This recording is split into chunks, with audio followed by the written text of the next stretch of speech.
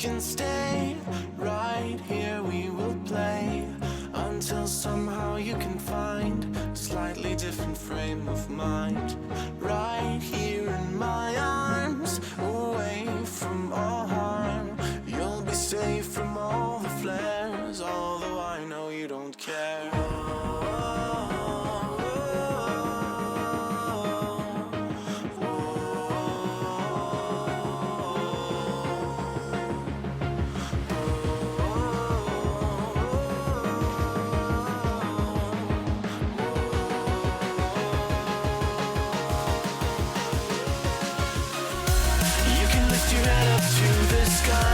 Take a deeper breath and give it time. You can walk the path among the lines with your shattered frame of mind. Or instead you could always stay. We can wait right here and play until somehow you can find a slightly better frame of mind.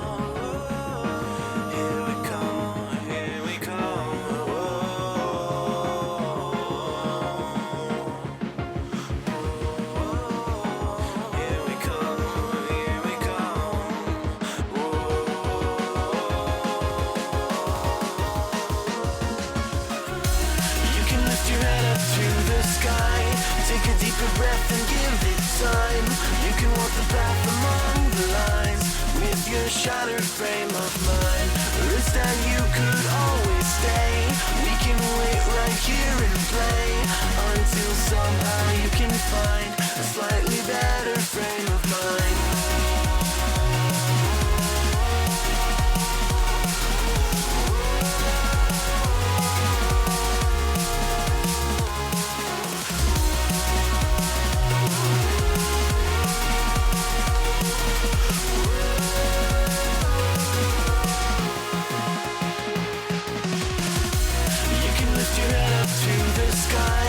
Take a deeper breath and give it time.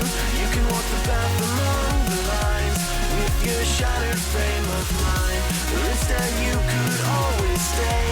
We can wait right here and play until somehow you can find a slightly better frame of mind. And when the light comes through, when the day isn't new, then it will be time for a new frame of mind. When all eyes are on you, you will know what to do, since you will have found your new frame of mind.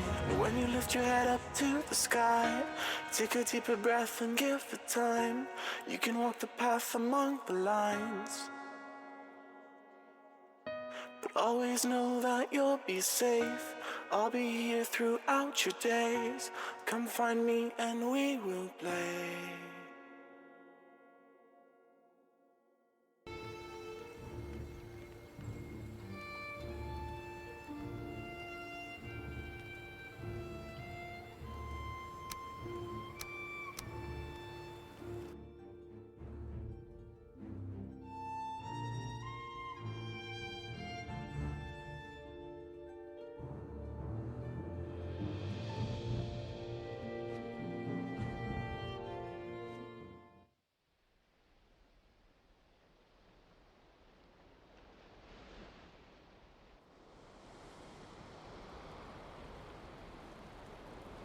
Hello everybody and welcome back to some cheeky Valheim with a nice cup of coffee. My girlfriend is running around the house in, well, I wouldn't say running, but she's teetering around the house wearing Call of Duty pants. And when I say pants, So I mean pajama bottoms. That is... She said something. I said, you cannot, in all honesty, expect me, as your loyal, loving boyfriend, not to take the piss out of you when you are running around the house wearing Call of Duty pants. She was not impressed. Good morning, Alison. Good morning, Yang. Good morning, Fripster. Good morning, Purple Milk Games. Now, there is a name with some intrigue and mystery. How you doing, Purple Milk? Good morning, Caskell. Good morning, Missy. Good morning. I think that's everybody. Good morning, everybody. My chat's nice and clean today. A lot cleaner than normal. I did manage to get rid of the last remnants of the boss. The bot things at the end of the stream yesterday. I noticed some of the Grumbot stuff was still filtering through. I used the word filter, you see. There's actually a better way of doing it. Simpsy would have been able to tell me how to do it properly in 30 seconds, but I need to download the latest version of Chatty, so I wanted to make sure I got all my settings ready. You got us on mute, have you, Caskell? Oh, I was just telling you the world's funniest joke, bro. Oh, it was hysterical. Chat, we're dying, mate. What are you up to this weekend, Alison? You doing anything? You alright, Missy? How's things? Right, we are doing what exactamundo? I'm going to start with the farm. I'm just going to pop over there. I just want to go and see what the old turnips and carrots are up to. I've got to get in the habit of doing that. I'm just not getting a chance outside of the stream. In fact, I'm literally, you know, this is exactly where we left it. In fact, it's been like that all week. I haven't had a chance to do any kind of basic work, unfortunately. No farm maintenance, no resource gathering. It's been really nice as well. I've really enjoyed doing that. I've not been in the house, though. Farm. And let's not make the same mistake as yesterday, right? A muted grum. Oh, can you imagine the peace? Oh, I bet it's beautiful. Quick, mute back out, mate. You've made the transition. You want pants with kitties on them, but nothing wrong with putting things you love on your pants. She doesn't play Call of Duty, Missy. I said exactly the same thing to her. I just used penguins. I said, if you were wearing pants with like little penguins on them, then you know I'd say, oh, they're cute. They're basically black pants with skulls on them, Missy. Skulls. Black pants with skulls. Call of Duty pants, mate. Well, actually, she has played Call of Duty. But for all intents and purposes, she has never played Call of Duty, will never play Call of Duty, and knows nothing about Call of Duty. But she's wearing Call of Duty pants. And then wondering why I didn't, you know, why I started laughing, shall I say. Never seen anything like it, woman. It's crazy. I think it's kind of cool. But don't tell her that. She does not like skulls, and she does not like Call of Duty. They're the kind of pants that if I wore them, she'd be like, ooh, why have you got skulls? Oh, they're a bit horrible, aren't they? They're a bit dark and gloomy. You see, one rule for us and one rule for them, you see. I see how it all bloody works. You're right, Wookie, mate. How you doing? Would Mrs. Wookie wear Call of Duty pants, mate?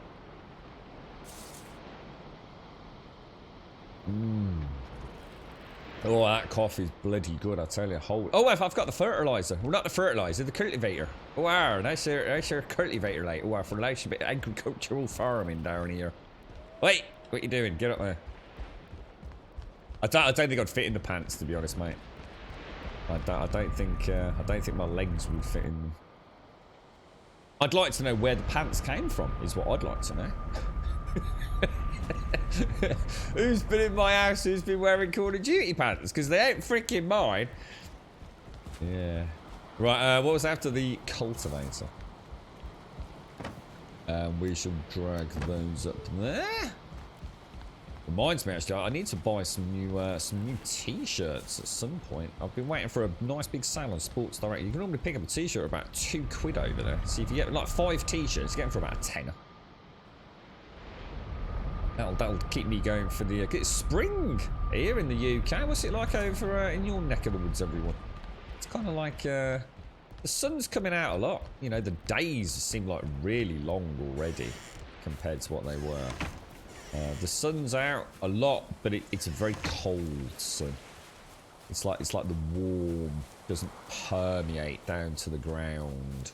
And it's not because there's high winds or anything. It's just a very warm soft, welcome to Gold Sub Shakes. Warmth. But it's nice. It's getting there. Hey, those shades, me old Mecca. Would you wear Call of Duty pants shades?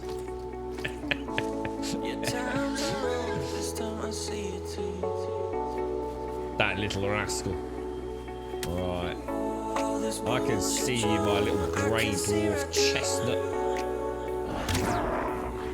Everybody wants something they can have, so they gon' put it on you. I do like that song. That's a very nice song, guys. We should play that more as part of the intro. You're right, Fresh Brew. How you doing? It'd be hysterical, miss. I reckon they'd only come up to sort of like... She's not the tallest of ladies. I think the pants would sort of come up to sort of like about mid-thigh level. I'd look like one of them gangster dudes, Missy. Do you know, like the lads that wear like their pants round their arsehole? Do you know what I mean? I don't know if they do it over there. Hopefully your young teenagers have got more freaking sense than the UK ones. Like basically, imagine a pair of jeans, right? And you know how you'd have a belt maybe? And your belt would go around your waist, you know, and rest on your hips or around that area. Or maybe a bit, but on your hips, I suppose, isn't it? Well, over here, they wear their jeans, like, underneath their lowest butt cheek, mate. You know, like, as your butt cheeks curve into your leg. So top of your thigh, your butt cheek meets it. That's where they wear the arse end of their jeans, mate. That's what those pants would look like on me, only a little bit further down, I think. I never understood how they keep them up. I don't know whether... Do they wear braces underneath them or something? I mean, how the hell do you stop your pants falling down around your ankles when you're wearing your jeans like that? There's got to be a secret to it, right? Do they, like, safety pin, like, the front to their boxer shorts or something? There's got to be a secret to that particular style. If they're all black... These are like, black with, like, grey skulls all over them. Like, big skulls. Big, scary skulls. It's about the same there. The early flowers are popping their heads. Yeah. It's exactly the same. Yeah, exactly. I mean, it's nice. It is nice out there. It's got like a freshness, a crispness to it. You're right, Fresh. How are you doing? How's things? You're right, Hobble. Good morning, Miss Nordic. How are you? What's the plans for the weekend, Miss Nordic? You doing anything fun? Yeah, they used to do that. Yeah, I don't think we see it as much here. But then again, I suppose I haven't been out like to see. Well, they haven't been out as much, you know, to see them. That's mad. How the fuck do they keep them up? How you doing, little Chris? A lot of faith, and I don't think I've ever actually seen anyone's pants like fall to the ground. But I mean, some of them even have like those keychains on it, and like a mobile phone like stuck down in the back pocket. So there's a lot of weight in those jeans. So what keeps them up? Yeah, I'm the same, Clavin. Yeah. Do you think it's super glue? Do you reckon they super glue them to their belly button or something? Shaq's figured it out. Oh, dear me. I always feel like slipping something down the back. You know, like a firecracker or something down the back of the crack. I mean, you're just asking for trouble, really. You're walking around like that. You're right, Fresh Brew.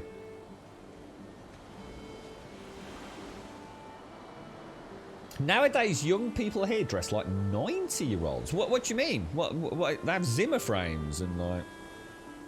What? What do you mean? How does a 90-year-old dress? I've got no idea. Cardigans. Mind you, actually, I used to wear a cardigan when I was at school. They were actually really cool. Only like the absolute elite of the elite cool would wear a cardigan. It was a very strict dress code at school. So it was a shirt and a tie.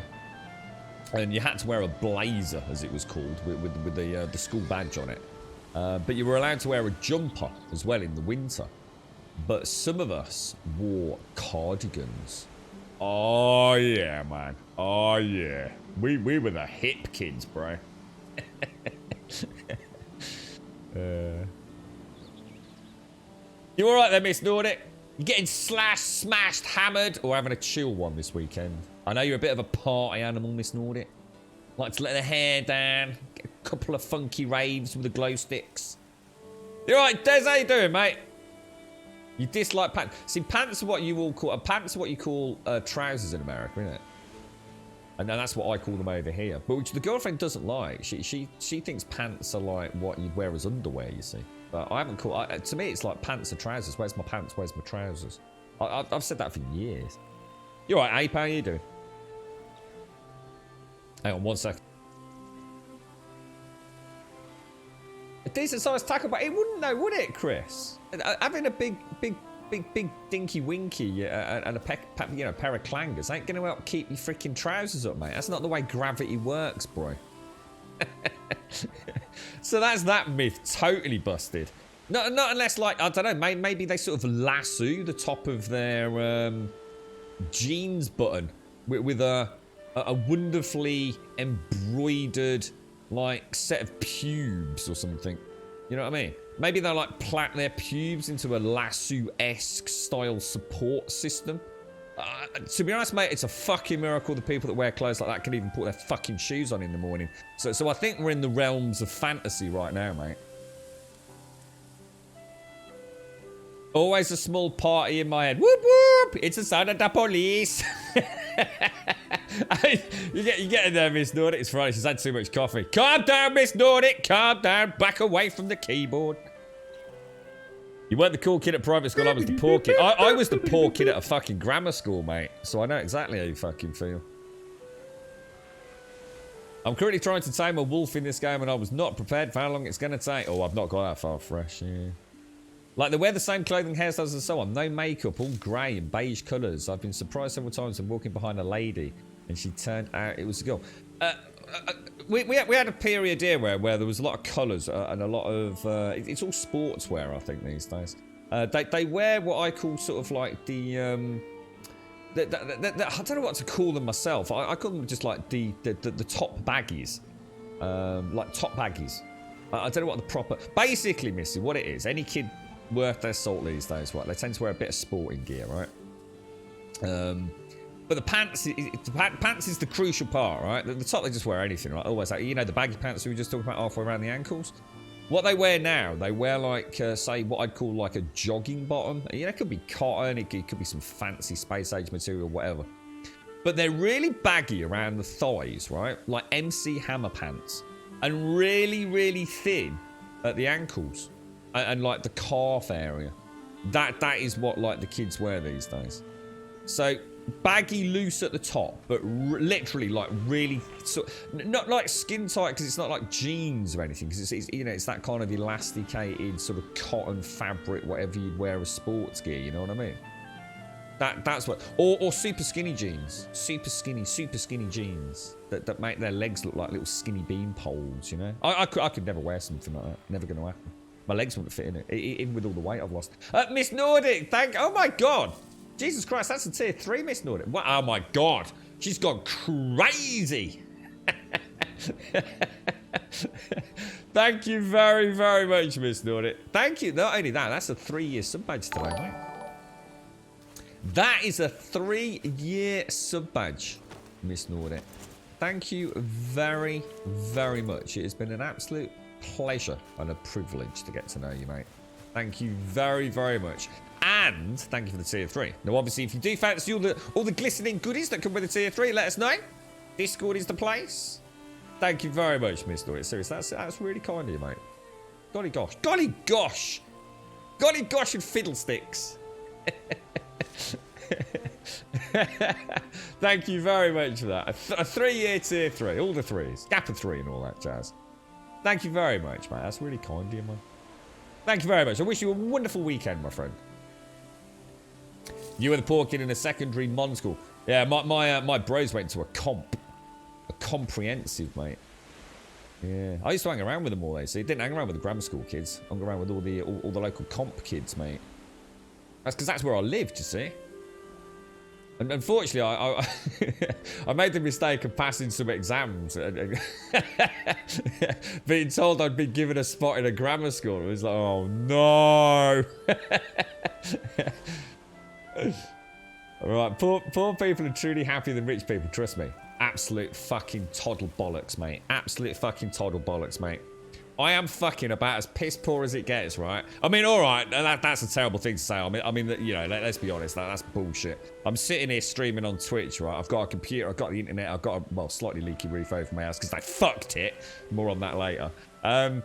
Yeah, so, you know, I can only call myself poor if you're on the internet, can you? I mean, things ain't that bad, right? We're not struggling to put food on the fucking table. Most days. When did I last eat? Let's not answer that question. But money would definitely make me a happier man, mate. The things I could do to make people around me happy.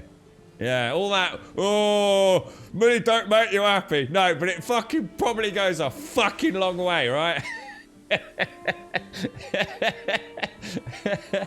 Yeah, he's like, oh no, oh don't give me all that money. Oh no, it'll make me sad, bro.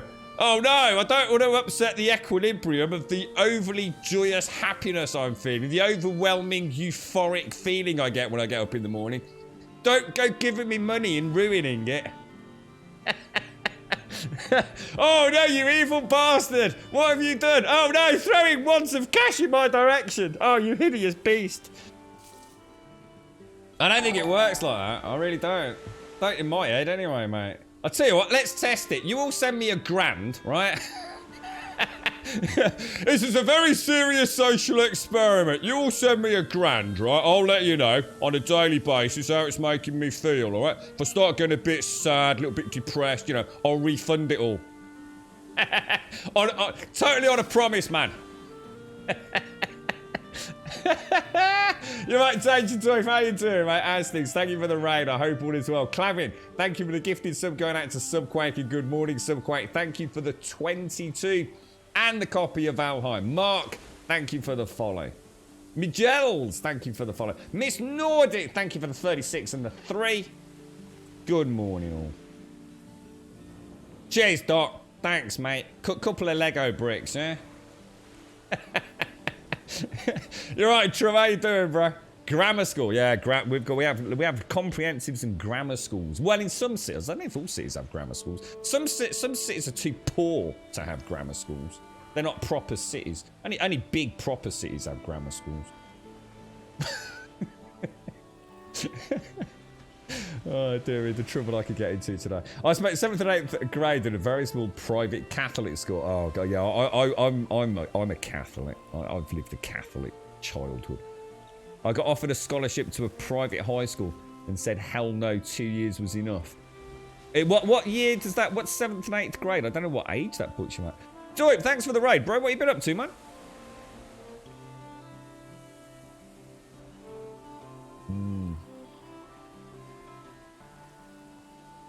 Oh no, yeah. Oh god, imagine that, getting £1 million put in your bank account. I was looking at Bitcoin yesterday, actually. So there's a guy called, oh jeez, can't remember his name. He's one of the bigger Bitcoin channels on YouTube, and he's shown his actual, you know, his portfolio, as they call it. Let me get some coffee down there. And he's got $10 million in Bitcoin, and they kind of showed like his whole portfolio. And I think Bitcoin he's got about, sorry, cryptocurrency I should have said, shouldn't I? So Bitcoin he's got, I think it's like 3.5 million worth of Bitcoin, and then he's got stuff like, is it called Ethereum or something like that, and another one which is like a couple of million, and then he's got like about, honestly, he's got about 35 plus different types of cryptocurrency, ranging from, you know, 20 grand all the way up to, like I said, the Bitcoin one, which is like close to 4 million, 3.5 plus million dollars. It's mad, dude. It's like, whoa, bruh, we doing all that money, bruh. And he's on YouTube. He just like, I don't know, just not bad though, man. Not bad. Like 10 million smackaroonies. What would you do with that?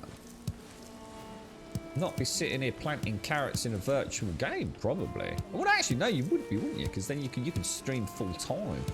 And you could have a proper studio with that sort of money, right?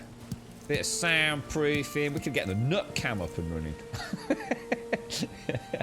I tell you what, I wouldn't even do that, Doc. I reckon that cost a fortune, bro.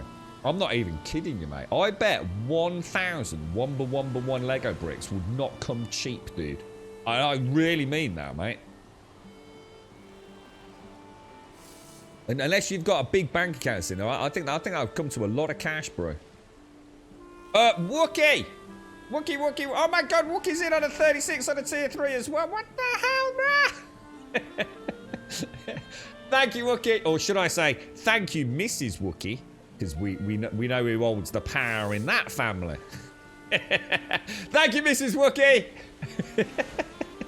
Thanks, Wookie. Thank you very much, both. I really appreciate that. Thank you for the 36. Thank you for being around for 3 glorious years, my friends. I will raise my coffee and salute you on your new home as well. May you have many happy times there. Thank you for the 36 and thank you for the tier 3. That's very, very generous of you. Thank you very much indeed. And you, Miss Nordic. And thank you very much, Clavian, as well.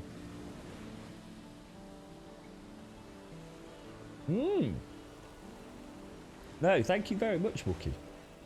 People that farm it hard with good setups or they have that invest in its early stages would be cheering. Yeah, I don't know whether it's. I don't know whether he farms it or whether he just plays about with it.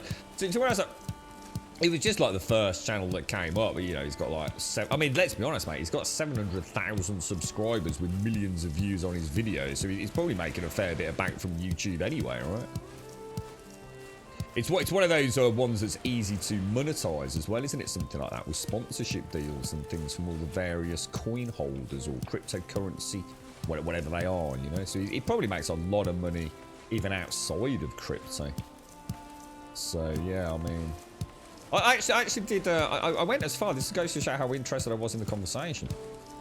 I actually sort of googled places you can use cryptocurrency in the UK, and I sort of learnt one little thing. There's something called like the little Bitcoin logos. You know, like you've got the Visa logo and the PayPal logo. There's a little one with the Bitcoin kind of logo on it.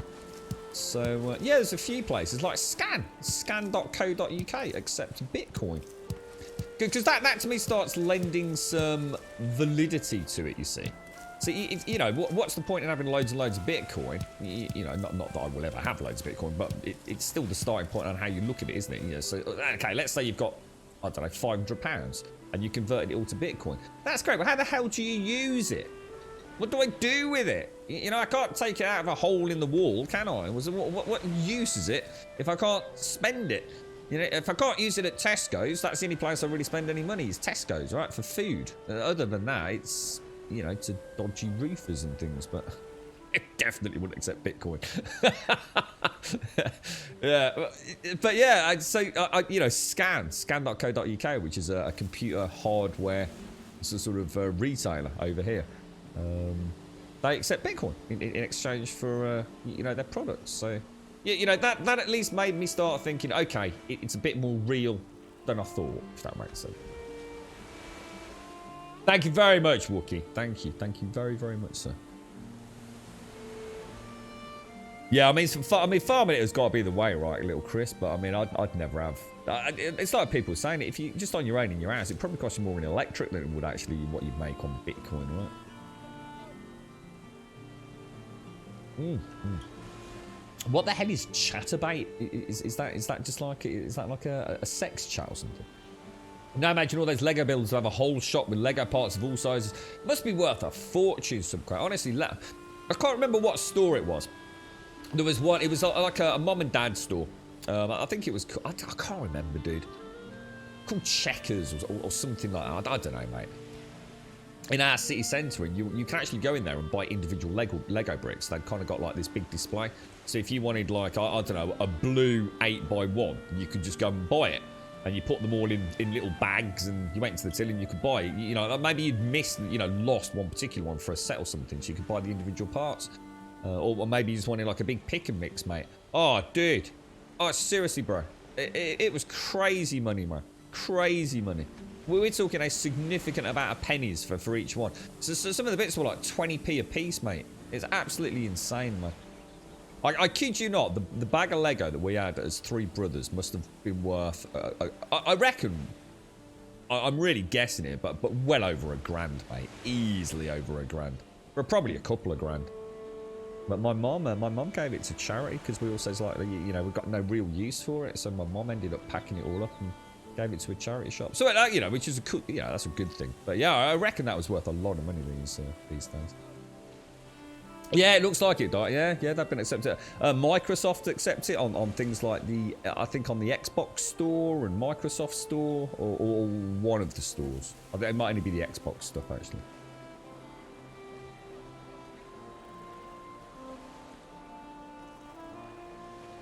Ugh. Yeah. There are Bitcoin ATMs. Oh, I've never seen one in the UK, but then again, Fred, I've never been looking for one. So, oh, interesting. Oh, I thought Amazon still did accept it. So Valve have stopped it, and so have Amazon, have they? Yeah, I don't think I've ever seen a Bitcoin ATM. But as I say, I would never have looked at it. You know, but there's the difference, though, you see, Chris. What you're not taking into account is you're busy with your hands, aren't you? Earning £100 to £300 per day. And possibly even have some qualifications. And I've been lucky enough to get a job and all that kind of stuff. Whereas Bitcoin, in theory, I mean, if they're making 50 quid a day from doing nothing, from literally sitting on their ass, there'd be nothing to stop them also going and earning £100 to £300 per day with their hands. You know? And you start escalating that. I mean, to be honest, mate, if I could make 50 quid a day fucking doing cryptocurrency, I'd be all over it right now, and I'd pack the stream in, mate. Jesus Christ. If any Tom, Dick and Harry can make 50 quid a day from cryptocurrency mining, you tell me where to go, mate, I tell you. I would definitely be on it like a rash. Yeah. You thought cryptocurrency was just virtual money? Well, it is. I mean, you could argue that all money's virtual money these days, really, the way most people treat it, don't they? There's any last few stragglers like me. I like me cold hard cash, mate. Me cold hard cash. Me gold bullion and booty. Ha ha, me eyes. It's because I'm a pirate at heart, you see. I like me booty. I don't want no virtual booty. Right, okay, let's crack on. Let's get me turnip sorted and me carrot sorted. Lovely jubbly. What's everyone doing for the weekend? Anybody doing anything nice? Can I just say a very, very big thank you to Wookie, Miss Nordic Cladding. Thank you very much. And thank you for the raid as well. What have you been up to then, Doy? Have you been streaming, have you? What have you been playing or doing an art stream or something? A chest full of gold coins. Wouldn't that look amazing, man? Imagine that. My dad's got a gold sovereign. I'm sure he's still got it. Yeah, he must have. He'd never have sold that. Yeah, or maybe even one or two. I can't remember. I know he showed it me years ago. He was super happy. It came through the post and he got this gold sovereign. So yeah, my dad's actually got a gold coin. What one from the Bank of England? You know, not like a cool pirate one or anything. I like a bit of Spanish bullion. Just one from the Bank of England, like a minted gold sovereign. It was actually a lot smaller than I thought. I always thought of a gold coin as being kind of quite big, and then of course you realise, well, that would mean it would be worth a lot more money, wouldn't it? The actual sovereign was really small, and it was not as big as a child with. Oh, what, you got a gold sovereign, Dad? No way, like a pirate. Yeah, it was very, very little. Came in its own little case and everything. It was cool. I mean, it was kind of cool to see an actual gold coin. Yeah, apparently someone was saying the other day, Captain EO, that apparently, because I always think of like, you know, I mean, because I don't really put any thought into it, mate. You know, it's in the realms of like, you know, what will be will be. But I always thought the whole point in currency systems was it was essentially backed by gold. That was, you know.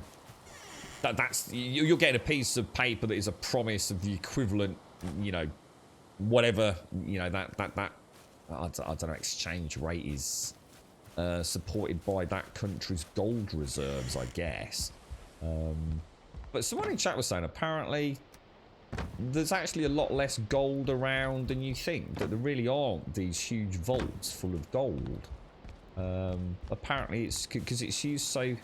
I think the suggestion was it's used so heavily in electronics and things that Whereas before it really didn't have a use outside of that sort of backbone of a financial system.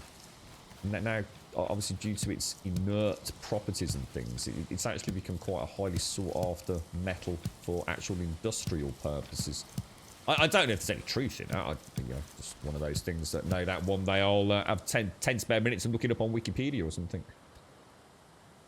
You're really paying cash, but I have a friend that's just like you, Grim, that loves to pay in cash and feel how much he earns and spends. Yeah, I do. I just don't like... I never have done, dude. I just like having... I always liked, you know, it meant a lot to me when my mum and dad would give me 50p or a pound coin. It really did. It was like, wow, you know, that is a lot of chocolate, you know, down the, you know, the sweetie store, or bag of chips or whatever it, well, probably not a bag of chips, but you get my point. Bag of chips is fucking expensive, isn't it? But dad used to give me a little bit of money when I stayed with him at the weekend if he was out and about on the razzmatazz, like, to get, like a Chinese. And that felt like I was a king when he gave me the money for that. Like £5 for like a fried rice or something. It's like, whoa, £5 note. Holy shit! So I guess I always liked it, you know, if you know, cash was a treat. And it took the magic away, you know. It really did. So it took all the spice of life out, having it like on a little piece of plastic, man. I think that's all it is. I think it heralds back to that satisfaction of holding real cash. And you know, the more you held, the more you got. Whereas a credit card or a cash card, it's always the same, isn't it? It doesn't change in volume. It doesn't change in colour or shape. And to be fair, I am a very, very tactile person. I love the feel of good, solid bits of kit, you know? I will never own an iPhone. I could never afford an iPhone. Not in a million freaking years, mate. But it doesn't stop me liking the feel of a good solid iPhone or a good solid watch as well. I love watches, man. Good solid watch. Just something really cool about it. Fine craftsmanship, you know, a sort of like almost molecular level. I like the idea of fungible cash. Gold is very limited for how much we need it. So we do use a lot, do we, in industrial commercial purposes, do we? Yeah. Yeah. Yeah. Don't report the effort. It depends on what you think, though, doesn't it, Chris? I mean, it's easy to say, but you know, it's sometimes you have to admit, mate. I mean, you could put all the effort in the world into something. That don't mean you're going to be a success at it, does it? No, nothing could be further from the truth, right? You all right, Benson? How you doing, sir? Happy Friday, matey. There's big hopes in nanocarbon as a room temperature semiconductor, but we aren't there yet. Once we are there, then the demand for rare earth metals will drop off significantly. Nanocarbon, is that like the next... Oh my god, look at my health. Ah! Naughty, naughty. Very naughty. Easy good, easy good. Right, we are going to go for... What are we planting, boys and girls? How many we got? We have... Oh, we've still only got 130 turnip seeds. Jesus, man. How many turnips did we get? Did anyone catch how many turnips we actually got? Wasn't a huge amount, was it? I feel like I just can't get my turnip farm up and running. I feel like I keep... I don't know. It just feels like I never get anywhere with it. Excuse me. Choking today.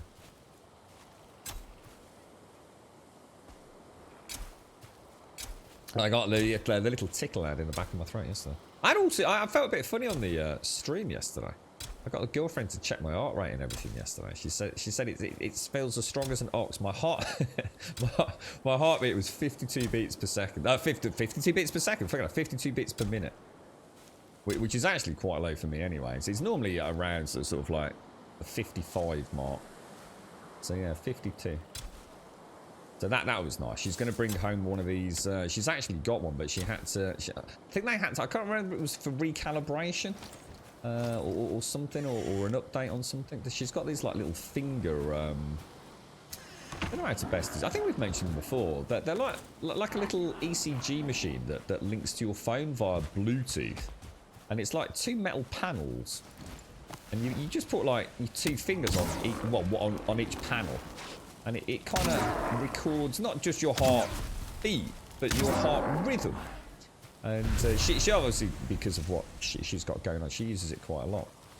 And if it detects anything anomalous or anything, it will actually take a snapshot.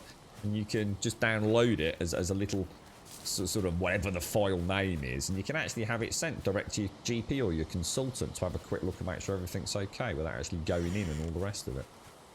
So she actually hasn't had it for a couple of days because she had to take it back into work. Like I said, I can't remember what it was. I don't think she's getting a new one. But recalibration or some sort of firmware or something update maybe, I don't know. So yeah, she's going to bring that home at the weekend. Well, hopefully tonight. She's off to the vaccination clinic tomorrow. Got another shift there. You've got Rolexes in the cupboard. What? You've actually got a Rolex drum. Nice, dude. Nice. Good investment of Rolex, I hear, if you've got the cash for them. Apparently the knockoffs are getting amazing, aren't they? Like, really, really, really bloody good, man. I've always paid a vague, even though I've lost my interest in collecting watches because after they all got stolen, but I'm still paying interest in all of that. There's some of the cheap Rolex knockoffs, man. I mean, I've seen like YouTube videos of like people that really know their shit, and they've genuinely sat there and gone, you know what? If I wasn't sitting here knowing that one was a fucking knockoff, I would probably be hard pushed to tell the difference, mate. And sometimes it's just one little tiny little element. You know, and certainly without, you know, a legit one next to it, you know, so you're literally side by side comparing them. Scary stuff. But even the knockoffs are not cheap. See, so that's the, you're not getting one of these good quality knockoffs for like 10 quid. They're actually quite expensive. You know, they are a couple of grand. But compared to a full-blown Rolex, obviously that is cheap. I started going mostly cash when my bank started wanting me to categorise my spending so they could make a picture of how I spend my money. What? Oh, I see. Really? So they were like, oh, how much you spend on groceries and how much you spend on drugs. Yeah, I know what you mean, Shage. Yeah. Oh my, that sounds like one of those money apps. How to manage your money. Oh, it's going to save you so much money. Oh, you spent so much on groceries and so much on petrol. And so, well, I fucking know what I'm spending. I don't need an app to tell me that, do I? You haven't worn a watch for 2 years. I love watches, man. Yeah, I love watches. I don't wear one anywhere near as much as I used to, though, Subquake, because I don't own anything fancy, really. Got a smartwatch now, bro. You all right, Benson? You looking forward to the weekend, sir? The good news is Japan has hundreds of years of rare earth metals off their shore. Downside, it's easier to get into space and mine. Oh, you were talking about this asteroid mining, weren't you? Older people used to stash their cash and not bank it too, because if a war happens, they would seize accounts. Yeah, they used to limit transactions and taking cash out, didn't they? Yeah.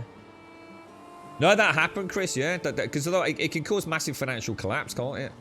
So if you suddenly have everybody in a country all goes to their local bank and wants to withdraw all their money, there's not enough money printed to make that happen. You see? Yeah, scary stuff, man.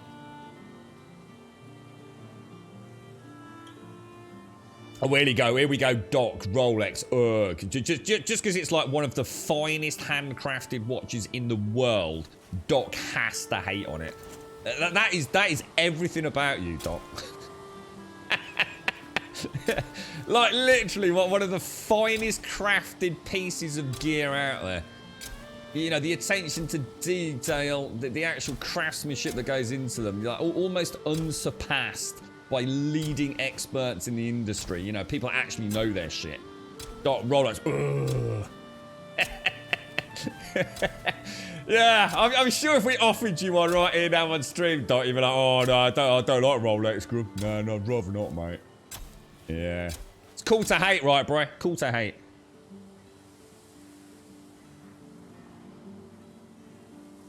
I heard all kind of stories that, like that as kids who threw was always his money in his... Yeah, I mean, imagine what it was like. I mean, I always used to say, like, this was crazy. The stuff in my Nan scene, right?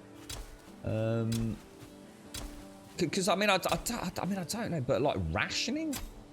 I mean, I remember this more from history, so I don't know like how many years ago, and you know what war and whether or not all parts of all countries had the same thing. But you used to only like get like a little bit of butter, didn't you?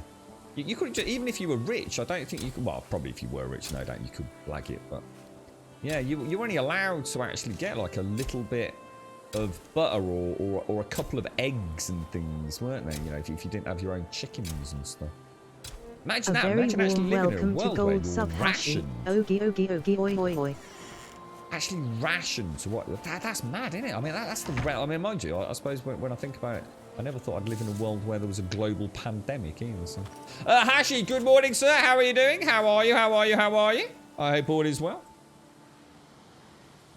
Swiss timepieces. Yeah, there's, to be honest, mate, there's all manufacturers of watches make fantastic watches. It's a myth that they don't. They all have top-end stuff if you're willing to pay the price for it. And you've only got to see a breakdown of something like a Rolex to see the fucking... It's insane, mate. It is fucking insane. They really are incredible. And like anything, you know, you get your good Rolexes, you get your bad Rolexes, you know, comparatively speaking.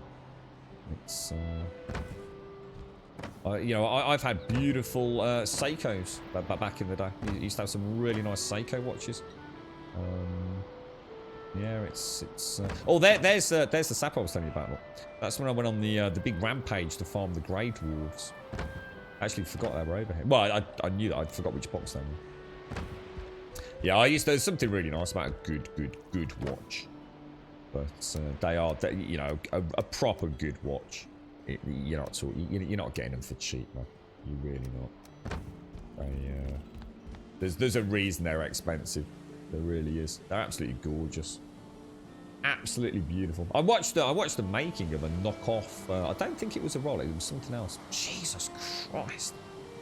The amount of people that you know touch up, fiddle with things, reject things. You know, when you're talking a few grand for a knockoff watch. That's a lot of money for a watch anyway, right? But when it's costing you like, you know, 10% of the real thing, it's probably worth it, you know. And you can't tell the difference when it's on the wrist, like I said. But I mean, you start pulling it apart and looking inside it, even the experts start to struggle. But they can tell the difference. You know, a guy that did a renovation on an old home he bought and found more in the mattress than he could make renovating the house. Well, actual cash shoved in. Oh man, that's crazy. That is crazy. How you doing, Ashy? How's things your end, bro? So yeah, I had some really nice Seikos, mate. Yeah, in fact, I actually had a Seiko that we bought. My dad took me to Hong Kong years and years back. I actually bought a Seiko from Hong Kong. Yeah. It was that was crazy. That was. He wanted, yeah. That was. Where else did we go? We went to a place called, we did a little, it was back, I think it was a 3-week holiday, and saved up for a long time for that one. My dad's always liked travelling, and yeah, we actually did go to Hong Kong. That was crazy, man. It was so weird, like all the electrical stores everywhere. It was crazy, like really weird as a young lad. I wish I'd had a chance to go there when I was obviously a little bit older, because it was all a bit of a fairy tale, to be honest. Fascinating, absolutely fascinating. I can't remember what else. I did buy something else. I bought like a gaming thing, and I can't remember what it was called. It was quite rare though.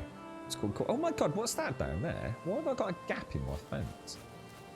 Yeah, it was like a game. What are they called? Game Watch, the Nintendo things. Oh, there's a little. What? How is that? What the hell is that? How can that even be a thing? I didn't. Oh, does it actually knock? Oh, so it actually knocks a panel out. Oh, I didn't. You know what? I never realised that, guys. I thought we'd somehow managed to find a way to make like a 1/4 vertical block there. I was going to say a half block would have been bloody awesome, but well, we'll come back for that. Let me crack on with playing this. So we've got a big field of turnips in there, and we've still got 51 seeds left over. How many turnips did we get?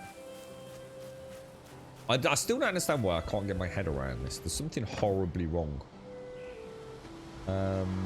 Let's go and plant some more turnip seeds. I don't know. Maybe we are okay. Maybe we have reached the threshold now. I'll get some coffee down. Weird. I'm trying to think of the name of this bloody. It was like a Nintendo Game Watch. I can't remember what they were called. Like little LCD screens, LED screens, whatever they were. Just with a few buttons. And you had single screen, split screen, and triple screen. But this was like one where you can actually change the game. It was like quite revolutionary, really. Because like normally the backdrop had, if you remember those Game & Watch or whatever they're called, Nintendo handhelds, they're pretty cool collector's items if you've got any kicking about. And they actually did have like static elements on the screen. So although you had like a liquid crystal display behind it, which is the animated character, they did have like static, if you wanted to call it, etchings or whatever it was actually on the main panel. So that was like where, you know, that would be the static things. Like if it was Donkey Kong, you know, the platforms would remain static. The only thing that moved would be the barrels. So that was all that was on the liquid crystal display behind it. So the one that I got from Hong Kong, it actually was really clever because you could change the backdrop of the liquid crystal display to play different games, but they'd managed to do it so that if you like the stuff on the forescreen which couldn't change actually still worked for that game. And I think there were 3 games on it. I've totally forgot about that. Blast from the past or what? What was that one, Doc? The a glashute. What's this? Have a quick look. Yeah, they look nice, man. That Senator Cosmo looks nice. Always like my blue backdrop watches. Silver and blue's always been one of my favourites, actually. What you got, Ashley? Let's have a look. Oh, dude, that's good. Didn't you buy one of these? Not so long back, Doc. A pocket watch. I'm sure you bought one of those, didn't you? Like one that you could maybe clean up a little bit. You're right, Fade. How are you doing? You could never afford a nice watch. I suppose I spent my nice watch money on Magic the Gathering. Yeah, that's true, actually. The phone has, hasn't it? Yeah, it's amazing how many people these days, you say, you got the time, mate. They just look at their phone, don't they? Yeah, they don't have a watch on. It's actually quite funny, because even though I do wear my smartwatch, at times I have looked at my phone to look at the time instead of turning my wrist around. It does become a habit, doesn't it? Yeah. You like a skeleton full hunter pocket watch? I have one, but it's only a half hunter. What is it? Is it an old one, Hashy, or like a modern? Is this the one you bought not so long back, Doc, or is this? Yeah, I remember the picture. I do remember the picture. I think that's what it is. Yeah, Game & Watch is what I'm thinking, Danger. I don't think that was actually a branded Game & Watch, though. I think Game & Watch were Nintendo, maybe. I can't remember, dude. I know it was. It blew my mind that it was like 3 games in one. I'd had the single screens, and I'd had the double screens, and I'd even had a triple screen. But I'd never had a 3-in-1. So that was pretty crazy, man. That was something I never saw purchasable in the UK. I suppose, you know, whether or not I was looking for one. Certainly not the sort of thing I would ever have found at a car boot sale, let's put it that way. So when I saw it in Hong Kong, I remember pleading with my dad. Like, you know, really, it wasn't even that expensive, to be honest. But I begged him and begged him and begged him to buy it. I was super chuffed. Yeah, I used to love all my gaming stuff, but alas, it's all gone these days. The thing is, it was just sitting in boxes days. So as much as I'd like to sit here and go, oh, you know, I kind of miss it, because I do. You know, it was nice knowing it was there, but I never used it. It never saw the light of day, mate, and that's wrong. You know, stuff like that. I'm sure some kid out there would love it, or a collector that at least might use it like I used to. So yeah, let's have a nice collection of those, Doink.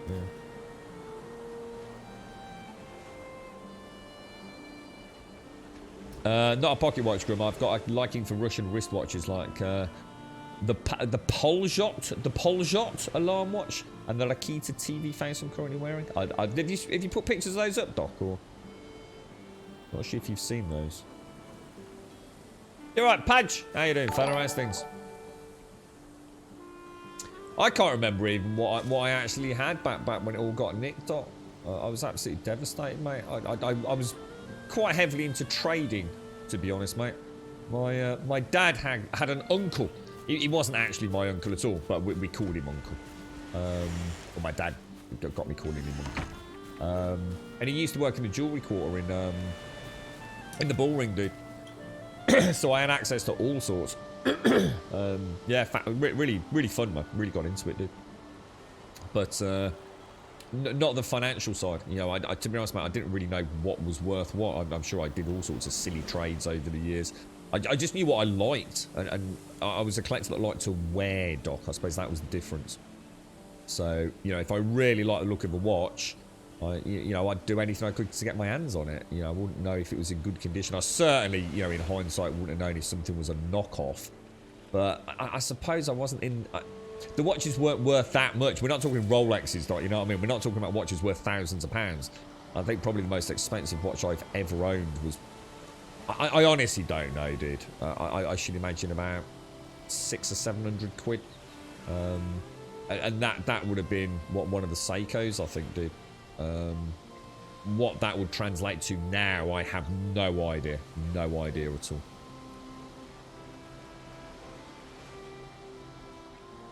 This, it's a good game, Padge, yeah, it's a really good one. Most of my watches were probably, I would say, in the region of... I mean, I had all sorts. I even had things like Swatch watches, mate. You know, it wasn't like a super EP, like the best of the best, la creme de la creme. I had all sorts of Swatch watches when they became sort of like a thing, or after they'd become a thing, I should imagine, because I was getting them at car boot sales. It was fucking ridiculous prices. But they were just such a funny, weird colour and thing. You could pop them in, pop them out. I had stuff like that. I had a real thing for Casio watches. I had a Casio watch that had a radio built into it.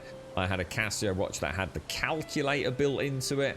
It was kind of that sort of stuff, Doc, you know. I'd say most of my gear was probably around the £100 mark. I'd got a few pieces, you know, maybe 300-400 quid. And I'm sure a couple of the Seikos, maybe back then would have, I don't know. I'd like to think would have, you know, fetched about £600 or £700, but I wouldn't bank hard cold cash on it, mate. Yeah, they all got a nick there. I didn't have it wasn't a huge collection. Like I said, I'd say probably at least half of it was just trash junk, like the Swatch watches. Yeah. The Casio G-Shocks. Yeah, I had some Casio G-Shocks. Yeah. I think everyone had a Casio G-Shock. If you're even vaguely interested in watches, yeah. I had some really... I did have some Hunters and stuff. But yeah, it was... Your eyes, Future. I always hated wearing a watch. I just seem to be catching the strap on everything all the time. Never had that problem. I don't know whether that's because I kind of grew up liking to wear watches, I guess. So I don't know if that's something you get a bit more used to, perhaps. I don't know. Or did you just have a really bad watch? I do see people that wear watches that are really loose. And I always think that's really weird. So for example, I have seen people that wear a watch and it's almost like what I'd call a bracelet. So it's like it actually hangs down onto the back of the hand. I don't know how the hell you can wear a watch like that. A lot of the watches I had were quite heavy, to be fair. So that would have been actually like horribly uncomfortable to wear a watch in that manner. I did have a nice little set of watch tools. Just for... Good morning all, not been around much. Hope all is well in Grumbodia, Grum love. How you doing, Hopkins? How's things, bro? Trying to think of all the different watches I had. I'm just like visualising some now. I don't even know the names of half of them, the manufacturers' names of half of the stuff. I did at the time. It's coming back slowly. I try not to think about it too much because I mean, it was a bad burglary, man. I got proper fucked over, mate. I tell you. Hopkins, thank you very much for the 29, my friend. Thank you very, very much for the 29. The Casio data bank. I'm not. What was the data bank? What was that one, Doc? Was that I knew I had the radio one. I had the calculator one. I don't think I had anything as advanced as a data bank or anything. I don't think. You all right, Hopkins? How are you, man? You been up to fun stuff, sir? Or?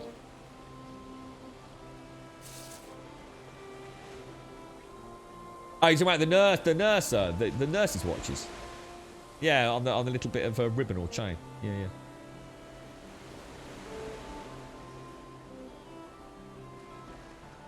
I found a really neat old pocket watch at a garage sale. It is crazy what you can pick up on second-hand car boot sales from a watch perspective. There were a couple out in. I'm trying to. Was it? I think it was Evesham. And for some reason, it wasn't marketed as a watch kind of car boot, but every time I ever went there was always a good crowd of. It wasn't just watches, it was everything like old jewellery. Brooches were a big thing. Obviously, I've never been interested in that myself, but you know, a wider range of brooches and sort of what I'd call vintage jewellery. There's some of that really big, heavy set stuff. Watches. But I lost interest in watches because I suppose once you've had a collection taken. It's like I said, it wasn't like... It wasn't something that was like worth the world, but there was enough financial. I'd rather have sold it than had it nicked. Let me put it that way, right? So yeah, it's really hard to go back to a hobby because a lot of it becomes personal. You know, even if I could have waved the magic wand and got insurance money, which I couldn't, and gone out and rebuilt my watch collection, it would never have been the same. You know, a lot of the fun of something like that, and especially I feel the same about my gaming stuff before I had to sell it. It was the memories I had of going and getting it, you know, finding that absolute bargain, or even hearing the history. I mean, I did pick up a couple of watches that I suppose to me were authenticated in the sense that they had a couple of pictures with them, you know, with the original owner, old black and white pictures and things like that. It's fun, you know, it is fun collecting. It's not just about the end piece, is it? How you doing then, Hopkins? Thank you very much for the 29, bro. Thank you very, very much indeed. I hope you're not too bad, mate. The week off, so you painted the fence in the shed. Busy a few days while the sun is out. Yeah, I was saying to Missy, it's getting quite nice here, Hopkins. Fingers crossed for a lovely summer, sir. You never like wearing a watch or bracelets of any kind. I don't like bracelets. Yeah, never like those. Saw there was a bit of a sort of fad with bracelets for men, wasn't there? I know my dad. He used to talk about his mates all started wearing. I don't know what they were like. I don't know, like silver chain. A bit like we had the friendship bracelets, didn't we? You know, like made out of like just little bits of coloured string or little rubber bands. You'd make one for your mate. And my dad, apparently there's a bit of a cool time with these, like it was like a silver chain link, and it would have like a nameplate or something on it. And the other one was, and I still see it every now and again on slightly elderly people. I don't know what it's made out of. It looks like a bronze. Is it like a bronze bracelet? Not sure. I've never seen anyone young wearing one. But I've definitely seen a couple of the old boys down the pub. It just seems to be like a band of copper or something. Fuck knows what it is. I don't know if it's like, I don't know, maybe it's like something from the war or something. So the data bank watch had a tiny 4x4, if I remember correctly, pad below the display. And you entered names and phone numbers into the watches. Oh, I think my calculator had the ability to put letters in, Doc. So I had a base Casio calculator, but I also had a calculator watch where a little bit like you'd see on a mobile phone these days. So you had the number 1 would also be A, B, and C. So yeah, I didn't know that was known as a data bank. So yeah, I had something very similar to that at the very least. Let's have a look. Yeah, let's have a look. Yeah, that's the one, dude. I actually owned one of those, bro. And I also owned a much later... Oh, my God, it even says data bank on it. I literally owned one of those, Doc. And I owned a silver variant, which actually had, like, little proper individual metal buttons, dude. Yeah, I actually owned one of those. Fucking hell, mate. That is a blast from the past. You know what? When I'm sitting here thinking that I own the calculator one, Doc, I was thinking it was a single piece. As soon as I open that it's like it's two sections, isn't it? It wasn't. It was solid. I was thinking it was like one single flat, solid piece. And where that is like in two halves, isn't it? It's the exact same watch that I had, dude. It was in fucking mint condition as well. Absolute mint condition. I actually bought that from a friend that I bumped into in... it was a place called Oasis in Birmingham. It was kind of like this really weird kind of... I don't know what you'd call it. Had all sorts in there. Like an arcade. You can get your hair cut in there. You can get your poppers in there. You can get your gaming stuff in there. It wasn't a million miles from Games Workshop. Yeah, I met a really cool dude in there. Who just happened to be looking for someone to paint up a load of Blood Bowl miniatures. And I met him, and he'd got a watch like that, and I actually took part payment of that watch for doing his Blood Bowl miniatures, mate. But yeah, my memory's a bit faded on that. Yeah. Damn, that is a blast from the past. That's the kind of stuff I lost, Doc.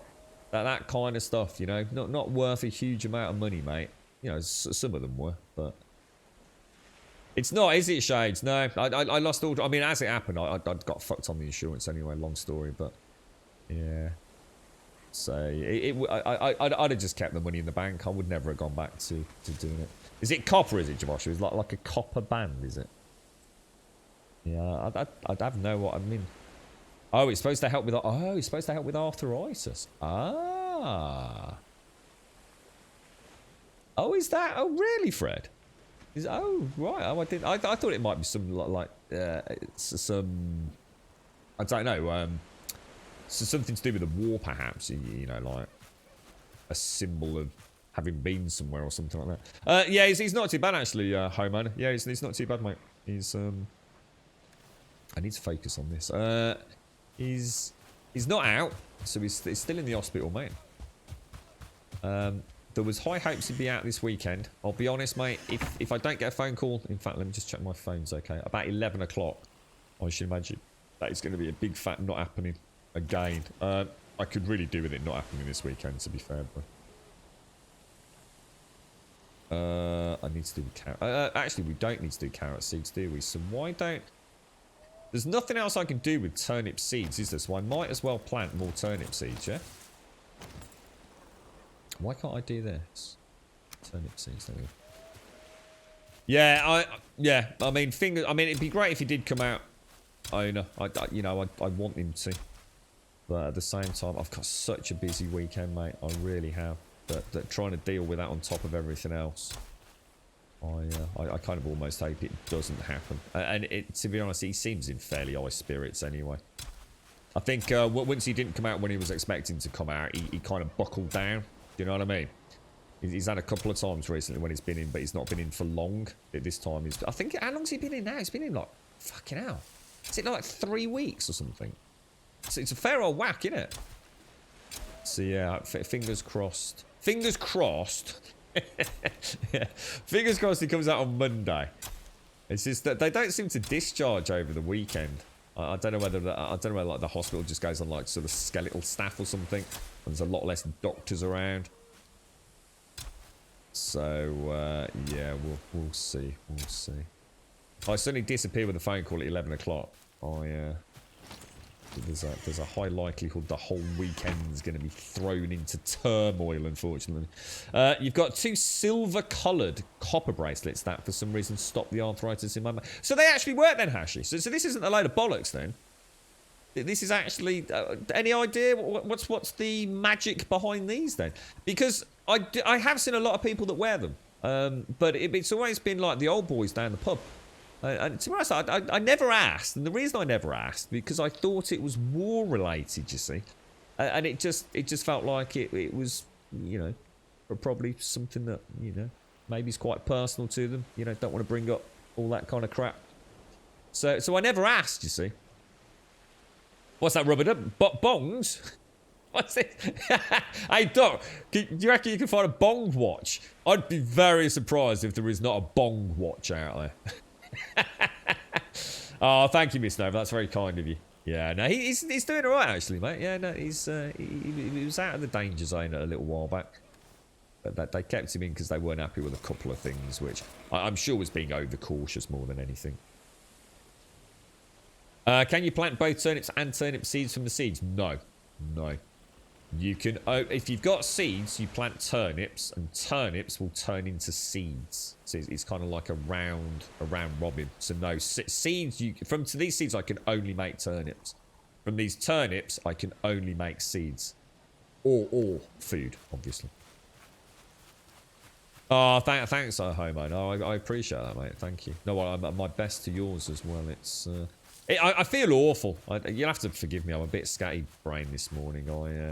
I am sort of waiting for that phone call, so obviously.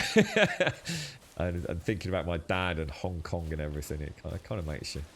So sometimes it's hard to keep track of your own train of thoughts, isn't it? But yes, it's. I feel bad, man. I do feel bad because I'm sure if he could hear me now, we'd be going, "Oh, what the fuck? Wishing me another fucking weekend in this fucking hospital." He'd go mad.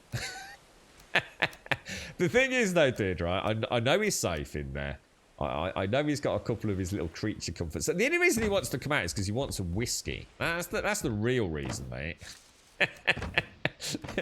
That's all there is to it. He wants to have a drink, and I don't blame him. I've got fucking no issues with that. It is time of life. Fucking hell. I was joking yesterday, wasn't I? Like if I couldn't taste, you know, we're talking about COVID. If I lost my sense of taste and smell. Well, one of the only things I have left to look forward to at the moment, because I don't drink, I don't smoke, I don't do drugs or anything, you know, I'm quite clean living, really. So the weekend gets it's a bit boring compared to what it used to be. The weekends used to be like party animal time, right? So if I lost my sense, and I guess now it's like having a nice little bit of food, you know, I might cook myself something a little bit more elaborate than I might in the week, or actually cook something for myself. So to lose my taste of smell, I think I'd go straight to alcohol, mate. If I can't taste anything and I can't smell anything, I might as well get at least drunk on the things I can't taste and I can't smell. I might even be able to drink things I've never been able to drink before. Whiskey's the truth. Yeah, I think that's the way he sees it, mate. It's like, oh, you know, they can only do so much in hospital. Get me a bottle of fucking Glenfiddich or something down his neck. It'll be the cure-all, mate. Yeah. No, I can't blame him for that. I've got to admit. I mean, what else is there? You know what I mean? He's never. My dad's never smoked. Actually, he's never ever smoked. But my other dad. Yeah. In fact, I don't think he even tried it or anything. So yeah, for him a nice tipple of the whiskey. With the NHS, they weren't really discharged over the weekend. A lot of the support staff, transport and pharmacy doesn't do regular hours like... Exactly. Yeah, exactly. And that's what I'm saying. If we don't get... Normally the doctors hit the rounds, sort of, and I'd get contact around, you know, 11 o'clock just before dinner, something like that. From what I've learned, Miss Nova, if... Oh, shit! If I haven't heard by 11 o'clock, there's nothing going to happen over the weekend. It's like you say, it's almost like a skeletal staff in it, really. It's like they hunker down with what they know, don't they?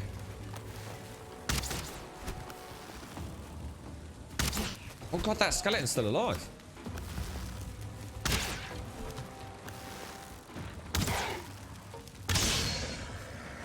I don't think we've got anyone attacking anything. Got them over there, running down. Oh wait, they're not spawned in hitting anything, haven't we? Who's that?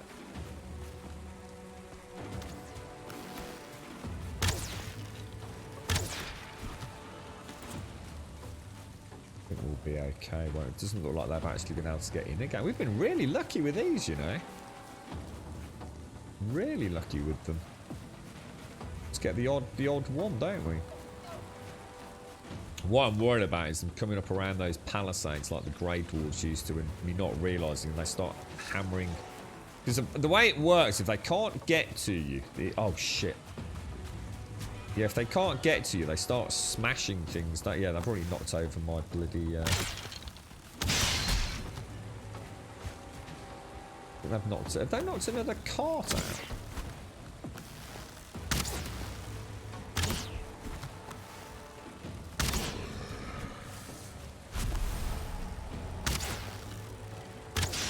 Concentration is real right now. I tell you what, the day they well, let's hope it happens. The day they release a patch that lets me start building on a large scale, I am going to be one. It'll be one of that'll be like that game that I've always wanted. It'll be like waiting for the new Red Dead or new GTA or something. I'm going to be so freaking happy. I just hope we actually do get it. Oh my god! I keep thinking you're going to go the other way, dude.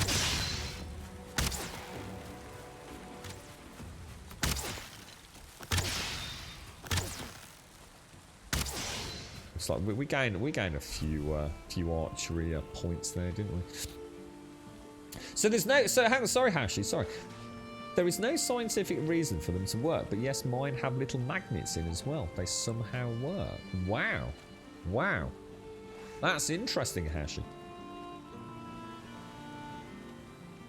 And what? So what is it exactly then? So it's a band of. Did you say it was a band of copper, but it's actually silver coloured, is it?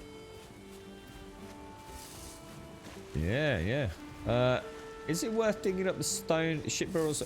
I can't remember what I got out of my first one. Fresh. So is that Fred? Sorry, Fred. I'm trying to think. We did dig up one of the longboats, and I got the skeletal dude in there. So I got some skeletal bones. I think I just got some amber and stuff, mate. So it was gold coins. So I think early on. If you find one, it doesn't hurt, and especially if you're in the area anyway. You know, I suppose you're gaining a bit of pickaxe skill. You're going to get some gold. Probably not worth it, in my opinion, outside of the role play. Once you get access to the first crypts in the Dark Forest. So once you're in the Dark Forest, which in theory is like day one, isn't it, really? You know, it's a lot easier just to open one or two sarcophagi in there, and you'll probably get the same as what you get out of one of the burial sites. It's one of the things that you know, could definitely change, or mods might look into. You know, I haven't, to be honest, mate. I don't dig them up, not because they're not worth it, just because I don't want big holes in my landscape taking up lots and lots and lots of terrain manipulation data. So I don't really play with them too much. I'll tell you what I'm going to do. I'm going to drop the carrots on the next farming run. And we're going to switch over to full turnip growth for a little bit. Really don't need half of this stuff. Right, now don't forget, today we're making our... Well, we're going to try and make our full suit of iron, aren't we? Or whatever the next upgrade is. You don't actually like using on one of your characters as a map for building and screenshot, mainly using the debug mode. So sorry, what was that, Chris? Oh, about the F5 change. Oh yeah, no worries, mate. Yeah. There's a big hoo-ha. I mean, we were lucky because obviously we were streaming as the patch hit, so people we actually read, you know, the patch notes. But yeah, there was a little bit of a hoo-ha about, oh, they've removed the bloody F5 console commands. Ah! And I did think, there's just no way. There's no way they're going to take that away from you. But yes, a couple of quick changes. Good morning, Mario. How you doing, sir? How's things? Yeah, well, the one cart's already gone, Jan. So let me go and check. I've got some inventory space. The one cart was always broken, wasn't it? Because I used to leave it down there for the boxes. You can actually, I noticed the other day, you can actually move these around really easily. Look. I don't want to do it too much, but you can really move them around, and that's the cart that's got broken. So we only lost the one cart, I think.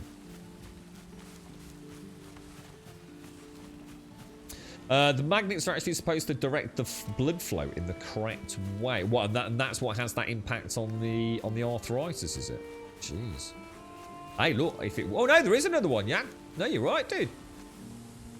No, you spot on the money, yeah? Yeah, we must have had 2 carts over it, dude. Nice one. Oh, but they knocked out a sconce as well. Oh, no, that's a pain in the ass. Now, that is a pain in the ass, because that means I have to bring a forge over to repair it, doesn't it?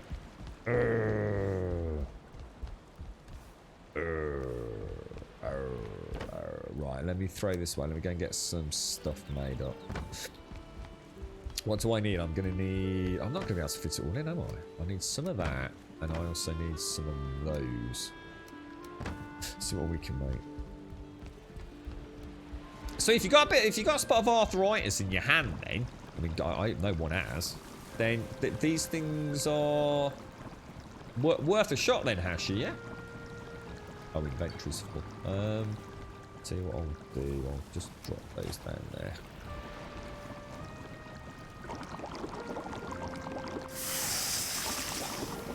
The wishbone. Oh, I don't know what that is, Chris.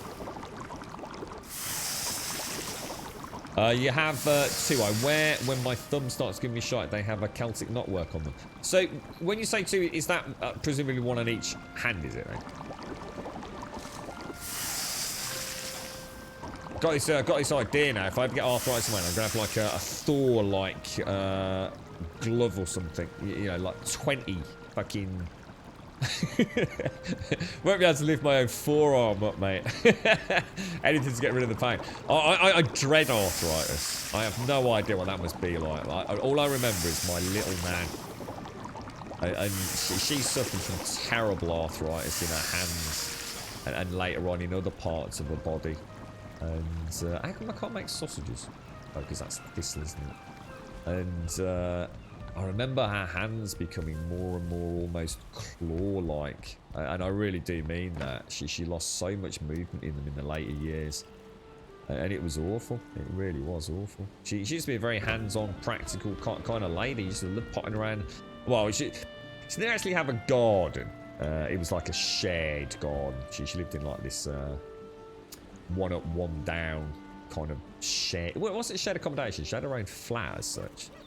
But the outside area was kind of shared. But yeah, she used to love doing embroidery and things like that. And it even changed the remote control. You can see, you know, the channel on that. You can sort of see the pain.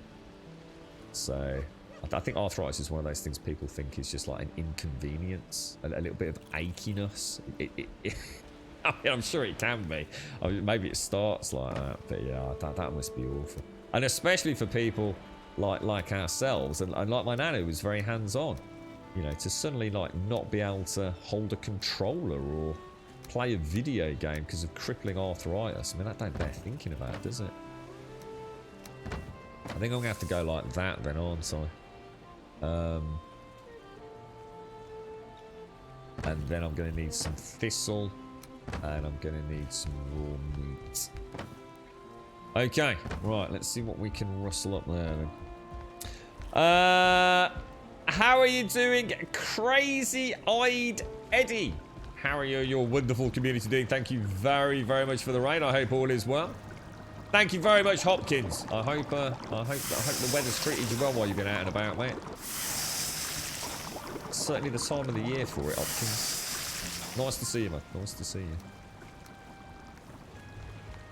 What have you been up to then, crazy eye Eddie? What's the you a Valheimer? I was doing alright until yesterday, and then I had another double whammy death, didn't I? It's like I have a good day followed by a bad day. Hopefully today will be a good day. Right now I do need to make some healing potions, and I can't remember how the hell to make those. Oh, you actually have both on the one wrist. Do you feel like I mean, are they the same thing? Is it literally just double the same thing? How's things then, Eddie? Tired but good. Yeah, we were Valheiming, were you? Excuse me. Are you deep into it, Eddie? Or thanks for the raid, dude. Appreciate it, man.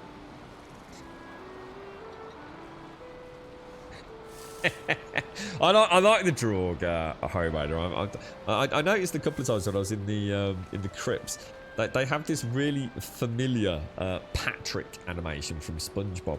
And now, whenever I see them at a certain angle, they just remind me of Patrick, like an undead Patrick. Are there different styles there, Hashi? Oh, wow. Hey, look, if it works, right? I mean, the point is, if it works, who cares? Oh, gosh. That's me trying to open Anvina's... what the hell is that?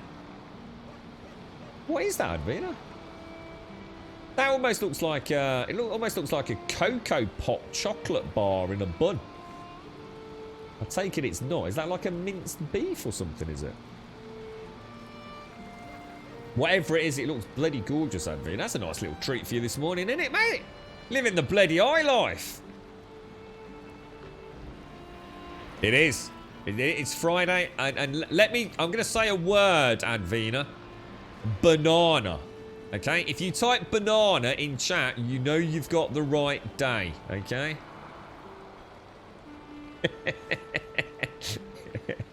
Banana. All bananas. Test, banana test, Advina. Testing all bananas. Banana Friday, Advina. Banana Friday.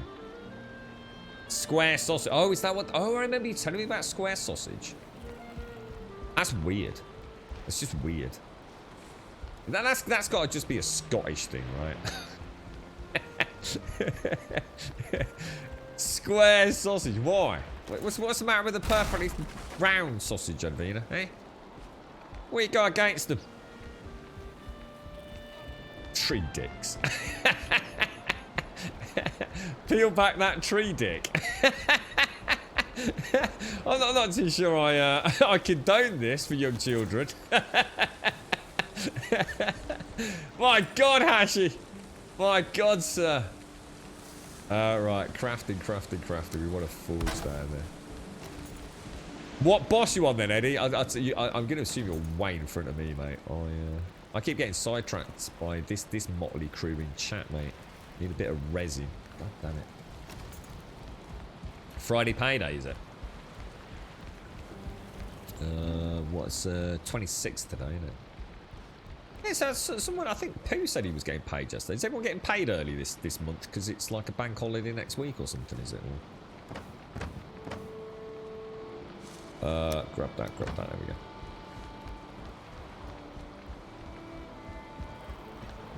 Ooh, a nice bit of bacon on top. Oh, that'd be nice, yeah. That would be nice. I'll tell you what, I've missed cooking stuff for my dad recently, actually. I quite often cook something, say, here. You know, even if it's... I mean, it doesn't always work out great. I mean, it's hard to cook like something, I don't know, like a bit of gammon and egg and stuff, and then take it to his... just to heat up. I've got the hiccups, but I have missed it. Even if it's just like making some fresh burgers for him and then taking them down there.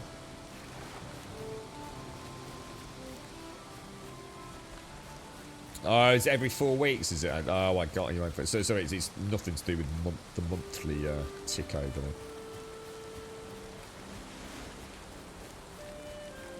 So you can actually get paid in theory in the middle of the week, in the middle of the month, then, could you, Anvina, if it's 4 weekly?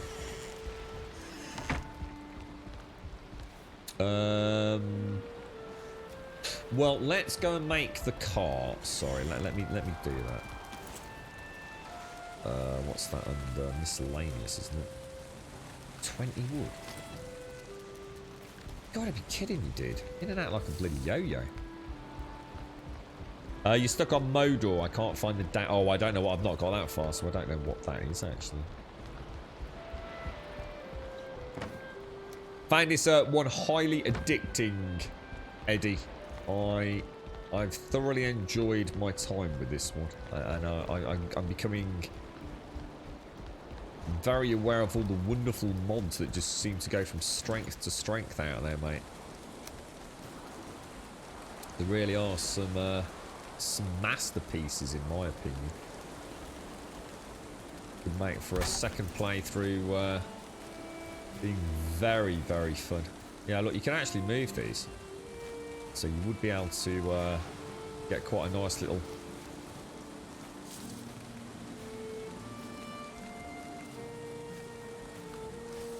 Yeah, you can, I mean, whether or not we could ever get them so we can... I mean, we could probably push them up a step onto another one.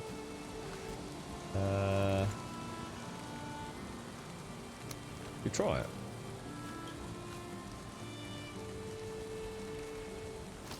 Single file. We'll try that later. Yeah. So you can get like a little stack of them. I mean, you can definitely put a cart and then knock a cart out. I think that'll be a nice little decorative area down in the boats. Right, okay, so we've got food. Let's pop everything back. I just need to pop the forge back down, so. No, that's crafting, isn't it? Now, we need to be careful here, because we need to make sure that that is still linked to that.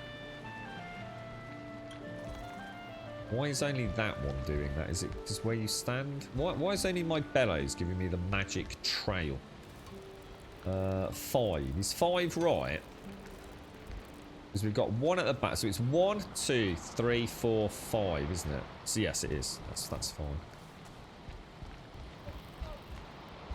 fine. Cargo ship. Yeah, I'd love to. I actually would love to have something like a storehouse. I'd like a barn anyway, which I'd use for. I like the idea of having like a boar area with a barn, and the other thing that would go there would be the honey and things. Yeah. So that would be like a separate structure, you know, just in case of fire and things, so it wouldn't spread. So yeah, that was well spotted, that was, yeah. Actually, I actually thought I'd only got 1 cart out there, dude. Oh, I bet it's the one from the Silk Road, yeah. I think we brought all the ore over, didn't we, from the Silk Road? Yeah, we did. So that would have been... Ah, interesting. There we go. Alright. You alright, Freeman? Thank you for the host as well, bro. You're enjoying this one, Eddie, yeah. You stuck... so Modor is some... I won't read much more than that, Eddie, just in case, because obviously... I've still not killed... What am I on? I'm on Bone Mass, dude. I've only really just ventured into the swamp, Eddie. You found a way to enable dev commands when using GeForce now. What, as in... Why do you need to use GeForce now? Can't you just use the Steam parameter, Casca? Is there a difference between just like the F5 and GeForce now? Not sure. I've never really done that, so I don't really know what the difference is. Let me just have a jiggle around my chair. One sec.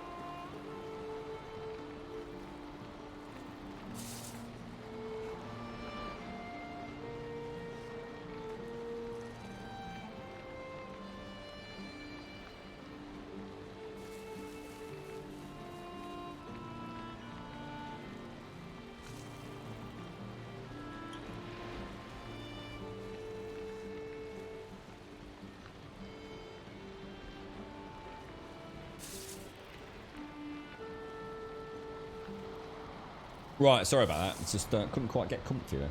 Done all right actually this morning. I'm gonna have to jiggle about a bit. You can destroy and move the beehives. Yeah, you can. Yeah, you get the queen bee back. Yeah, no problems with that, Shades. In fact, that reminds me. In fact, every time we go back to the turnip fields in the mornings, I keep forgetting to take the beehives, don't I?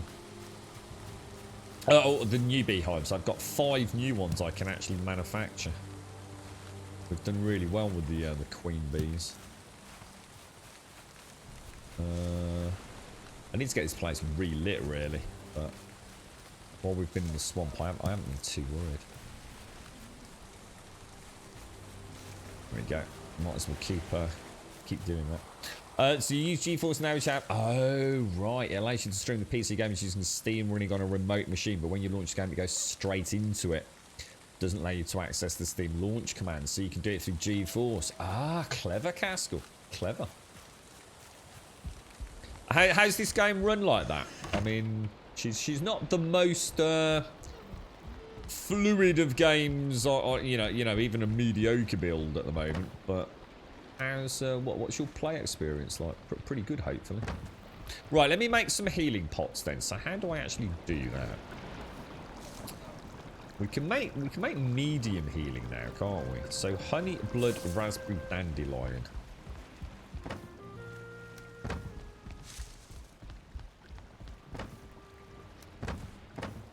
Oh, we've already got some made, I think. Honey, blood, raspberry, and dandelion. I'll make some of these. Yeah, absolutely, Eddie. Yeah, totally, mate. Have a bloody top one. Thank you for the raid, man. Have a nice weekend, whatever you're up to out there, bro. And all my best to your community as well, fella. Stay safe out there, mate. Stay safe out there. Right, let's grab... What have we got? We've got poison resistance and medium healing. Yeah, I don't like the fact that all these... that's the only thing I've come across in the game that I actually would criticise. And it seems a bit silly of them. All the meats look exactly the same. You've got no idea or not knowing what's what, do you? That's got it. I mean, I assume that's just placeholder. But yeah. I have no idea if these are poison or healing. Come on. There's a poison one, and there is a medium healing one. You got no chance. And the problem is if you've got a mix in here accidentally, you're not going to know which one you're popping in, are you? So they're medium healing, which I think is... I'm just going to pop that in the corner. Throw that there, throw that there. Dink and dink.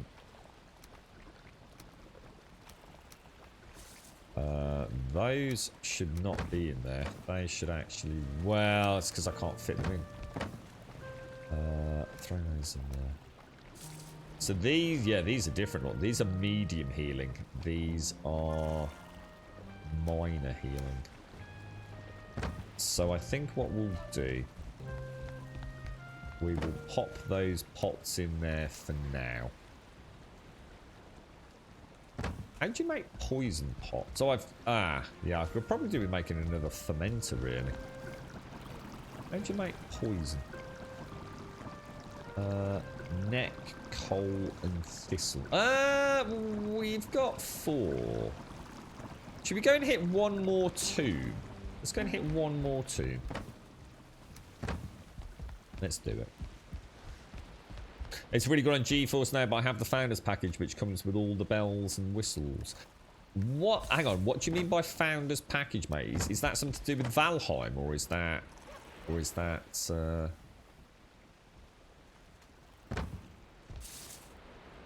GeForce Now Founders? I don't know anything about GeForce Now, really, mate.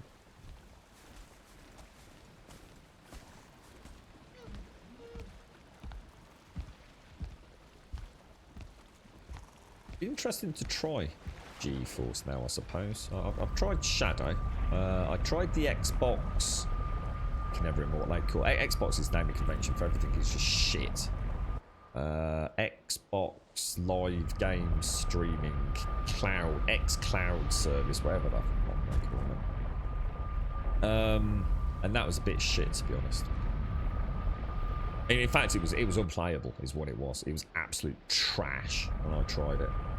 I will try it again, and it certainly wasn't down to my speed at the time. My actual personal internet connection seemed to be excellent. Certainly no reason why. Let's put it this way: it worked fine on Shadow, it didn't work okay on Xbox. But what do we want here? We want swamp, isn't it? So yeah, it'd be interesting to see how. I've never tried the Google one either. Stadia. I don't know if you can get a free trial of that or anything. South of boss, I think he's just half done. Yeah, we've done all right over in the Yellow Shroom Road, mate. Yeah, we're getting there. We're getting there. So GeForce Now Founders means you get it at a cheaper price and access to a more powerful remote computer. Right, got you. So you even get access to ray tracing. So you actually have access to an RTX 8. Wow, dude, that's incredible, bro. How much is it, if you don't mind me asking, Caskell? As in, not what you're paying. You know, if someone like me decided, right, you know, that's it, got to give up PC gaming, sell it all, but still want to PC game without my own hardware, what's the monthly cost for something like that, bro?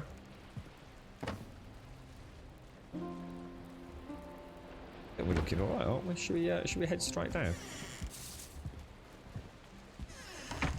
Stadia doesn't seem to have taken off that much, but then I suppose I don't really know anybody who's given it a go, so I know very little about how.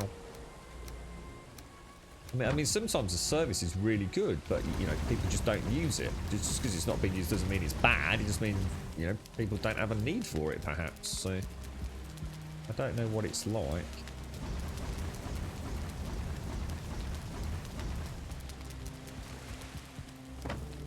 Right, okay, throw that and that in there. Oh, Retro, thank you for the follow. And Eddie, thank you for the raid. Have a lovely time, mate. And Freeman, thank you for the host as well, bro. Thank you. Hey, what, are you relocating your bee farm then, Shades? I've actually got access to 8 beehives now.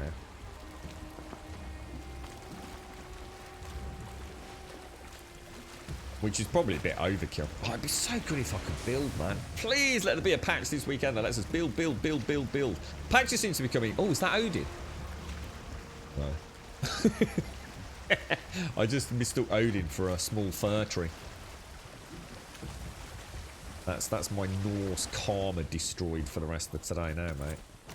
He's not going to like that misinterpretation of a shadow, is he?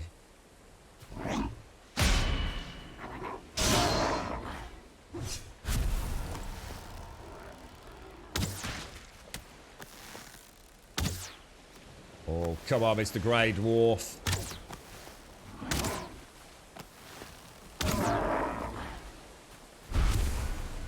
Still saying it would almost be worth at some point getting some of the worst arrows, which I'm using, and hitting big heavy things just to try and get your skill up. Oh no, that's a 2-star boar.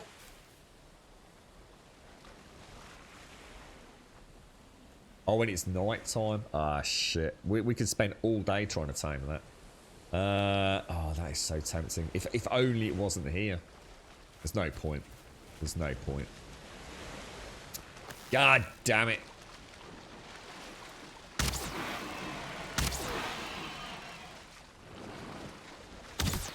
Headshot.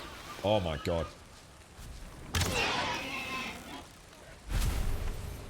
Where's that other ball gone?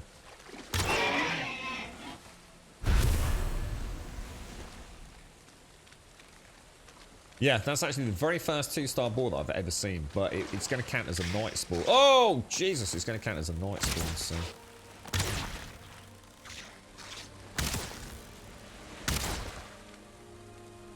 Is there another one in there?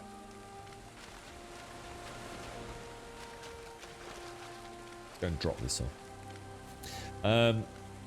If you don't mind having to reconnect once an hour and don't want RTX, then it's free. You have to buy the games you want to play. Yeah, which seems fair. Oh gosh, I thought there was a blob coming at me there. With RTX and priority, server access is £8.99. That's it. I mean, that seems like a crazy good price, dude. You know, if it works, you know, at the end of the day, it's all dependent on, does it deliver? You know, does it give you a good, low latency version of a computer game? You know, with reasonably good graphics. It's like a no-brainer, really, isn't it? I mean, it's clearly going to be the future. Clearly. There is no, I think anyone that thinks it isn't is just living in their own little bubble. You know, in generations to come, this concept of cloud gaming, it's all we'll have access to.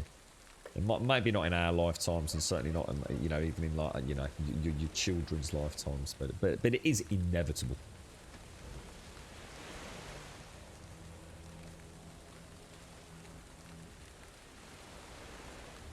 Yeah, that's it, Fresh. But as you see, the thing is, as Amazon spreads its wings, as Microsoft continues to spread its wings, as those data centers become more and more local, You know, it worked. They want the world connected. You know, places that don't have good internet, they want them to have good internet. They want you to be part of their ecosystems, and online just gives them so much power. Gives them so much control over everything and anything that we do. So of course they're going to push that agenda. It's a scary future, but we won't be around to really witness it. And I think, like anything, you know, as you grow up, if you are almost indoctrinated into something from an early age, it becomes part and parcel of, you know, you don't bat an eyelid because you don't know anything different, do you? I'm sure kids growing up these days that have a mobile phone have a completely different outlook on mobile gaming to what I do. A really good example of this and the shift in consumer perception is my own friends with the digital age. When they made the migration, they're not heavy gamers. You know, these guys are not people that live and breathe computer games like I do. You know, I really love the whole industry, everything about it. But they play their Call of Duties and their Battlefields and FIFA and all that.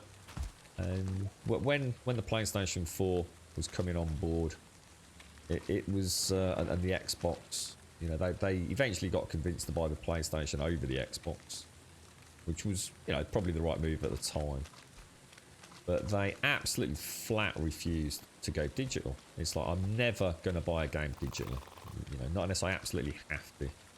You know, they liked their discs, they liked trading them in, they liked swapping their discs with friends.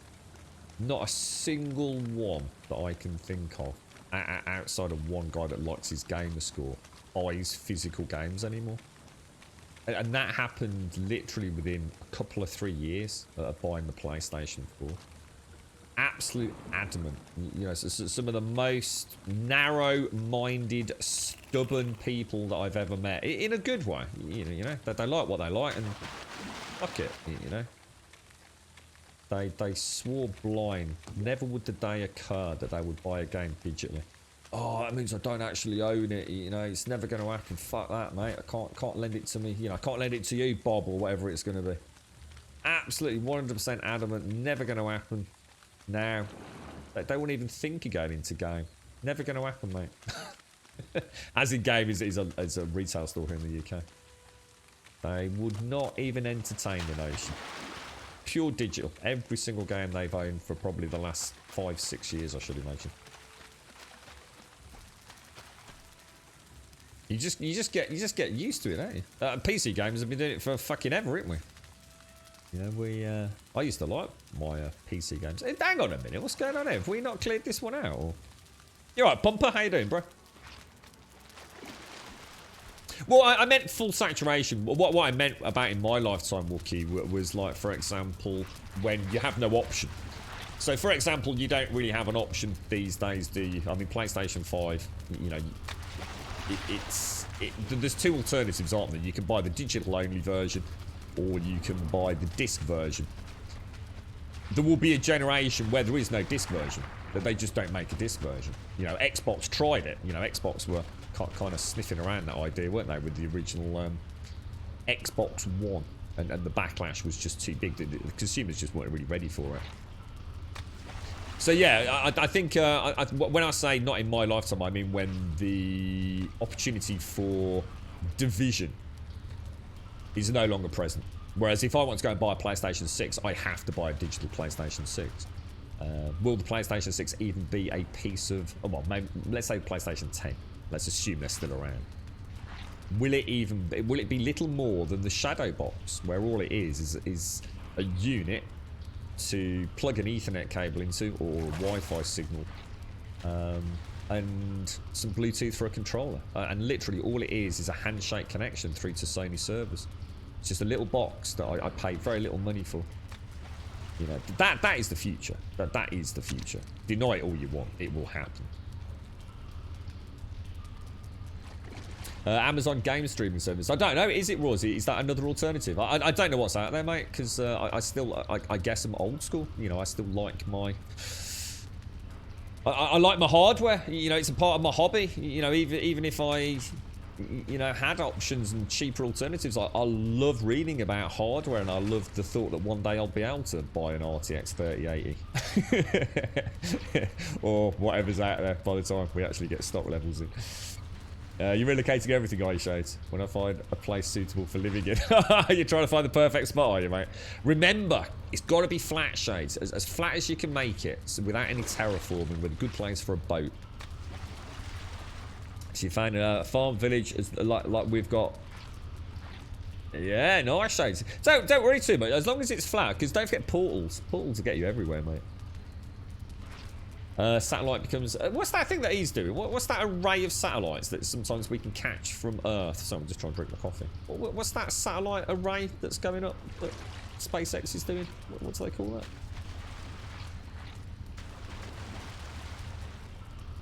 And they see that what your comment there, Lizard, is exactly why it will happen, because it's not about what you want. It's you know, what you said there is quite literally the inevitable. It gives them more power. You know, if you don't own anything, if everything is digitally licensed, you know, they control what you can see, what you can do, what adverts are happening, how their ecosystems exist. You can already see it with Xbox Live, and then now Xbox Network and the PlayStation Store. And that's what they want. You know, Microsoft have been after it for years. It's the only reason the Xbox fucking even exists, let's be honest. They wanted some kind of conceptual footprint of Windows, of Microsoft in your living room, and consoles were the future there, weren't they? And now we've got, you know, things like the Series S and the Series X, which are almost, if you're even remotely technically minded, they are almost little mini Windows PCs, aren't they? That connectivity with the Game Pass, with the Microsoft Store, everything about them is, it just oozes Windows. It is Microsoft, you know, just with a gaming logo on it. That's what they're after. And if it works for them, they will push that agenda. And, you know, it might take time. You know, don't forget these companies are not around for us and our lifetimes, or even their own. They're in it for the long haul, man. Yeah, that it could be Moog. Yeah, I like the idea of that. Yeah, that's a really good... you know what? I've never thought of that. Yeah, your mobile phone or your mobile device. You know, who knows what the future holds on that front. Could be that connect. That's a really cool idea, that is, Moog. Yeah. Certainly, you know, even further in the future, I would have no doubt that, yeah, you have the equivalent of like Google Glasses or the Google Watch or the Microsoft Watch, whatever it's going to be, which is like your hookup, isn't it? Hashi did a really interesting link. I'm still reading up on it. Something called Microsoft Mesh, I think it's called. Is that right? I don't know if Hashi's in chat. Oh yeah, Starlink. That's the one, Hashi. Yeah, Starlink. Yeah. You keep getting offers to test it from here. What? What? As in legit? We're not talking about alien, Hashi, are we? It is terrifying. It is terrifying. But the thing is, and this is the point, Lizard, they don't care if you're terrified about it, because you're not the generation that's going to have it. You know, you won't be the generation that will, like I said to maybe Wookiee, you know, that won't have the illusion of choice. You know, you'll die kicking and streaming, but there's a whole new generation of gamers, and, you know, people love this cloud, don't they? People are fascinated by it. I mean, look at it. You know, you take a picture on your phone and bazinga, it's, you know, it's all over TikTok and Instagram and Facebook, and it's like a one-stop shop. You know, you don't have a photo album, have to worry about it. It's all on the cloud, man. It's on the cloud. Cloud's safe, right, bruh? But actually, what it also enables is it's great for you.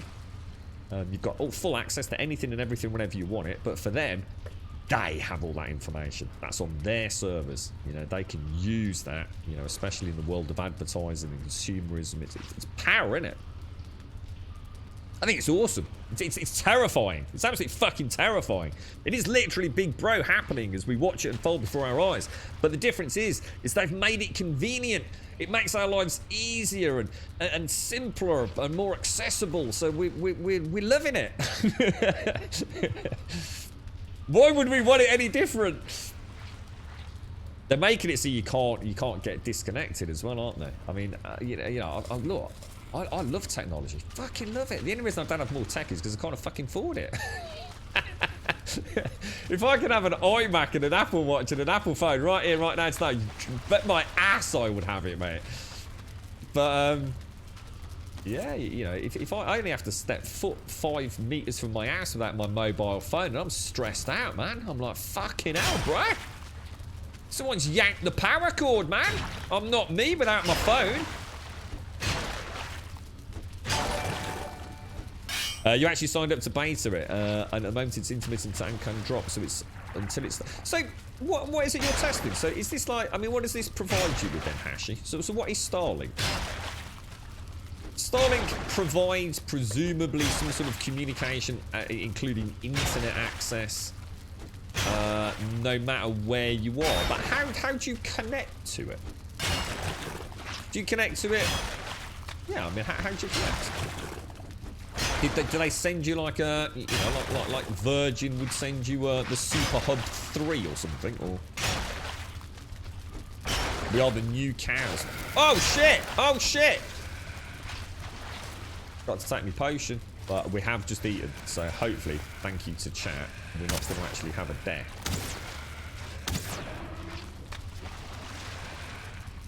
I don't think it affects the damage level. I think it affects the duration of the poison.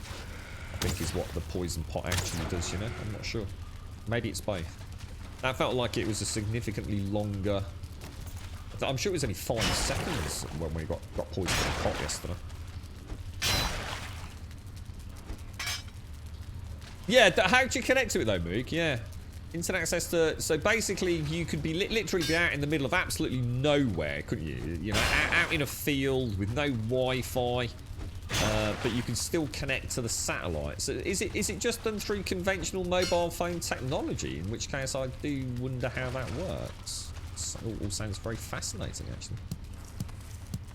Is this Elon Musk's plan to ultimately have complete control over internet on the planet? Because it will all run through his Starlink system ultimately as the technology gets better and better. Oh, you get a small sat dish. Ah, right. So is that what you've actually got then, Hashi?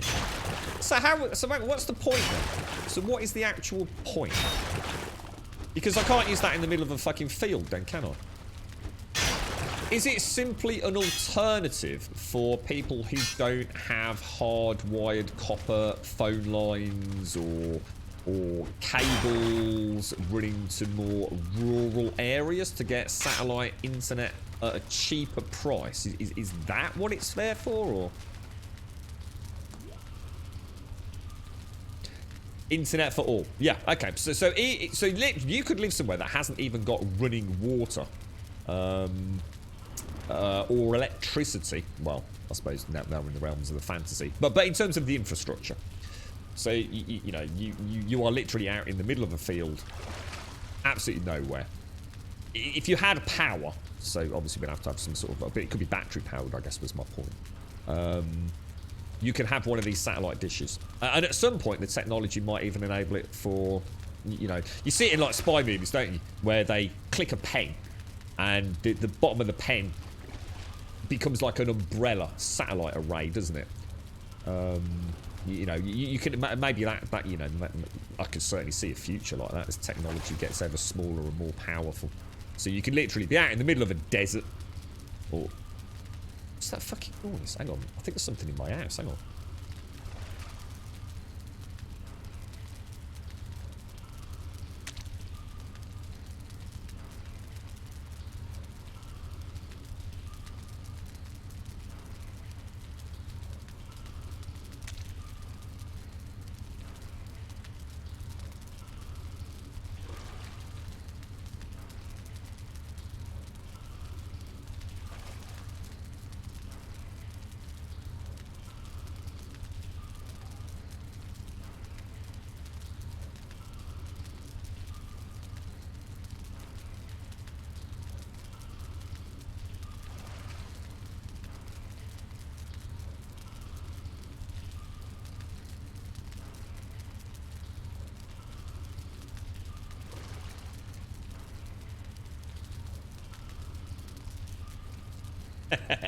Musk at the door with a dish. It's the rain. It started pissing it down. It's like absolutely fucking hammering it down. So it was hitting the window. I didn't realise. It's like a proper bloody torrential out there. God, it was such a lovely day earlier. And that just sods law, man. That's going to piss the girlfriend off. I said I'd try and get out in the garden for a little bit, see how the old back holds up this weekend. Or at least on a Saturday after the stream. That does not look like that's going to happen there, does it? Yeah, so mostly to provide internet to all of the world. You're right, Zara, by the way. How are you, mate? How's things? Yeah, Sahara Desert, etc. Yeah, makes sense. And it's reasonable bandwidth internet for people in rural areas for the most part. It doesn't compare to fibre or even... which is... Yeah, I guess, you know, who knows what the future holds, but... Yeah. You can still become connected. You might not be playing, you know, the latest games with super low latency connections, but... The internet's the internet, right? Well, that's quite cool that you got offered that then, Ashy. That's actually really neat, mate. So you'll be literally hands-on experience in the development of that technology, will you? That's really cool, man. 40,000 satellite dishes to reduce the over. Whoa, 40,000, man. That's mad, isn't it? How many, so hang on, right? So let's put that in perspective. How many have they actually got up there at the minute? Some smart doorbells weren't working because Google Earth was down. The connections were working, just the service were down. Really? Did that happen? Wow. Is that... Which one's that? Is that Nest? No. Which one's the Google one? Yeah, I think it is Nest, isn't it? Can't believe it's pissing it down like that. That completely fucks my plans for the weekend. That really does fuck my plans. Oh, you had your jab, Zara. How did it go, mate? How you feeling today? Hopefully not too the worse for wear, my friend.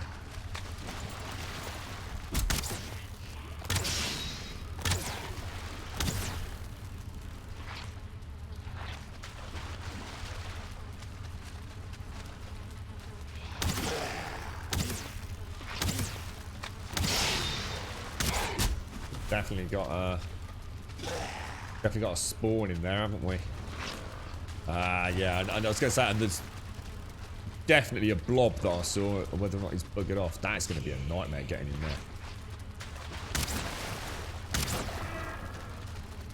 there. They're only 1 star, so or as in 0 star. In theory, it might be worth me hacking through while they're there, right? Where's my... Oh, right, there's the way out there. I'll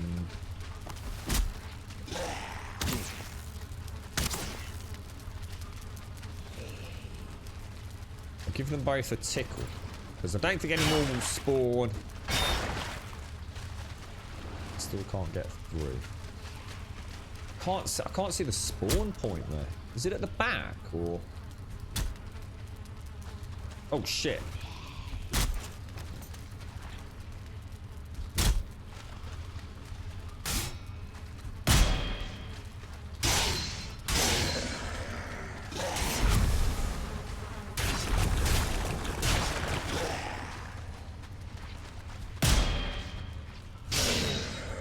Much better than yesterday.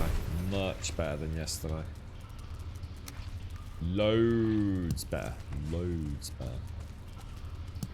I actually thought about the spawn as well this time. Yeah, good strategy, mate. Good strategy. We're getting there. We'll be pro Valheim players one day. Giggity, giggity. Should be just as good as wide internet. With 1 rocket, they shoot up. Oh, really? Oh, wow. Is that... Jesus. Oh, so it's not like... Yeah.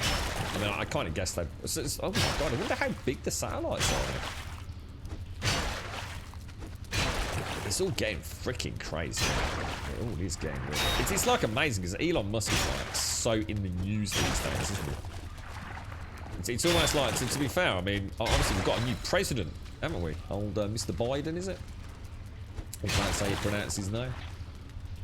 And yeah, I know nothing about him. I haven't seen anything on the news about him. In fact, actually, I'll tell a lie. I saw him falling up some steps. It goes to show how the media love their trash commentary about life, don't they? I saw him get poor bloke going up the steps on a plane and fucking falling over and going for a right old Burton.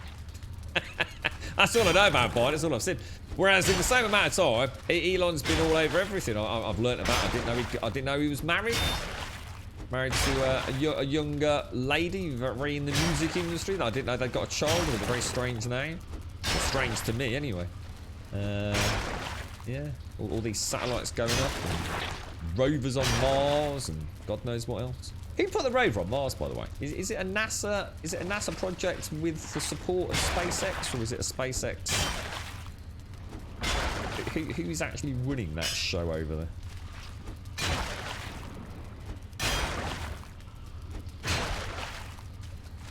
What's that, Masty? Oh, I have died. Oh, I've died a lot, dude. I've died way too many times. But yeah, I had 60 odd bow skill yesterday, and I died twice. That was 10% down to 54, which I was pretty pissed about, to be honest. Especially seeing as I'm.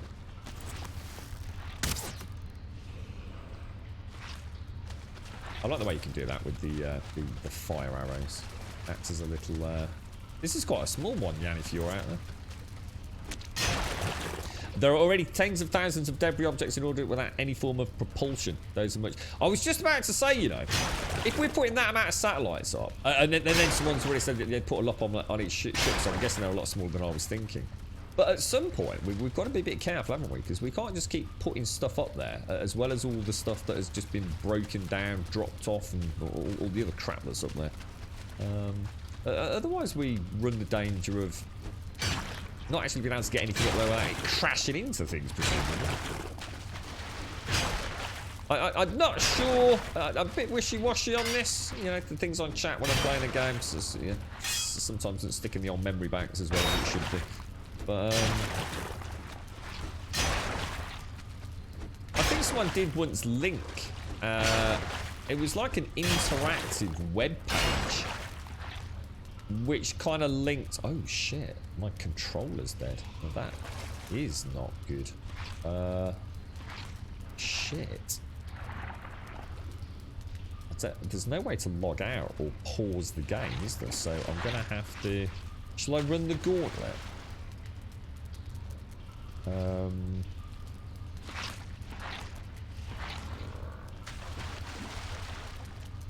I'm just trying to think.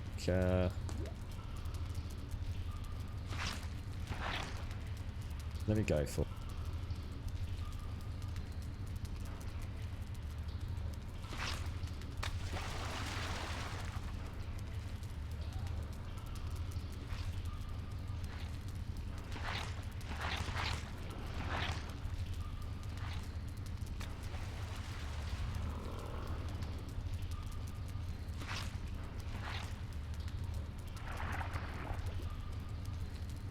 There we go, we're back. Whew. Hang on, who's the knob, Ashy? Sorry, mate. Right, okay. Let's get back in here.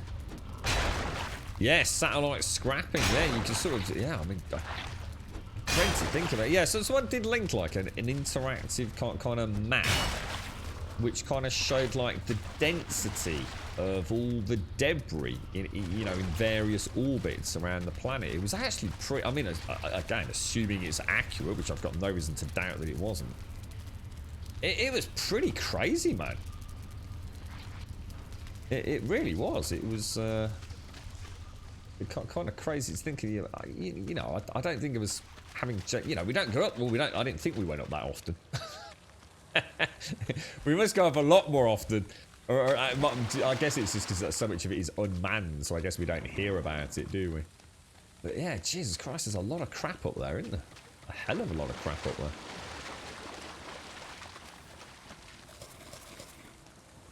I'm not missing out.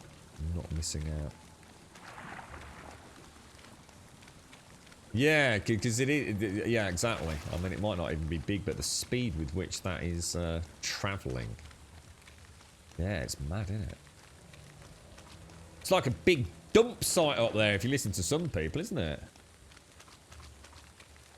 What's that, Oz? Sorry, what was that? I said knit. Joe Biden? Biden? What's that? oh, sorry, it wasn't Hash, it was you, Oz. Is he not, is he not pulling his political weight, is he? What's going to be the big changes over there now that he's in power and Mr. Trump's had to say farewell? Has he got like one thing that's going to affect anybody in anytime soon, or is it going to be yet another transition of power with like no real change to your average bloke or lady who gets up in the morning and goes and does a 9-to-5 job? He's not about to declare war on England or anything, is he? Let me know what his master plan is. Who knows what they're all up to, mate. The world is a mysterious place. A mysterious place. There is actually live tracking. I think that's what that map was. Yeah, I'm sure that was the whole point. It was like an interactive one where you could do it like by particle densities and various different orbits, and like you said, it was virtually like live tracked data to some degree anyway. Yeah, that's right, Jimmy. Yeah, apparently there's like I said, I mean, I guess it's one of those things. It's actually quite hard to put into perspective. You know what I mean? It's quite hard to imagine, something the size of a tin of baked beans sitting in front of you, and then trying to sort of imagine that scaled out, floating around something as vast in terms of circumference as the Earth. But yeah, that thing travelling at a few 100,000, well, whatever, certainly tens of thousands of kilometres an hour. So it's going to rain on your parade a little bit, isn't it? Yeah. Your gas price has gone up. What? Hopefully not doubled, Grim. What, really? What, just because of the transition of power to a new president? Wow, Jesus. I always say, Grim, that 9 times out of 10 we get like a new prime minister in the UK and not a lot happens, mate. It just seems like it's just like a figurehead. But I mean, obviously there have been huge changes over the years, but sometimes it feels like I don't even know who the prime minister is because it never, and it doesn't really bother me because nothing changes really. But yeah, so one day, maybe someone will come into power and I'll suddenly find my petrol's a bit cheaper. Very unlikely, right? You're right, Atomic. What's the yellow mushrooms? They are the yellow shroom road that we've built. So the yellow mushrooms you can actually pick in the various crypts.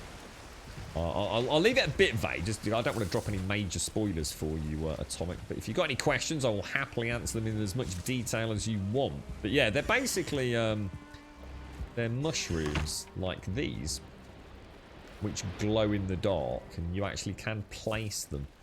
You can actually mine or basically I put a wooden pole down. I then put an item stand on top of the wooden pole, and then I then hook a mushroom to it, and it's basically like it's just like a little Hansel and Gretel. I knew there was something I was going to ask Missy about. It's just suddenly popped into my head. I mentioned a film on stream yesterday. I need to make a note. Hang on a sec. Driving me mad earlier. It popped into my head when we were talking about watches as well earlier on the stream. That's why I was getting all. Let's jot this down. Gretel. What was that other thing that was recommended?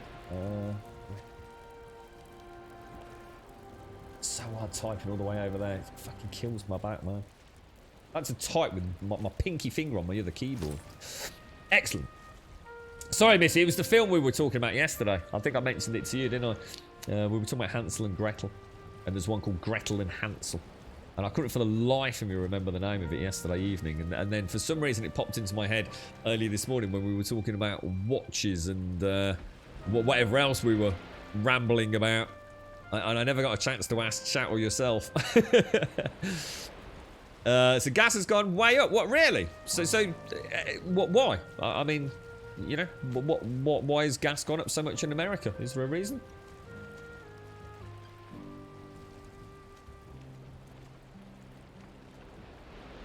You dread the time when several satellites descend, bounce off the atmosphere and start a cascade effect, and we become unable to go to space for many years. Shit, I never thought about something like that. A very warm welcome to Gold. Be extremely Dr. unlikely though, right? Yeah. But with the current density of satellites, I mean, even if one did suddenly fire a thruster or get hit by something and spiral off its normal natural orbit, the chance of a cascade effect. Maybe later on when things are a little bit more densely packed. I mean, at the moment, it's a lot of small bits. Just, you know, we don't have any problems getting up and down at the minute, do we? Moog, thank you very much for the follow. Sarcasm Gaming, thank you for the follow. Retro War Dog, thank you for the follow. Thank you very much. Hopkins, big hugs. Hope the shed's going well. So yeah, I mean, obviously, like millions of things can affect gas prices. So is this just a coincidence? Is it just that, you know, Mr. Biden's got in, President Biden's got in, and just gas prices, you know, just happen coincidentally have gone up, or is it because of a policy change, or? You're right, Divine, how are you, mate? How's things? How's Barland family? What are you up to over the weekend? Are you working, or? Yeah, I was going to put the... I literally went to go and text a couple of friends yesterday, Mrs. Put the word out, see if anyone got a copy of it. It's normally it's my role to have something like that, Missy. See, I tend to have the spooky, the supernatural, the horror. It tends to be what I have. And then I've got, you know, a couple of people that are really into their kind of superheroes. And what have you. We've got a couple that the girlfriend knows that are really into their sitcoms and comedies. So yeah, we've got a good gaggle of peeps that will, you know, we used to go around each other's houses and watch different films. And, you know, I'd buy one on Blu-ray or something, and they'd buy one. It was a good little system we had, actually. And then lockdown happened. Biden has cancelled the Keystone Pipeline from Canada. Oh, was this something that was being built, was it? In the hands of Republicans against climate change, and used the chance to make extra bucks, plus making people associate bad times with the new Democrat president. Oh, right. Right, so gas going up is, in the US, our Americans will have a heart attack when they see the petrol prices in the UK. Yeah, I got no idea, have they? Yeah. Yeah, you have to take a loan out every time you put into a fucking petrol station over here, don't you, mate? I must admit, that's one thing I don't miss ever since I sold the fucking motor, mate. Yeah, petrol prices are fucking insane, isn't they? Absolutely fucking insane. Right, okay, let's, we've got a lot of iron there. Let's go and put... Oh, let me bring some coal back when we go through as well. Might as well pick all that up. Throw you in there. Let's keep the door closed, why not? You alright then, Divine? Night shift, is it? Oh, mate. Oh, matey. How is everyone? How's the dad, Ball, Grace from Dad doing, mate?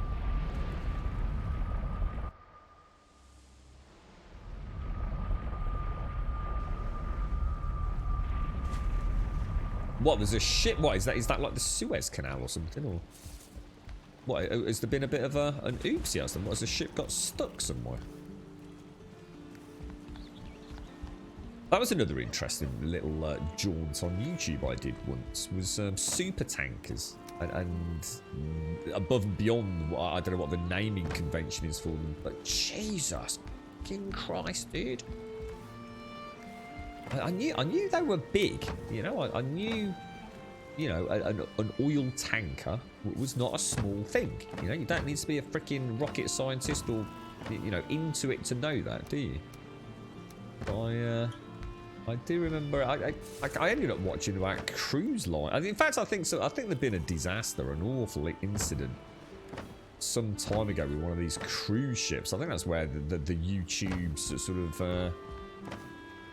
Shenanigans stemmed from. I'd been reading about that and the size of these things, and then of course, you know, YouTube started recommending other boating things, and before I knew it, I was looking at super tankers. Jesus fuck, dude. They're like the size of cities, mate. Crazy, man. Absolutely crazy to think that something that big is out there, floating in the ocean. Jesus, man. So there is actually a ship stuck, is there? Jesus. They're excavating the shore around the ship to get it out. It's basically sideways in the canal. Oh my god. How the hell did that happen then? Was that due to really bad weather or some sort of horrendous system failure? I should imagine those sorts of boats in that kind of... I should imagine they were very much computer operated, right? And very little hands-on bloke with a big rudder, right? Can't imagine that's the way it works, really. Did we have a plan for where to put all this wood? Oh, we clearly were putting it in there by the looks of it.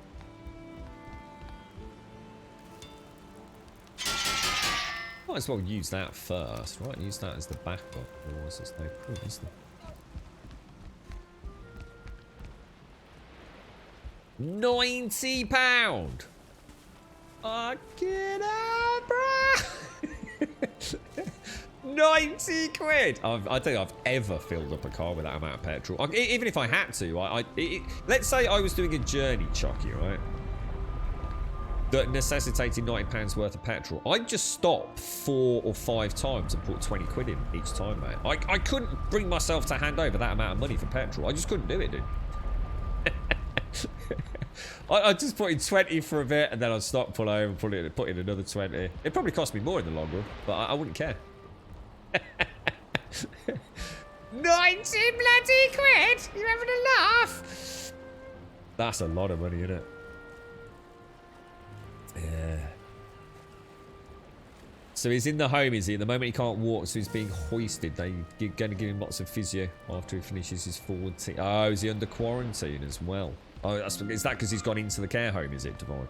I mean, how is he in himself? Like, I mean, is he okay or? What was that? The Gifts and Memes Discord. Sorry, what was that? Doc? What's something in there or? It had a power outage and was hit by a strong gust of wind. It weighs 200,000 tons. It got hit with a bit of a brisky wind. And suddenly turned sideways in the Suez Canal. Yeah, so something don't ring quite true there, does it? I can't open Discord, Doc. I can't do it while stream's up because it fucks the sound, mate. Unless it's an emergency, in which case I will.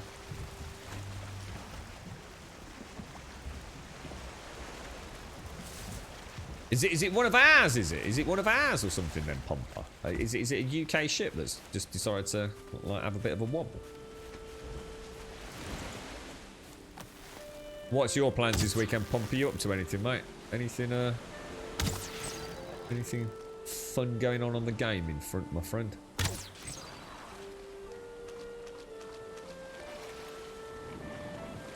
Is that what it is now? £1.33 a litre? Doesn't surprise me, mate.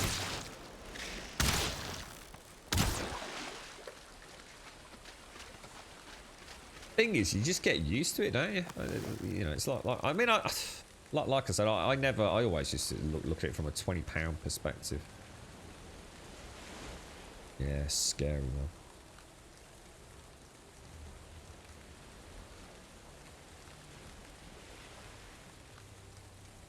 So I assume that's caused all traffic to cease, has it? I should imagine that's having quite the impact then. So is that straight up legit why there's some issues with the price of gas and things, is it? Alright, I'll have a gander. Yeah, I'd rather not open Discord unless I have to, mate. It used to... I think we've got a workaround now, so I'll do it if it's urgent. Discord and... It's the way I have the sound routed, mate. It starts fanning about. Discord seems to like taking over my audio.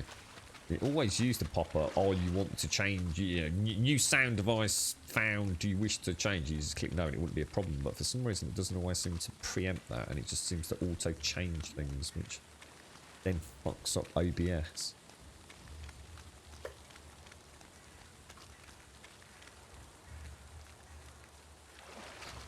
Yeah, I should imagine some dude who gets paid a lot of money to pilot that boat is going to be in a spot of bother, isn't he? Unless it really is one of those I guess, yeah.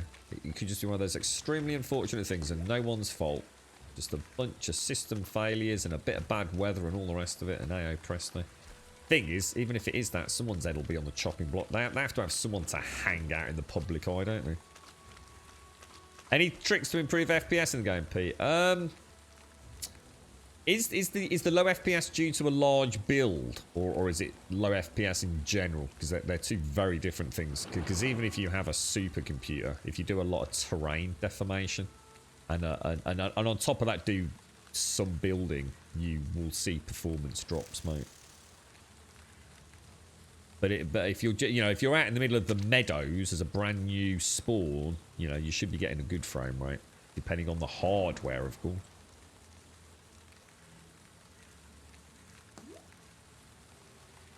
Wow, that's crazy, isn't it, Pumper? Just to think of something like that having such an impact in such a short space of time. The oil market's been a bit screwy for a couple of years, and there's now a major push for investment groups to pull out of non-renewables. They're scrambling to get the last few pennies. We were talking about this the other day, weren't we? About the sort of like the theoretical, which isn't as theoretical as one would probably want to believe it is, about how fast all these various reserves will run out. And of course, things that are financially not viable right now will ultimately become viable, because now you're going to have to pay £2.66 for your litre of petrol. But yeah, things like renewable sources also, play a huge role in that, don't they? Wonder how long we've got. Is there a definitive, if we carry on as we are, how long do we have before, gas and oil essentially really isn't around? I guess that it has to happen, right? It's going to have to. There's got to be a point where we run out. End of fucking story. Yeah. No matter how expensive it is to get it out, there's going to be a point where that is used. Things start getting prioritised then, don't they? So not everyone's going to be able to fill up their car, because they won't allow you to use petrol to fill up your car, because the primary organic substance is being refined for other more important purposes. But I wonder, is it 50 years, 100 years, 100? I'm not asking for a specific date, but how long are we talking? Are we talking, is that without any shadow of a doubt, within 500 years, we won't have any oil left?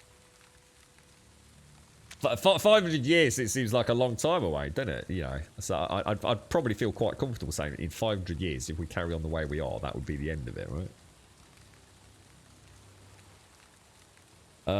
So you've got a very good PC, but yeah, buildings drop your FPS. They will. I mean, when you say buildings, are they building? I mean, again, are you playing multiplayer, single player? I mean, there's a lot of questions here, Pete.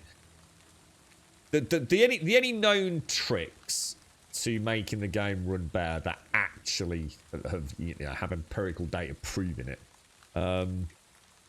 You've got all the obvious ones that you'll have seen a million times over about max performance and all that kind of stuff on your Nvidia cards, all that shenanigans. I'm not going to get into it. Placebo and all that, but you can run. Don't forget, you can run it in Vulkan, so you can run the Vulkan API. So that's worth trying. So when you boot up the game, you should get two options. One of them is Vulkan, so you can try that. The game has a completely non-existent, legit full screen mode. It's actually borderless full screen. If you want to run it in full screen, there is a Steam launch parameter you can use. Quick Google will tell you all this, mate, as well. So, because I can't tell you exactly what to type out.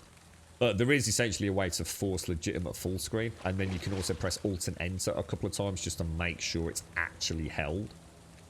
There's two files that you can add to the config file in the game's installation directory, which is around GFX, but Boolean toggle on I think a couple of three things, which don't affect visuals and actually should be part of the core game, but for some reason the developers decided not to toggle it on.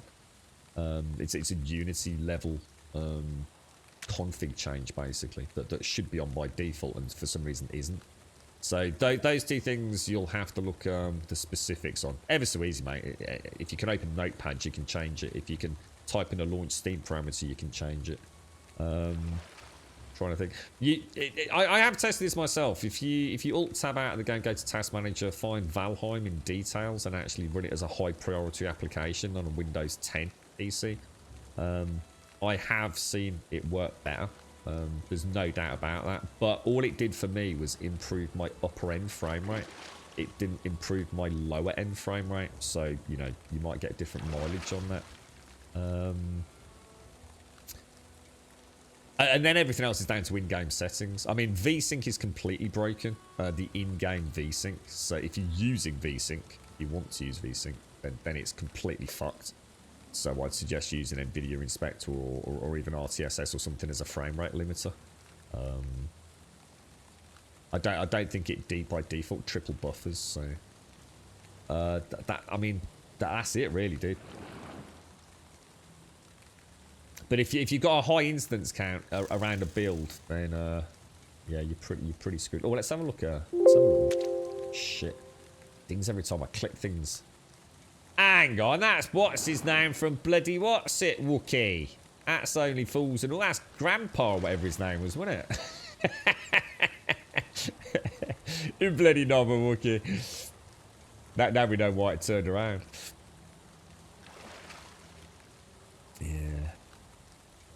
By the time we'll all be riding around with a singular... Oh, that sounds... Oh, an acoustic coupler as well. I still want one of them. There are 1.65 trillion barrels of proven oil reserves in the world as of 2016. The world has proven reserves equivalent to 46.6 times its annual consumption levels.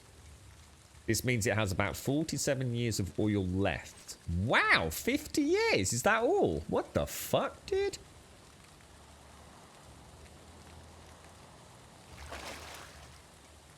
What, is that for real? What, in 50 years we won't have oil? No. What? No. No. I'm not on a server, Tanner. You stuck on an elder, haven't found the second chamber for cores to build smelter. You can't join mine, I'm afraid, Tanner. But, and I'm afraid I can't join yours while I'm streaming. But someone might be able to help me, mate.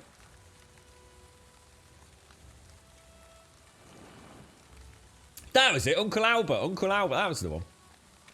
Oh yeah, because Grandpa died, didn't he? Is that right? Did he die? Didn't the actor die? Didn't Uncle Albert go missing one day? They found him down near the docks, all sad. And he unveiled an untold... Oh shit! I didn't top up on food, did I? So what's the matter then, Tanner? Are you stuck on the Elder? You haven't found the second chamber for cores to build a smelter either. So, I mean, the Elder's the Elder's the boss fight, isn't it? I didn't have too many problems with that, but that's not going to help you. And when you say you haven't found a second chamber for cores, you presumably mean the crypts, the original crypts in the Black Forest, right, Tanner? In 50, we're going to use a lab-made oil. I don't think there's a magically lab-made oil, surely. If we could synthetically produce oil... Oh, hang on, that can't be right. Where the hell?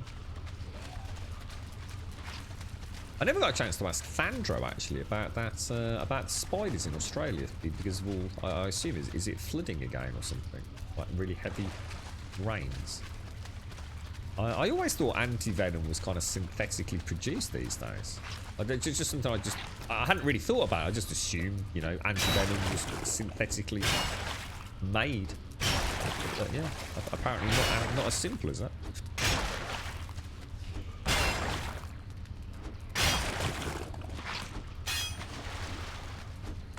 Yeah, and that's what I was getting at, Ryan. At some point, you know, when reserves of things get, you know, because it's used for a lot of things, right? A hell of a lot of things. You know, plastics. It's not just about topping the car with petrol, is it? So at some point, someone somewhere is going to have more money to purchase it, which will rule out the likes of you and I putting petrol in our car.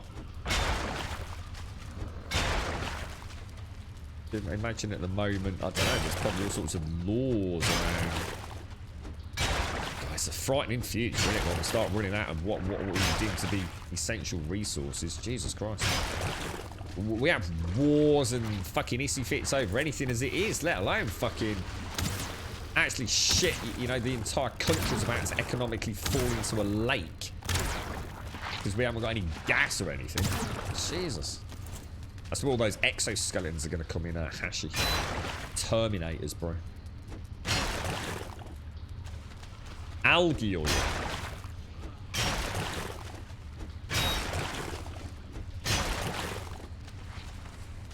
Algae oil. Is that a thing, is it? Algae oil. You'll all be having to put vacuums, Dyson vacuums on your faces every night that you go to bed to capture all the natural oils from your sebaceous glands. And you'll wake up in the morning with like this big pus-filled bucket next to your bed. And you'll put that into an acoustic coupler, quantum multiplier, oxygenetic amplifier, graphophonodella reverberator, which will turn it into coffee and liquid fuel for your jet car. That is the future as determined by Prophet Grum, okay? So as a part of our ongoing cult, that is the prediction. You heard it here first. I'd just like to point out 26th of March 2021, the truth was unveiled. And back to normal. Yeah, that's it. Yeah, plastics derived from oil, which is why recycling is so important. I tell you what, Hashi and Chucky, I wonder if you're... I won't say too much. I'm not sure how much you've said in the chat, but your whale-faring friends and family members, right? I wonder if they've ever seen that. Apparently somewhere, right? And it moves around, obviously, with the ocean tides and what have you. Apparently, and this is straight up legit, there is this giant fucking island of plastic that kind of migrates. Is it around the Atlantic Ocean? Is it the Atlantic? And it literally is. It's like become like this this dense island of floating plastic debris, which is just, you know, it becomes like the it's obviously not like a gravitational pull of it, but because of where it sits within the ebb and flow of the global tidal systems, there is literally this fucking body, this floating island of plastic. I've never really seen a picture of it that it gives me a sense of genuine perspective. Do you know what I mean? I think unless you're actually there looking at it, and even then, because of the nature of water being very flat, right? You're not going to get that sort of elevated perspective of it, and it'd be mad to see that, like next to a boat or something with a person on it, and like maybe use a drone or something going over it. Because it is huge. It is freaking huge. But I without having a point of contrast, I can't see how big. You right, Nisasa? How you doing, mate? How's things? There's actually two. What, is that like Atlantic and Pacific, or just two separate bodies? The Great Garbage Patch, is that what it's called? Damn, bro. So maybe one day we'll be able to go and like bring that back to some awesome recycling plant, and we'll have years worth of fuel or plastics to continue. I know they banned plastic bags in the UK, didn't they? Well, I didn't ban them. I think you now have to pay for them, don't you?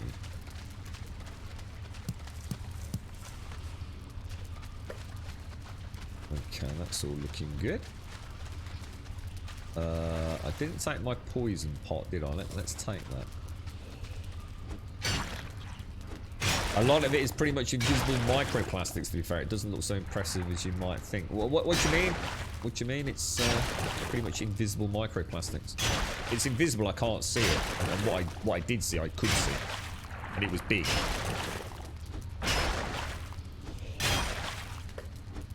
There's actually 5 of them. Have a quick look. 80,000 tons of plastic. Oh my god.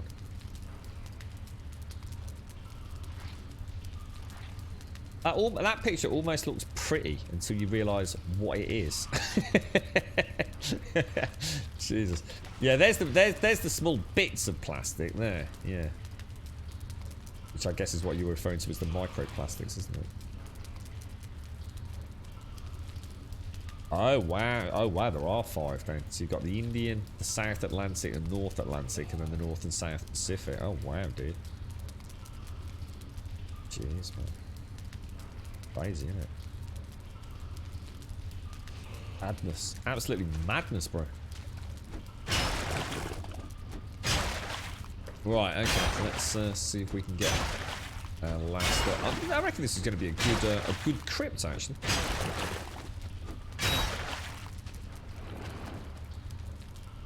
What's that? 3 times the size of France. Oh, shit! Is that one behind me? Oh, that felt like it was behind me, guys.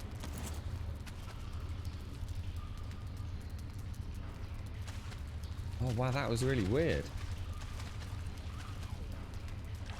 Oh, I really panicked then.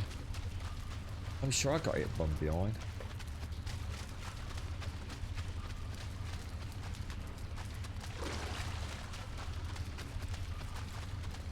Oh, there's 2. One must have been an archer. I can say, he's got an axe.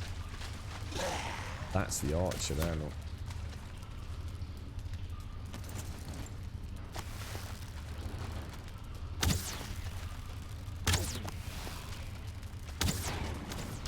Oh, come on. You never hit me then, bro. 56 on bows. That's 2 back from the deaths yesterday. No spawn in here, isn't there? No, sir. No. 18. Nice. Very nice. But we're now carrying too much. Right, let us throw back. Well, we better throw that back.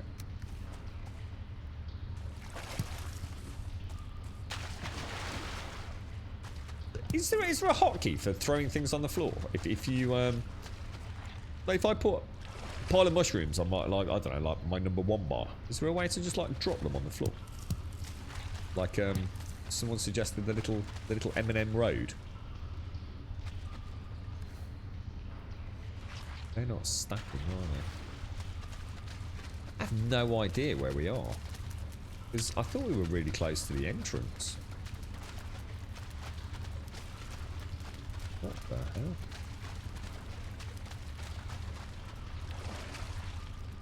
It'd be nice to be able to press Q or just spam the button and drop little...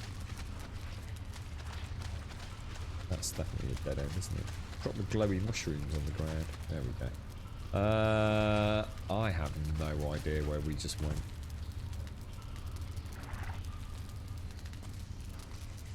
So what's that? 1 day landfill sites will be worth a shite ton of cash purely from the resources buried in it. Do you think, I guess it would be quite easy to imagine, wouldn't it? You know, hypothetically. You think about like what we are essentially gathering. You know, years and years and years. Prehistoric times, organic matter died. And over the years, large areas of that got compressed, and extreme heat and extreme pressure. And all sorts of weird and wonderful things came of it. Everything from, you know, the natural resources we now farm in the form of coal and oil, and, you know, diamonds and all the other things that are used in, you know, big industry. And maybe long in many, many years to come, eons, in the infinite duration of space and time, all the landfill sites, all that densely crushed plastic would be the secret to interstellar star travel. All the terrible mistakes we made, they'll be digging up, not us, not our organic waste. but the byproducts of our lazy ass bastard fucking world. Who knows? Who knows what the future holds? Interesting. Oh, careful.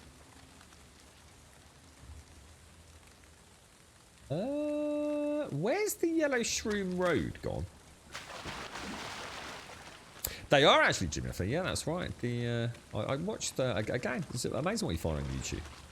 The it's quite a big conspiracy out there, isn't there? To trying to suppress, if you like, grown diamonds. Because you can even have your loved ones' remains, can't you? Can be super pressurized and heated, and you know, a crystalline diamond lattice created from it to put into jewelry and things. It's it absolutely is. Yeah. I watched, what was that film you put me onto a while back? Leonardo DiCaprio, Blood Diamond. That was quite an interesting film. It could very well be, Pumper. Seriously, mate. We may be the generation that produces the raw natural resources for interstellar travel, mate. Those quantum flux capacitors, mate. I'm telling you. Not made out there, you know, not fueled by stardust. Rainbow farts, mate. It's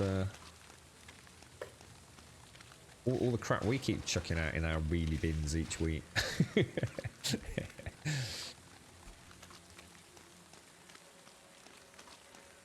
Hemp-based products, Lego, for example. Hemp is a wonderful plant. Yeah. Hemp seems to almost be like the secret sauce. Well, I think a lot of supermarkets when the plastic bag thing.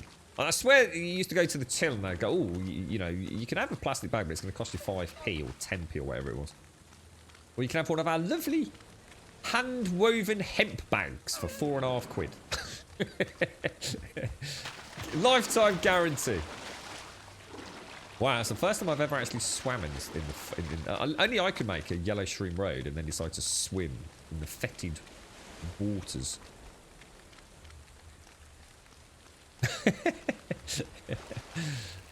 I like the idea of that, Bumper Pixel. We will ultimately save the planet by fucking it up. You know what I mean? Because it's too late, bro. We've already fucked it. That's a very pessimistic view. It's already fucked about our carry on. The more shit we throw in the landfill sites, the faster we'll travel in the future, mate. That's what it's all about. The code was cracked here on live stream on Twitch back in 2021, Pumper. They'll look back on this conversation. God, that Pumper and Grum you what they were talking about, mate. I say, fucking hell. Radical thinking there, me boys. This is where we get banned from Twitch for encouraging people to be, you know, wasteful with their plastic waste. So banned for anti-environmental radical opinions. Oh dear, Pixel. I shouldn't laugh about that. I'll probably get a fucking ban notification later.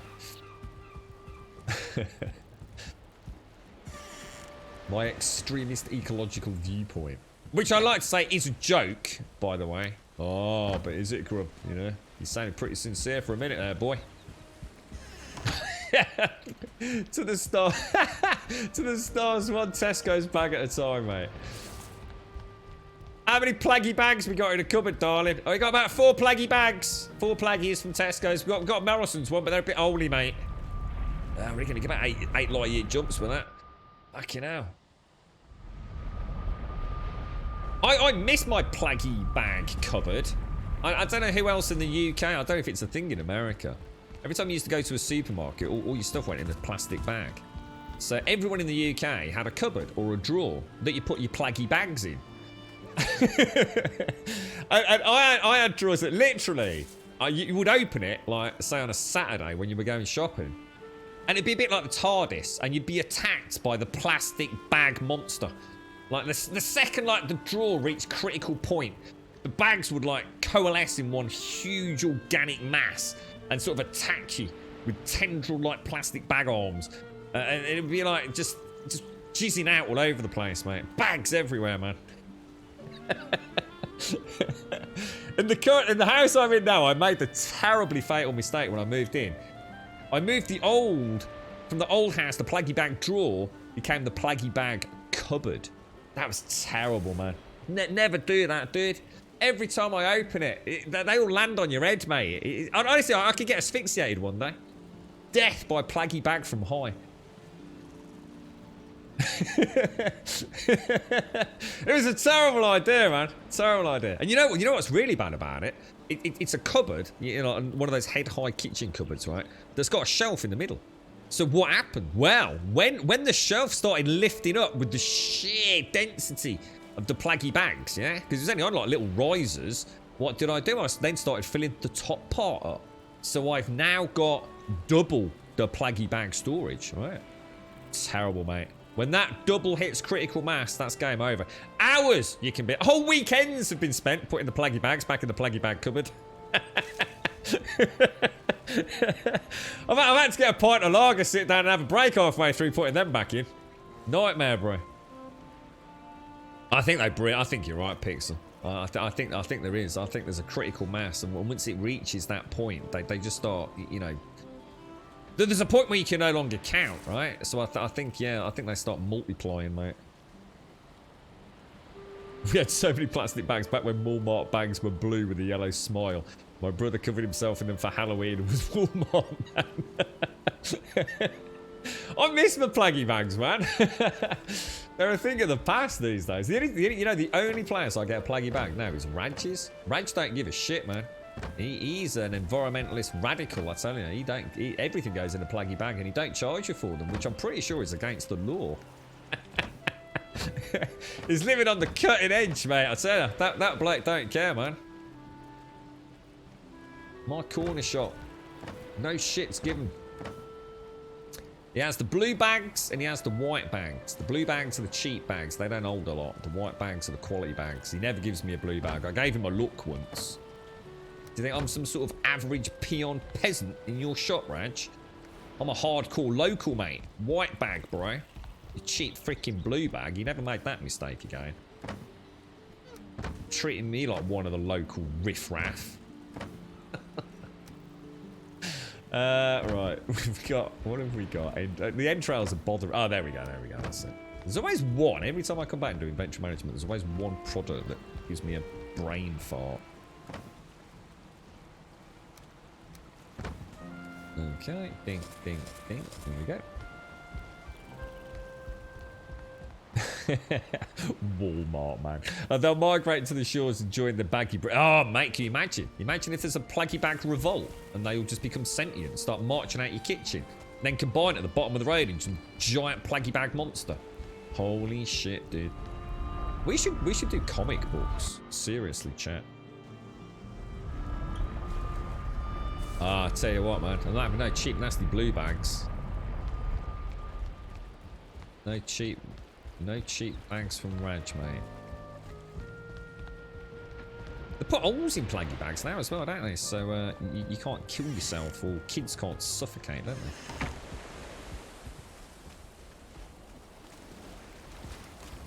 Good old plaggy bag.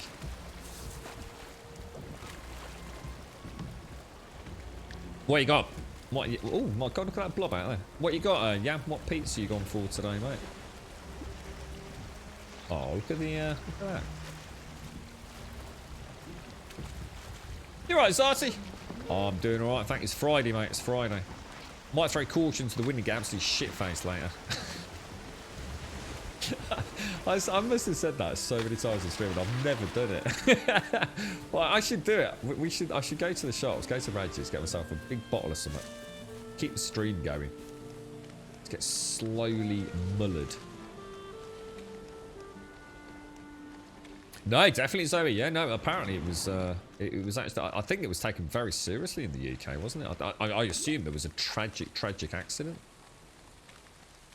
I know my mum absolutely 100%, without any shadow of a doubt, has told us about tales about when we put plastic bags on our heads. you know, playing dress up and make believe, and we used to like attach like bits of paper and things with sellotape onto a plastic bag and then put it on our head.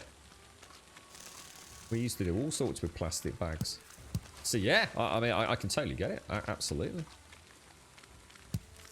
It's an easy thing to do, isn't it? You don't think of the consequences when you're little. We used to do all sorts with plastic bags. We used to make parachutes out of plastic bags.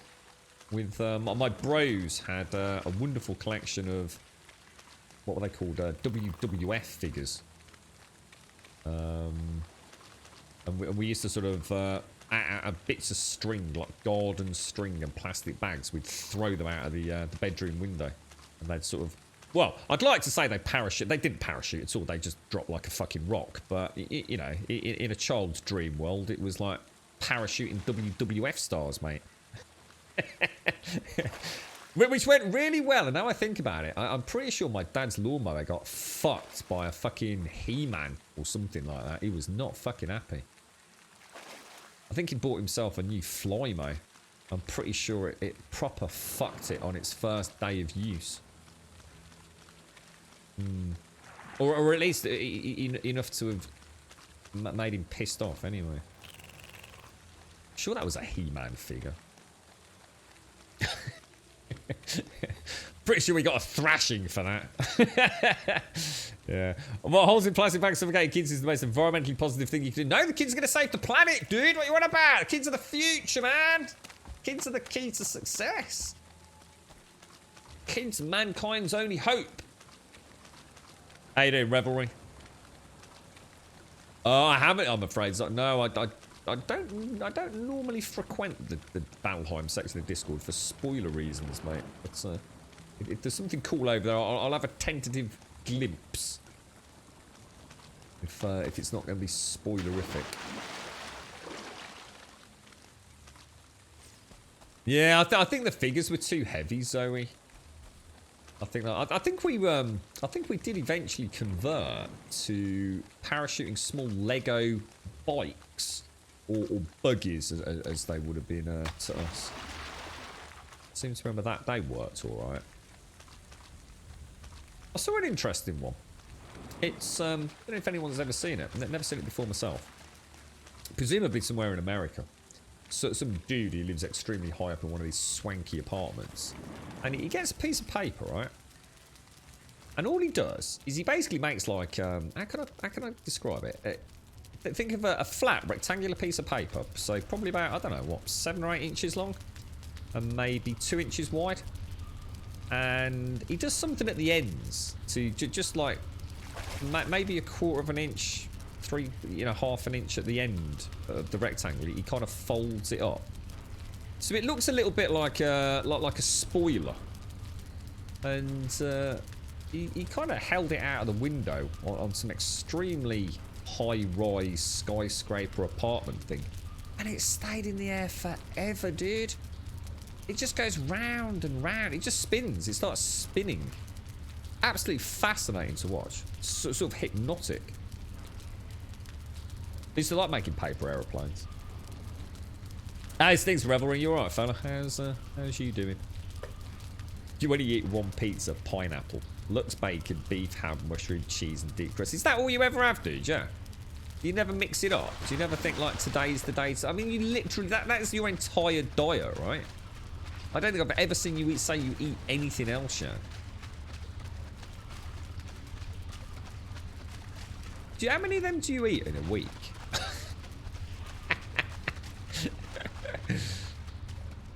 I quite like the idea of living a life where my only food is various flavours and toppings of pizza. It can't be a bad way to live, can it?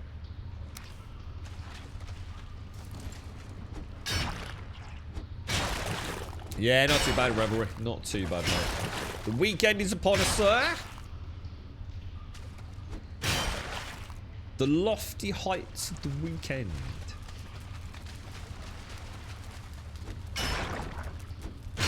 You found your perfect pizza, why swap? Because variety is the spice of life, isn't it? How do you know it's your perfect pizza? You can't have eaten every single type of pizza topping known to humankind, can you? So how do you know it's perfect? It might be perfect now, but who's to say there isn't something better waiting for you, which you're never going to find eating the same pizza all day, every day, innit? What a bland and boring life it would be, yeah.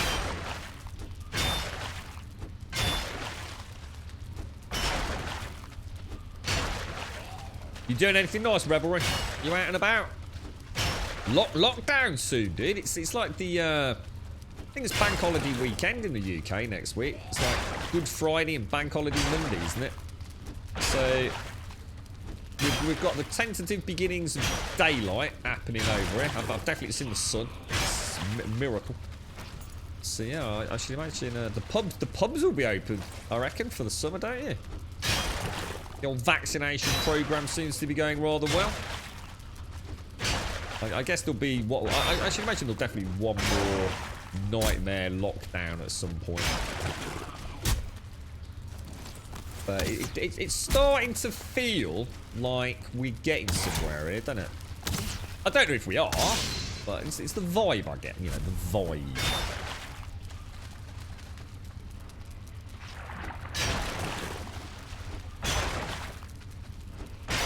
You do have different then, yeah. Well, there you go then. So you've had, oh, an elk meat cake. Well, that does sound nice. Elk meat cake. That sounds gorgeous, bro. Holy shit, that sounds amazing. What do you have with that, dude? Oh, Jesus.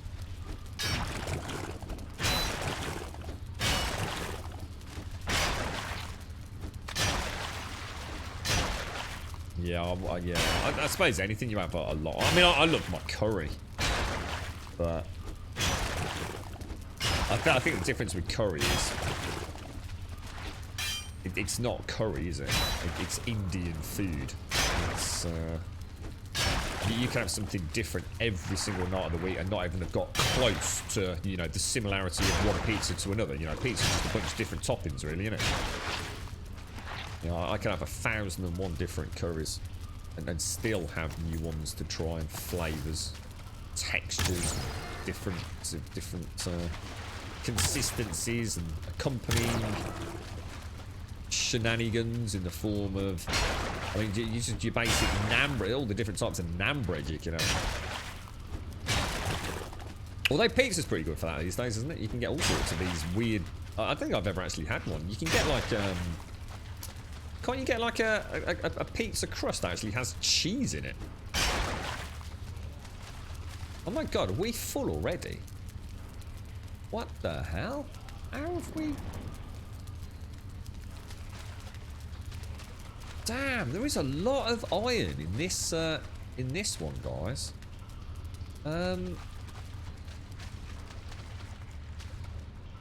I need a place to dump it, otherwise we're just never going to get out of here.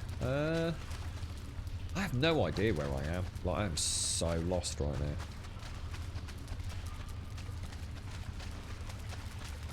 So look, follow the green. I swear it does something. So if I pop all the heavy ore in there, yeah, just directly in front of the door.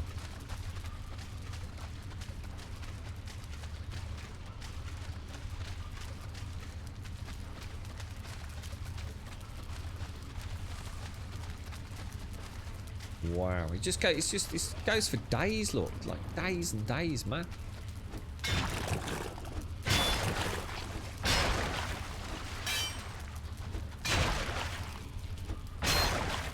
What do you mean? What, as in you don't like variety? You do, or do you mean the other way around, Zarty?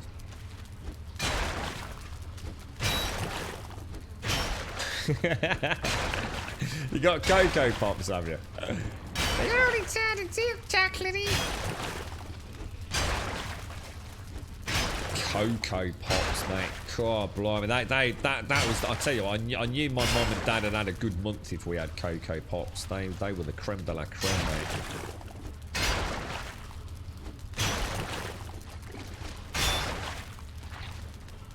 That reminds me, actually, I need to get some bloody bread. We were talking about Marmite the other day. I need to start... we just haven't been buying bread, like, as in loads of bread recently. That sounds really nice. You're right, Night Flight. Is it Night Flight? Night Flight Radio, how are you? Do you think that your country must be the first to get the vaccination? Do you think that your country must be the first to get the vaccination and the others? What do you mean? What do you mean as in, do I think the UK should get it over anybody else? Or, I'm not sure what you're asking. It's a bit of an impossible question to answer, isn't it? I don't even know how it works. I actually don't know how I mean, for all intents and purposes, I don't know enough to even answer the question because I don't know the current situation. I don't know. I assume someone somewhere figured it out. Made a vaccine somewhere. I don't know who funded it, so I'd have to know that as well. I mean, that would only be fair, I suppose, wouldn't it? I guess someone... I don't know. I have no idea what happened. Someone must have been funded. But it could have been with global resources. Who knows? Maybe everyone chipped into the same pot and a few big laboratories all got the same amount of money to go and make it. But some countries didn't want to buy it, did they? Isn't that the case? Did some people say we're not going to buy it? There's got to be something like that.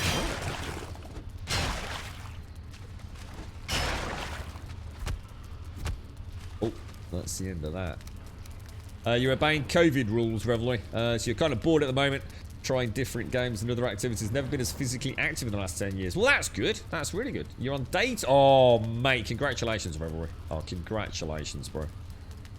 You successfully quit 2 times before about a year, but always went back to it for some reason. I hate the feeling it gives me, so I might get tough now in lockdown. You should say, come here if you ever fancy a chat, mate. I can't promise I'm always around, but as an ex-smoker, I know the nightmare fuel. I definitely know some of the feelings that you go through. I can honestly say if I'd had someone to talk to that wasn't a fucking wanker,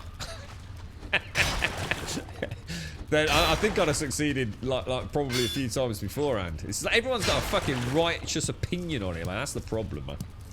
So sometimes you just want to be told like it's all right, mate. It's all right. You're having a bad day. I know how it feels. All that.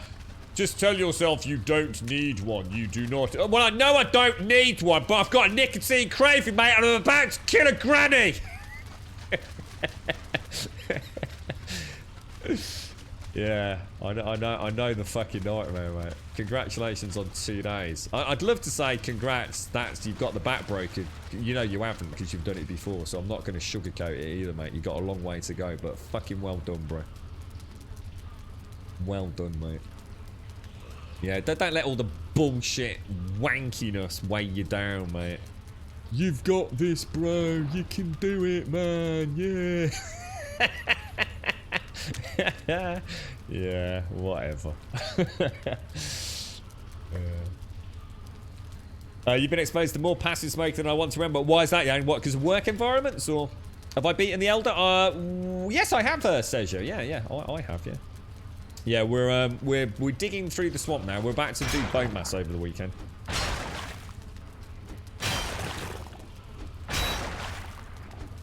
Everyone over 16 is eligible for vaccine. Whoa, over 16, Jabosh. That's amazing, bro. Holy shit, dude. What is that it? You just go and get it? There's no, like, you know, a 16-year-old is a lower priority than, like, I don't know, like a 50-year-old or 30. That's mad, dude.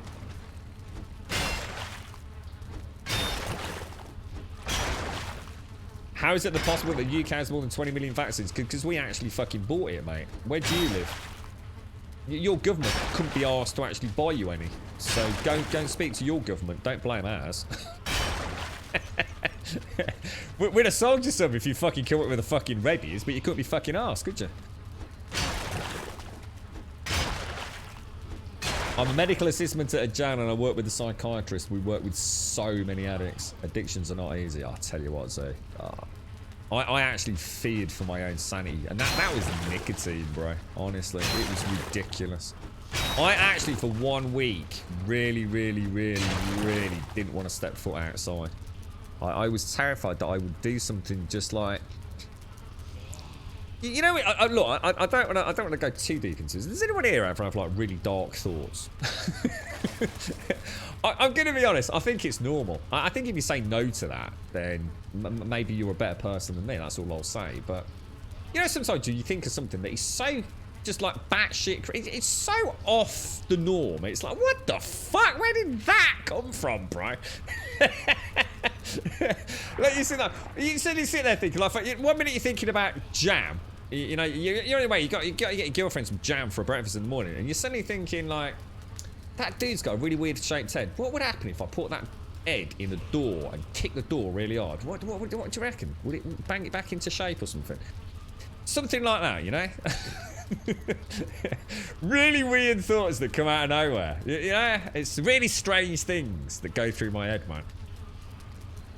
That's what I felt like when I gave up smoking. I felt like I'd got it under control. I obviously wasn't going to walk over to that dude, he'd probably put up a fight, wouldn't he? I wasn't actually going to take his head, put it in a door and kick the door shut on his head. Like fucking what? I think I'd recently watched that film with, what's his name? The old footballer. Vinnie Jones. I think I'd seen a film with Vinnie Jones doing it, so. Can't take credit for the idea, to be fair. Probably not as completely emotionally unstable as I thought. But I knew I wouldn't do it. You know, it's just one of those batshit crazy thoughts that pops into your head for no reason. It's like, whoa, dude, suppress that. Keep walking, dude. Get the jam. Focus on the jam, Grum. when I gave it smoking, I felt like the rubber band of reality was no longer there. The safety net of my conscious, my subconscious, had decided to take a fucking week's break. And I genuinely thought, you know, if I go out and someone upsets me, I might do something really terrible, you know? That's how I felt giving up cigarettes, mate. And it wasn't about physical violence. It's like, I honestly thought I might go down the local Tesco's and have forgotten to put my pants on. I wasn't functioning. Reality wasn't really a thing. I was, you know, I'd make a cup of coffee and put it in the fridge. Seriously, things like that, you know? Or I'd go to fill the kettle up and I'd fill it up with, like, Kiora orange. And it was just like, my head wasn't functioning. I was kind of like, I don't know, I suppose I was in, what would you call it? Like a routine, but the routine had somehow been smoking crack or something. And that's why I didn't want to leave the house, you know, because I was going to start some sort of fucking murderous rampage, but I actually thought, like, I'm going to say something or do something or see something or, you know, I'm a bit OCD at the time. I imagine I'd go down to Tesco and start, like, reorganising all the pear halves in the tins so the labels showed and things like that. I had a bad week, man. I had a really bad fucking week.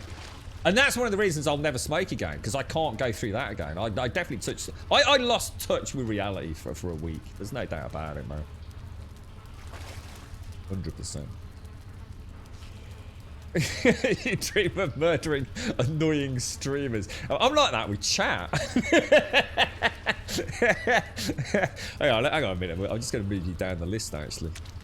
I dreamt about you last night. Don't need to dream about you last night. The things I did to you, mate. Grub, sometimes I think of having an orange juice after brushing my teeth. Oh, what the fuck? Whoa, back the fuck up, dude. That's disgusting. Whoa, dude. Come on, man. What the hell? Jesus Christ. It's supposed to be a safe place, Trallison. What the heck? Dude! Pure orange juice after brushing your teeth? Jesus Christ. Someone needs to get this man arrested. He's not... You need to be locked up, bro. When I was at my worst weed dependency, I would be filled with dread while washing or holding using knives and scissors. I've had that, dude. Yeah, I'm not going to talk about it on stream. Yeah. I actually can connect to that beard. NOBBA. That's door abuse. Yeah. Was it Lock Stock where he smashed his head into the door? That was brutal, man. That was horrible. Doikoi, thank you very much for the 33 and the Prime Yarmulke. Ah, thank you, sir. Thank you. How are you, bro? How's things? Yeah, I've got to admit, I mean, I would suggest anything anyone can do to give up smoking, do it. If it means vaping, vape. You know, it's got to be the lesser of the two evils. I wouldn't personally. I know that would, for me, that would just lead to another addiction, basically. So yeah, for me, it had to be cold turkey. The only thing I dared substitute was mints and Chupa Chup lollipops for that kind of hand-eye thing. If I'd started vaping when I gave up smoking, I'd have just started putting things in the vape in the end. Definitely wouldn't have worked for me. But and this is the thing, you see. No one can tell you what's right. Don't listen to anybody else. All they can tell you is their journey. And that's all you'll be able to tell is the journey you had. What worked for me won't work. I know people that they swore blind. Swore blind by nicotine patches. That's what saved them. You know, that's without that they'd never have made it. You know, years free of nicotine. Nicotine patch, nicotine patch. I tried nicotine patch. Dude, I looked like a fucking mummy by the end of the first week, mate. I mean, I'd got more patches than fucking tattoos by the end of the first week. I was putting nicotine patches on my fucking ball sack in a fucking desperation to get more nicotine in me, mate. And I didn't dare take the old ones off just in case there was still a little bit of nicotine in them, you know what I mean? If you throw me in a river, I'd have just fucking floated out to fucking sea, bro. There was that much fucking nicotine plastic on me. Never gonna happen. Never gonna happen. Not for me. Hickey does that. He loves the taste of citrus mixed with mint. What? What? He drinks orange juice after? Oh, no. No. Thank you very much, Darky. Thank you for the 33. Yeah, I can't brush my teeth and then drink orange juice. It would have to be orange juice and then drink the, and then brush the teeth. Yeah, I can't do that, man. That's proper batch. That's crazy, that is, man. That is certifiable, that is, bro. You're right, Daikoi. I was wondering if you see, this is what happens when you vape, kids. You start talking to yourself. You see, it's not good. I started with 12. Here's a question: what is 12 milligrams of nicotine, and what does that mean in terms of a cigarette? I mean, how much nicotine is in a cigarette? I mean, I know they're all different, but.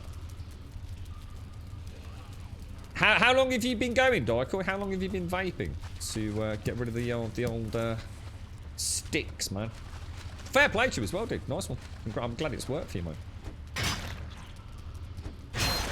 Tried a cigarette early this month. It tasted like crap. I think you can. Isn't there? I know there's something for alcohol, but there's like you can go to the doctor, can't you? You can. I think I guess maybe the same for cigarettes. Whereas if you actually smoke a cigarette or consume alcohol. You actually get sick, don't you? You feel overwhelmingly nauseous. I don't know. I mean, I've never tried anything like that, but there's all sorts of things that aren't just over the counter, aren't there, for addiction, for things like nicotine and whatever. And I think I did try nicotine gum once. That was fucking horrible, mate. Nicorette, I think it was called. Oh, Jesus, that was rough, man. I'd rather, yeah, just no. Ugh. 12 milligrams is really strong, is it? It sounds a lot, doesn't it? It does sound a lot. 2.5 years. Wow, Daikoi. Jesus. So 2.5 years, and you did try one, didn't like it, but for basically 2.5 years without a cigarette. That's amazing, dude. Fair play to you.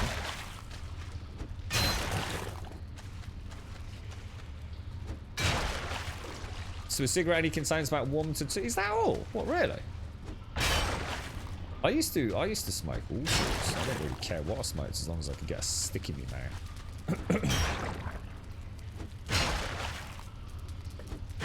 How many did you smoke, Daikoi? What was your like daily intake? As an ex-smoker, you'll probably be much more honest than a smoker. I used to kid myself only. I used to smoke because I didn't used to really count. I used to average it out on like the normal days. So if I'm like a normal day, I smoke 10 or 20. And that's what I'd say. Yeah, I only smoke most 20 a day.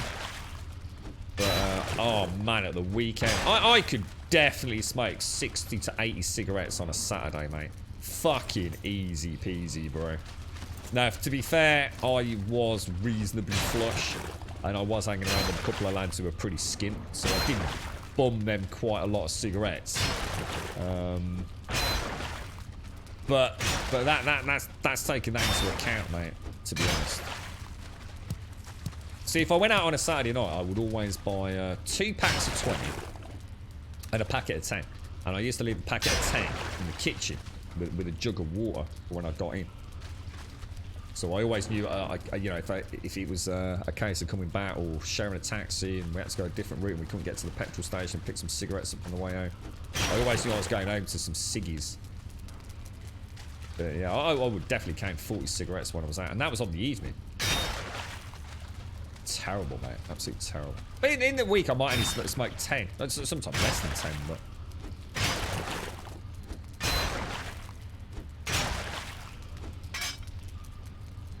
have you not done the Elder yet?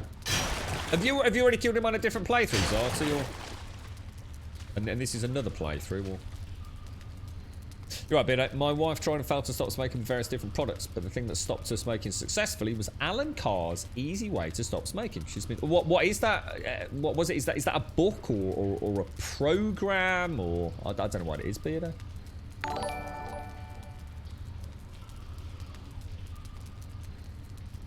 About 10 to 15 a day, about 5 packs a week. See, I was pretty good in the week, to be fair. I wasn't that bad. Like I said, 10 to 20. And to be fair, on many days, it wouldn't have even been the full 10. Or at least not in the later years, anyway. When I first started smoking, Jesus Christ, I probably wasn't even inhaling it when I first started, you know what I mean? Great to think how many we got through. But yeah, weekends, I would cane cigarettes at the weekend, man. Absolutely cane them. I wanted to see, I guess the beauty of it is these days, I literally would not be able to afford to smoke. I couldn't afford to smoke, I couldn't. No way on God's green earth. I mean, even a packet of 10 is what, £5+, is it? It's got to be, right? Imagine that, £5 just for 10 cigarettes. Jesus Christ, dude. Choose? What choose? What, as in gum, Zoe? Or do you mean as in just gets through a packet of cigarettes? Well, that was me working. I mean, that was me working full-time and then some. But yeah, that's why the weekend went crazy, because it was alcohol they see the weekend. So the alcohol and the cigarettes, I mean, that was, you know, couldn't have one without the other, you know what I mean?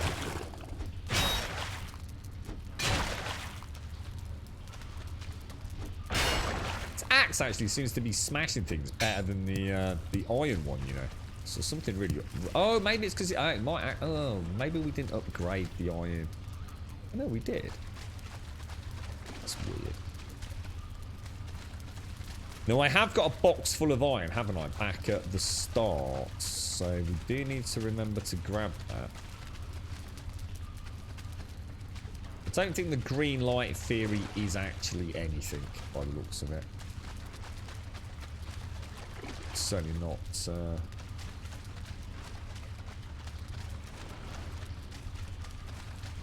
Keep following the green. Oh, I don't know.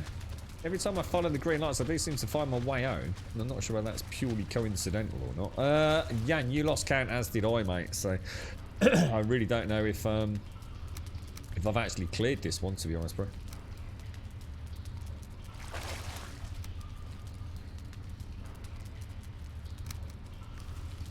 Take that lot back.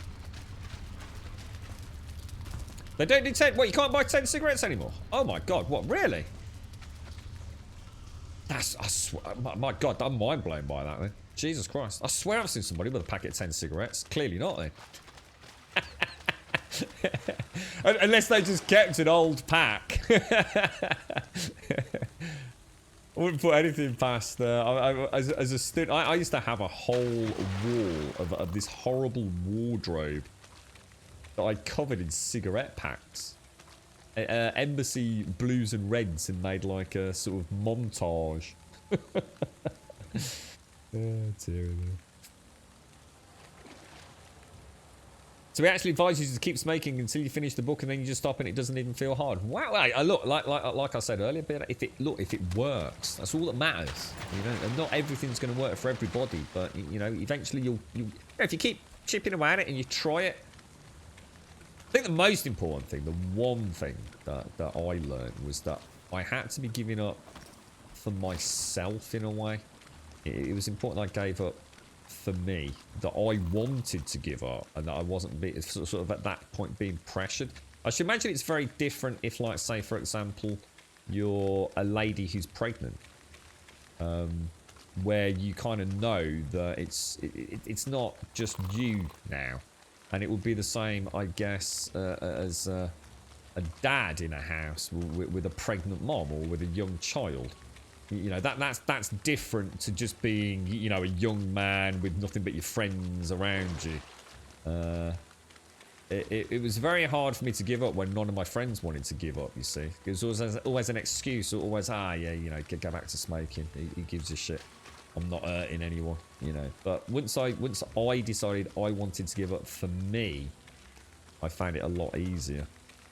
Like I said, I'm sure there's people that literally gave up smoking the minute they found out they were expecting a baby or something like that, you know. That's the opposite of that, isn't it? Now you've got a real reason to give up, and it's not just for your own health. But obviously that wasn't my situation. You once quit for 2 years and started again. It happens. The thing is, Scorpion, don't let it beat you up, mate. Don't see it as the failure. That, you know, no matter how you look at it, it happened. Beating yourself up about it don't make any difference. And you know what, mate? If you crash, you burn, and you have a couple of days smoking, if you can just get back up and stop again, don't let it. Don't worry. You know, it's better those 2 days than, you know, 300 days, isn't it? It's always a good time to stop, isn't it? But, you know, I think that's part of the mental issue you have with giving up, is you feel like you're resetting the clock, and when you suddenly reset the clock, you feel like, oh, you know, I've not had a cigarette, say, for 2 years, and now I have had a cigarette, and now I can no longer say that. So what's the fucking point? Because I can't think of giving up for another 2 years. And actually, it's not about that. It's just about giving up that day, isn't it? And that day turns into 2 years a lot quicker than you realise. But I think that's the problem, isn't it? That's what the nicotine's looking for in a way, isn't it? It's looking for that excuse, that reason, that, oh, it's pointless. Oh, I've let myself down. Oh, let's go back. You know, it's... yeah, don't beat yourself up about it, mate. You know, decide, you know, have a think about why you had it. You know, you never know. There might be a very, you know, I don't know what your situation is, mate, but most people that start smoking again, there's probably a very good reason why they started smoking again. Really shit day at work. That might be all it was. Just had a real fucking shitty row with a good friend outside of work. I had a near-death experience in a fucking road traffic accident. Home, glass of whiskey and a fucking cigarette. There's a lot of reasons why you pick up a smoke, right? Yeah. Yeah, who knows? You quit for 2 years and all you did was gain weight. A lot of people say that, don't they? Start munching on things. You're right, Lupus. I can't believe they don't do 10 packs. That's mad. That's so weird. So weird that they don't do packs of 10. Packs of 10 were like my saviour, mate. You like smoking, and it's not because I was too lazy to go shopping. Right, so that's why I tried vaping, Daikoi, and thought, let's go for it. Yeah, that's it, Scorpion. It is. You know, it's... There's worse things to be addicted to, isn't there, mate? You know what I mean? Don't smoke indoors anymore, small victory. There you go. You know, you might be one of those people that's it's all about baby steps. You know, where the people just have to, like, just go for it, don't they? Like you were saying, B, you know, with the book. You know, it's all in. And at the end, when you turn that last page, that's it. You never smoke again, do you? Nah, best of luck, Scorpion. Best of luck, man. Best of luck. You can do it, bro. You've already done it for 2 years, so you already know you can do it. You quit for a year and got T-bone, took a smoke. Oh, really?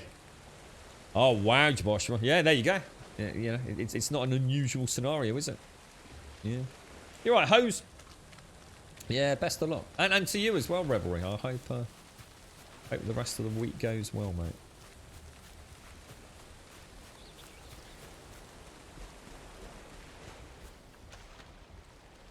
When I stopped smoking, where I spend my time, I halved my usage. Yeah, it's as much, and I do believe this. For me, again, everyone's going to be different, but a lot of the addictions that that I'd probably say that I've had over the years would be around the social environments.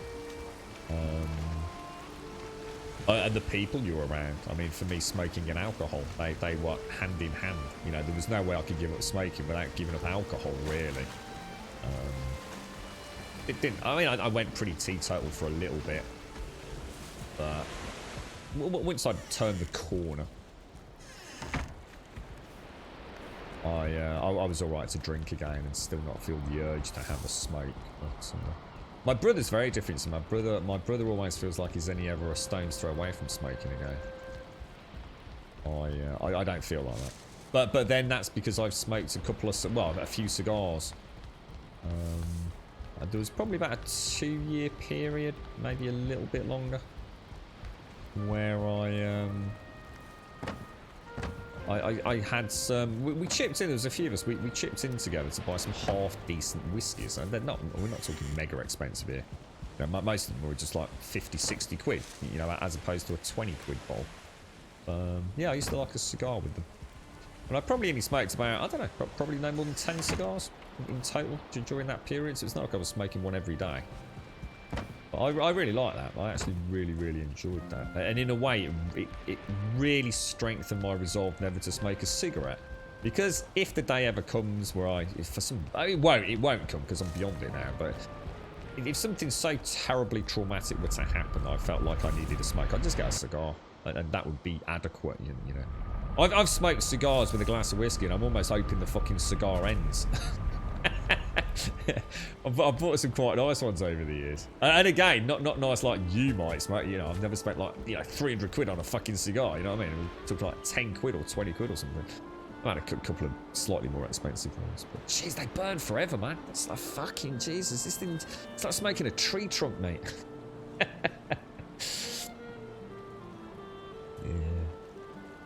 Yeah, but putting yourself outside of those situations, isn't it, Dykel? Yeah. So trying to avoid that. Everyone says the same thing, isn't it? Any smoker will know how glorious the smoke after sex is. Or after food in particular is probably the better known one. There is something about that cigarette at the end of a meal that is just, There's nothing. If you've never smoked, you've got no idea what we're talking about. You will never know that feeling after a really nice meal, sitting back, stretching out and sparking up a cigarette. That is life, man. That is life. But that's it. It's not. That cigarette isn't any different. It's because the reason that cigarette is so good is because you've just eaten. And you've probably been sitting there for a while indoors. You know, you probably aren't sort of rubbing, stirring your baked beans with a cigarette in your gob. I'd like to think not, anyway. Even as a smoker, I tell you not to smoke around my food prep. So it would be one of the longest periods of the day that I hadn't had a cigarette. Same with sex, obviously, because my sexual prowess meant I went for hours, you see. So, again, with sex, you see, it would be one of those periods during the day, right, where you didn't have a cigarette. It's a bit hard to have sex while you're out toking on a cigarette. It can be done, by the way. But you get my point. There's nothing different about those cigarettes. It is, it's just because you've been a little bit longer than all the others in the day. It's why the one getting up in the morning so good. You've probably been asleep. It's probably been hours since you had nicotine. Your body's like, oh yeah, bring it on with a cup of coffee, boys. But that's it. Remember, it's just fucking mind games, mate. Even as an ex-smoker, I'm sitting here laughing. The fun, that feeling, and that's what it does to you. It's that connection, a happiness of living a little. It's bad. It's tricks. It's tricks. That's all it is. Mind games, bro. No, not better than sex. After sex, yeah. Well, it might be better than sex. Depends on how your sex life is, mate. So it sounds like you bang a pizza 3 nights a week, mate. So I'm not too. Is that why you eat so much pizza? Do you roll it up like a pizza shag? That's why he likes the pineapple. Keeps it moist. There's an image I'm going to really struggle to get out of my head. Hang on, let me just breath. There you go. That's why I still try a single inhale of cigarette every. Why? And if you could save the first smoke of the day by doing all your morning chores, even better. And you still inhale a. Sorry, I missed that. Why did you still inhale a cigarette? Is that like a test of self-resolve? Is it, Dykel? Yeah. Oh no! What's happened down there, bro?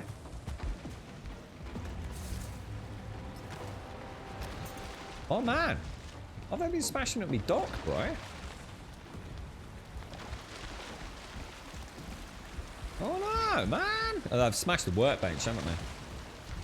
And a sconce as well. God damn it, dude. That probably did that ages ago. I've only just noticed. But...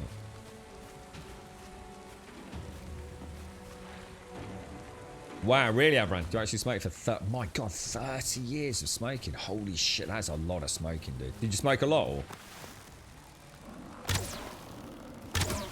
See, that's cool. I mean, see, that is really cool. Yeah, it is never too late, is it? And the thing is, I have to say,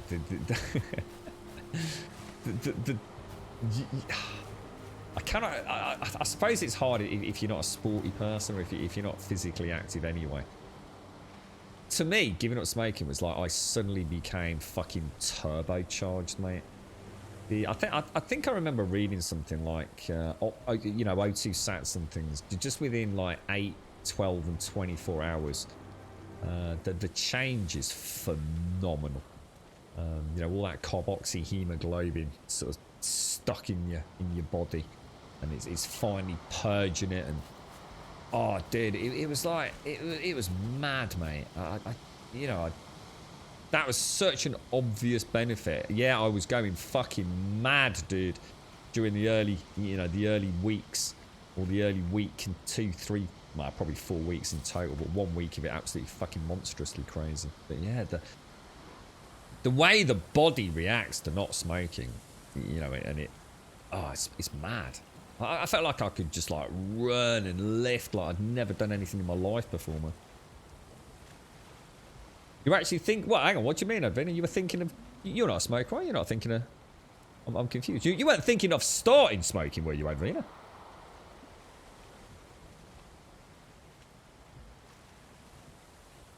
Yeah, fair play to you, Advina. That's amazing, mate. Congrats. That's wonderful. 4 years and having been a smoker for 30 years. I bet that wasn't an easy ride, was it?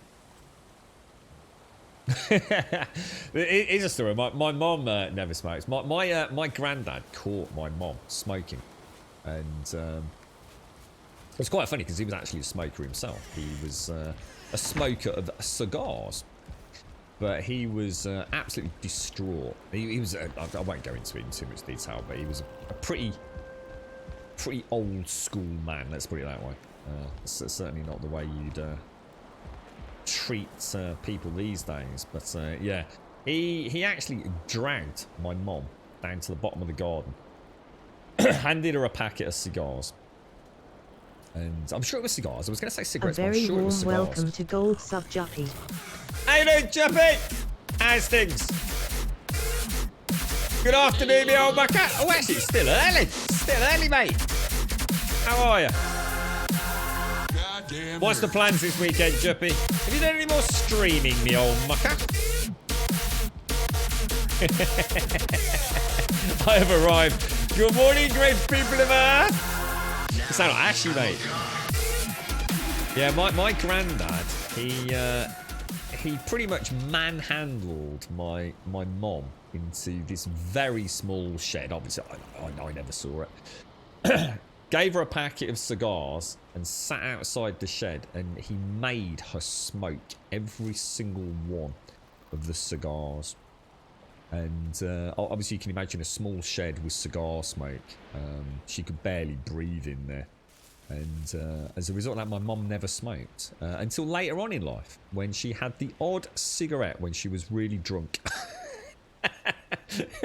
And it was always funny, you know, when you watch a non-smoker who's also a little bit inebriated, and the way the cigarette sort of dangles off the lip. Oh dear me, oh, how I laughed. But yeah, that's why my mom never smoked. She basically sat in the shed vomiting, trying to get through this, and he stood outside all the way through it, telling her, screaming at her, you know, start the next one. You'd probably get locked up in jail for fucking child abuse doing that these days. You were thinking of smoking recently. That would be a slippery start. Yeah, there's literally no reason to start smoking, I've been. Like no reason at all to ever start smoking. There are just so many much better, cooler things to do than start smoking, mate. It's not even that nice. So honestly, it really isn't. I mean, at the time, it is. And I was a very happy smoker, Advina. I'm not going to lie to you. I love smoking. I really did, but it wasn't the smoke. It was the people that I met through it, man. you know, as a smoker, I hung around with the cool kids because they smoked in a way. We went out together, you know, from the pub. You know, we'd go outside together and we'd be nattering together. You know, you got in with a crowd of people that were smokers, not the non-smokers. And I met really cool people. And I would still have met really cool people if I hadn't been a smoker. You know, smoking didn't make them cool. It just meant that it was a different gang, you know? So we were the cool ones, you know, in our eyes, whereas the non-smokers thought they were the cool ones. And it's all about, you know, context and perception, isn't it? But smoking actually doesn't make you feel good in any way, shape or form, really. There's a very small hit of I'd say, what would you say as a smoker?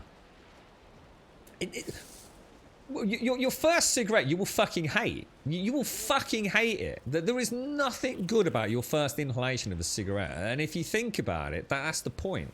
It's only the addictive nature of the nicotine that keeps bringing you back. But it actually...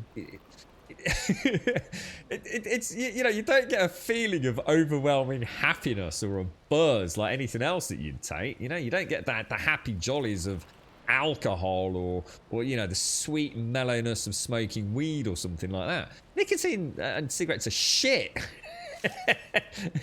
They literally are shit. but yeah, the addiction grabs you so fast. It's an instant addiction. Literally within a few tokes, isn't it? You get over that sense of sort of feeling sick, and you feel like what the first time you smoke, you feel it. First of all, you feel incredibly lightheaded, really lightheaded, which is really scary. That's like a really scary feeling. You're probably going to cough, and once you cough, you're going to start having that aggravated cough, you know, because it's quite a coarse one. You're going to feel a little bit, what would you say? A little bit, I don't know how to put it. See, it's a hard one to describe because I'm trying to think about the first cigarette, not the subsequent cigarettes, which are a completely different feeling. I don't know. I think the lightheadedness really overrules anything else I was going to touch on because everything else really is after you've got in the habit of smoking a bit more regularly, to be honest. But a little bit nauseous, very lightheaded, a little bit out of control. But that I really don't want to say that really without further clarification. The out of control is really because you feel a little bit unsteady, a little bit wobbly on your own feet. You do. The lightheadedness isn't just a feeling of floatiness. You actually feel a little bit, you know, if you were to stand up, take a toke of a cigarette and take 2 steps, you would probably feel like you were falling over. Does any of that sound nice in any way, shape or form? Because I can assure you it isn't, and that's why most people don't fucking carry on smoking. Or should I say, that's why most people shouldn't start smoking. The problem is, the nicotine in it is such a boomph. You know, there's neurons start firing off, there's connections and pathways suddenly there that weren't there before, you know, and there is the addiction. You know, it's not because, wow, holy shit, I'm seeing space angels and rainbows and hallucinations. It's just pure physical addiction. It's shit. Don't ever do it, Advina. It's absolutely shit. Smokers have their own society within a society. Oh, yeah. Oh, Silk Cut. Remember Silk Cut? Yeah, has anyone ever tried Park Drive? Park Drive was the ones that nearly stopped me smoking early on. We for some reason, we either couldn't afford or we couldn't get our hands on any cigarettes. You know, not been smoking long. We got these Park Drive, and I can't really remember what exactly they were, but I seem to remember they were in a metal tin. I might be wrong on that. Might be getting confused with some little Hamlet cigars, but yeah, these Park Drives are in a very different packet anyway to a normal cigarette, and they got no filters. It was a cigarette without a filter. Holy fucking shit, dude! Oh my god, that was like having your first cigarette again. It was bloody awful, mate. Bloody awful. I used to despise menthol cigarettes. Honestly, if you were in our circle of friends and you smoked menthols, I thought you were a fucking twat. I honestly, that in hindsight, I was really quite nasty about that. Not as in like, you know, I wouldn't be your friend because you smoke menthol cigarettes, but I really despised menthol cigarettes. It was everything that was uncool about smoking. It was like, you fucking twat. Why are you smoking menthol, you fucking idiot? If you're gonna smoke, at least fucking smoke proper cigarettes. They really were like the wankiest of the wank. Oh, Jesus. Terrible. Yeah. How did you get to see the Space Angels? Not from smoking cigarettes, mate, but we can talk about that another day off stream. Your brother smokes cough. Yeah, smoker's cough's terrible, mate. That's what killed it for me in the end. That's why I knew I had to start changing my outlook. Yeah, it's terrible, man. It really is absolutely freaking terrible. And any smoker that thinks they didn't have a smoker's cough is fucking lying out of their fucking butt crack, mate. You all had it. You just fucking chose to ignore it. There's nothing. You can tell a smoker a mile away when all that phlegmy cough because all the little cilia in the windpipe don't work anymore. The thing is, like, you gotta do what you gotta do, though, right? Look, I'm a fucking ex-smoker, man. I fucking, you know. I've often said, you know, if you knew the day you were gonna die, right? If you knew it was gonna happen, there's nothing you could do to change it. You know, would things change? You know, would I do things? Ah, fuck knows, mate. Fuck knows. It's too complicated and too many possible questions to answer. But you know, I would never judge anyone for smoking. I did it for years and years and years. If you want to smoke, smoke, mate. You know, there's now laws in place, which means you can't really bother me with it anyway. But yeah, I was a happy toker, I tell you.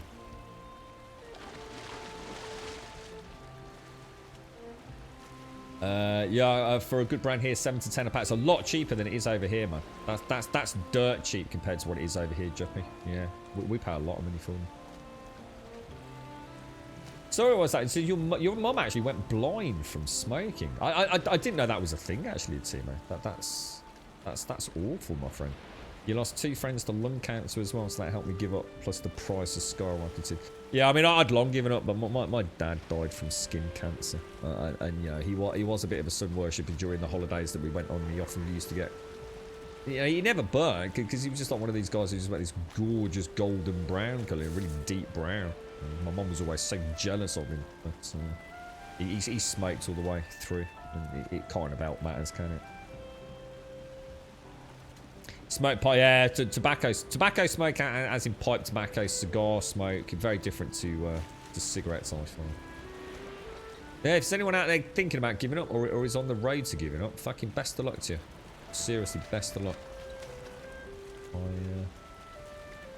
I'd hold your hand all the way through it if I could. It's nothing bad's going to come of it. You're gonna be a lot wealthier, and hopefully a lot healthier. You might be miserable as fuck, but yeah, crazy, isn't it? You started smoking, it was £2.89 a pack. Jesus, I don't think it was ever that cheap in the UK, was it? Jesus. Yeah, we've always paid a lot of tax on our cigarettes, haven't we? Right, what's missing here? It's what have we got? Yeah, strength and power to you, man. I tell you what I have thought I'd Vina. I think I'm quite surprised you actually thought about smoking. Probably just a very momentary thought, presumably. But I have thought, and very occasionally, I have. That doesn't look right. I have very occasionally thought about trying vaping, and I realised it was quite interesting. Why is that like that? How did this used to look, guys? Anyone remember how this used to work?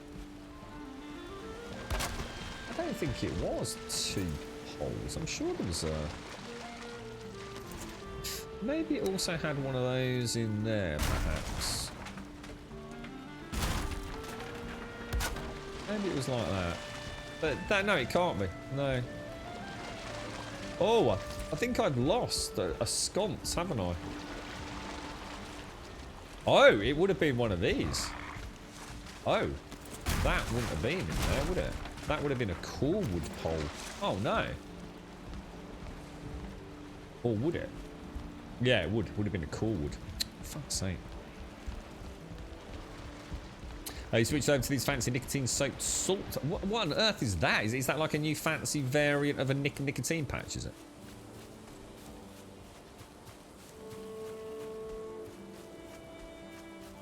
Yeah, it's definitely core listless. Yeah, 100% a bit of core. And it looks like I've lost another. Oh, no, hang on. I've got 4. So, no, it isn't actually. Yeah, two sconces worth, isn't it? So, it's going to be core wood. I'm going to need some sap as well, aren't I? What else is it for a sconce? Yeah, we'll be alright. At least we can get it back up and running. Let me just knock that out.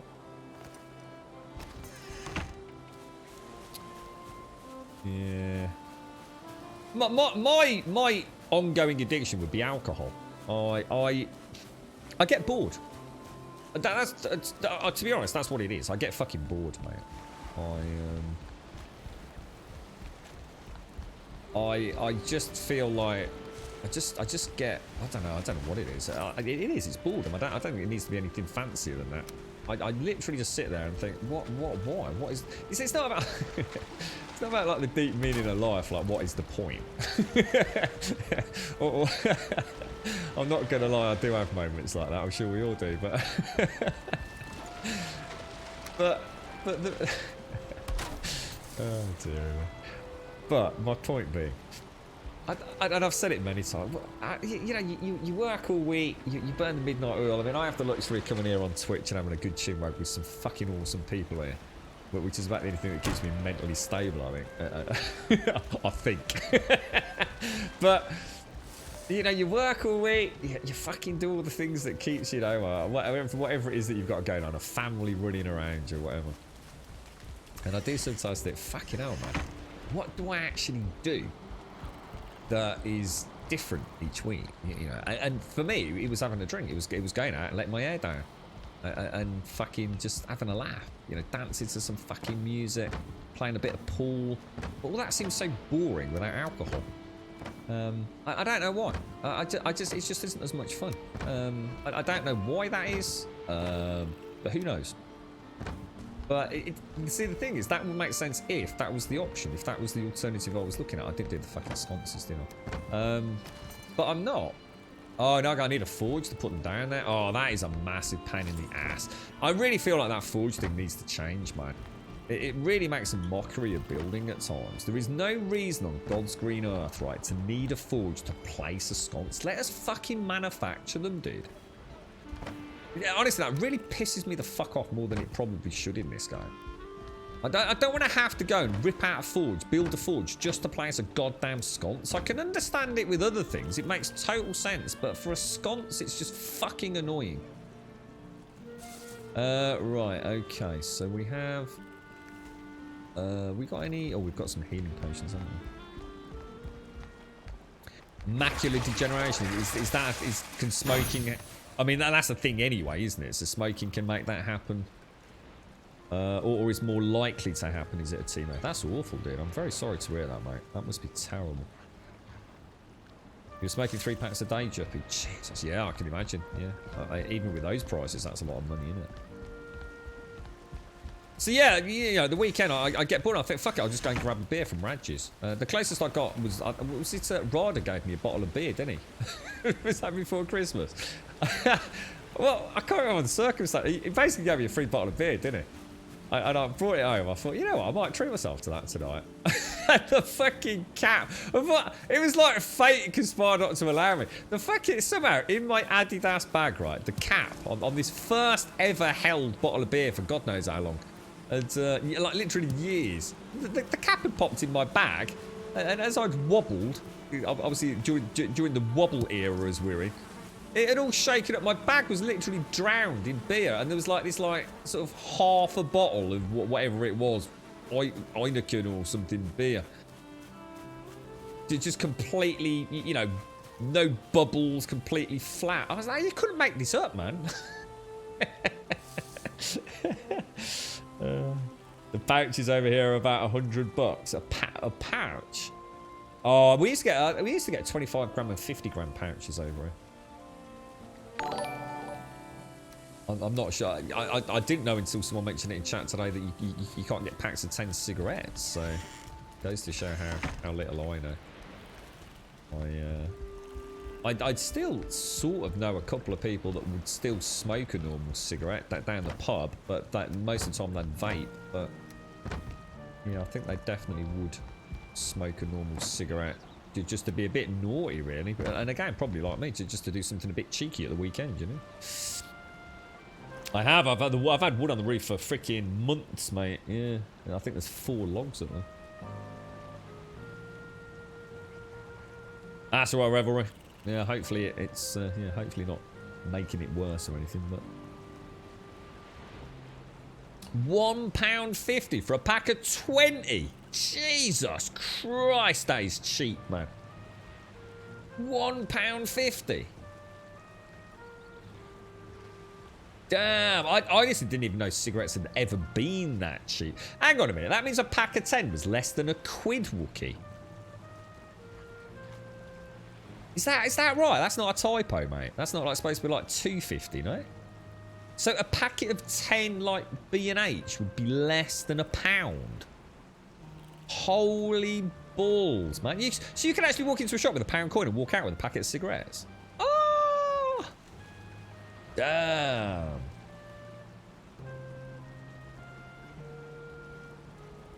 They're actually tobacco-free, Thandro. Nicotine-soaked salt that dissolves as you salivate. Oh, so is this like the edible tobacco? Is it?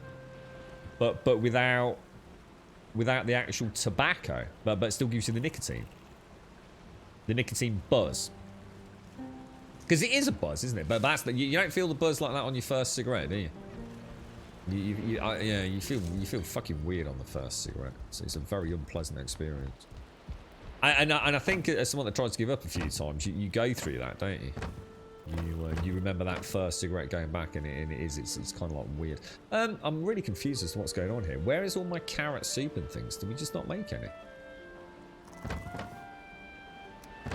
Let's grab that. Let's grab some. I need to make some more carrot soup. What else is it for carrot soup? I think it's the red shrooms. I am seriously running low on stuff, man. So you do get that kind of that's interesting. See, I've never thought. I don't know anyone that's ever eaten chewing tobacco ever. Not even, I don't think, to try it as a joke. I've heard it is extremely common in certain populations in the UK. I wouldn't even know where to buy it, to be honest. I'd have no idea.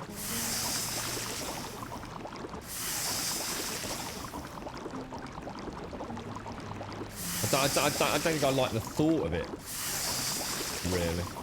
But I suppose that's because my only association with it comes from like a Wild West film where they used to spit into the spittoon. Big globber, bleh, you know what I mean? I guess it's nothing like that, you see. But that's the image that is conjured up in my head. So hang on there, we need to pop in. So if we take out that there, which is the poison resistance, if we pop that in there, that should ferment up nicely. God, I need to make arrows as well. Snuff's different, isn't it? Or is that oh, hang on, I remember this conversation. There's the difference between snuff and snooze, isn't there? Or whatever, or snus or whatever you call it. I lost the plot with that. I don't know. I don't even understand it. I thought snuff was just like this, like kind of white powder, like Sherlock Holmes used to shove up his nose, and I don't mean like as in cocaine or something. Some like little, I don't know, like little buzz pinch of white powder up your nose. I always thought that was like snuff, but apparently there's something called snooze, isn't there, or snus or whatever it is. I have no idea what that is, man. Apparently it's super popular in America, isn't it? Again, I don't even know if we have that over here. I just have no idea. I really don't.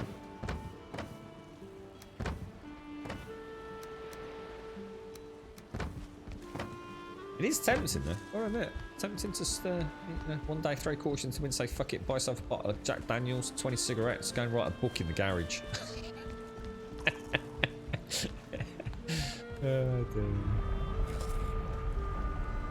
Oh, take that, that, and that. And that's still the swamp. I hope not Revelry, yeah. I suppose yeah, it's yeah. It's a difficult journey. If it was all happy Cocoa Pops and marshmallows, it wouldn't be such a big talking point, would it? You just say, "Oh, I'm a smoker, huh? No, I'm not." I suppose in a way that's exactly what it is, though, isn't it? I suppose it is. You either you are or you aren't, right? Yeah. Good luck, man. Good luck. Oh, is that what that is? Yeah, is that like you roll it up and just put it underneath it? See, I hate the thought of something being jammed in my mouth like that and sitting there. I can't imagine ever being comfortable with it. But it's like anything, isn't it? I suppose you get used to it, right? Right, back to the swamp. And we've got to get this iron home today.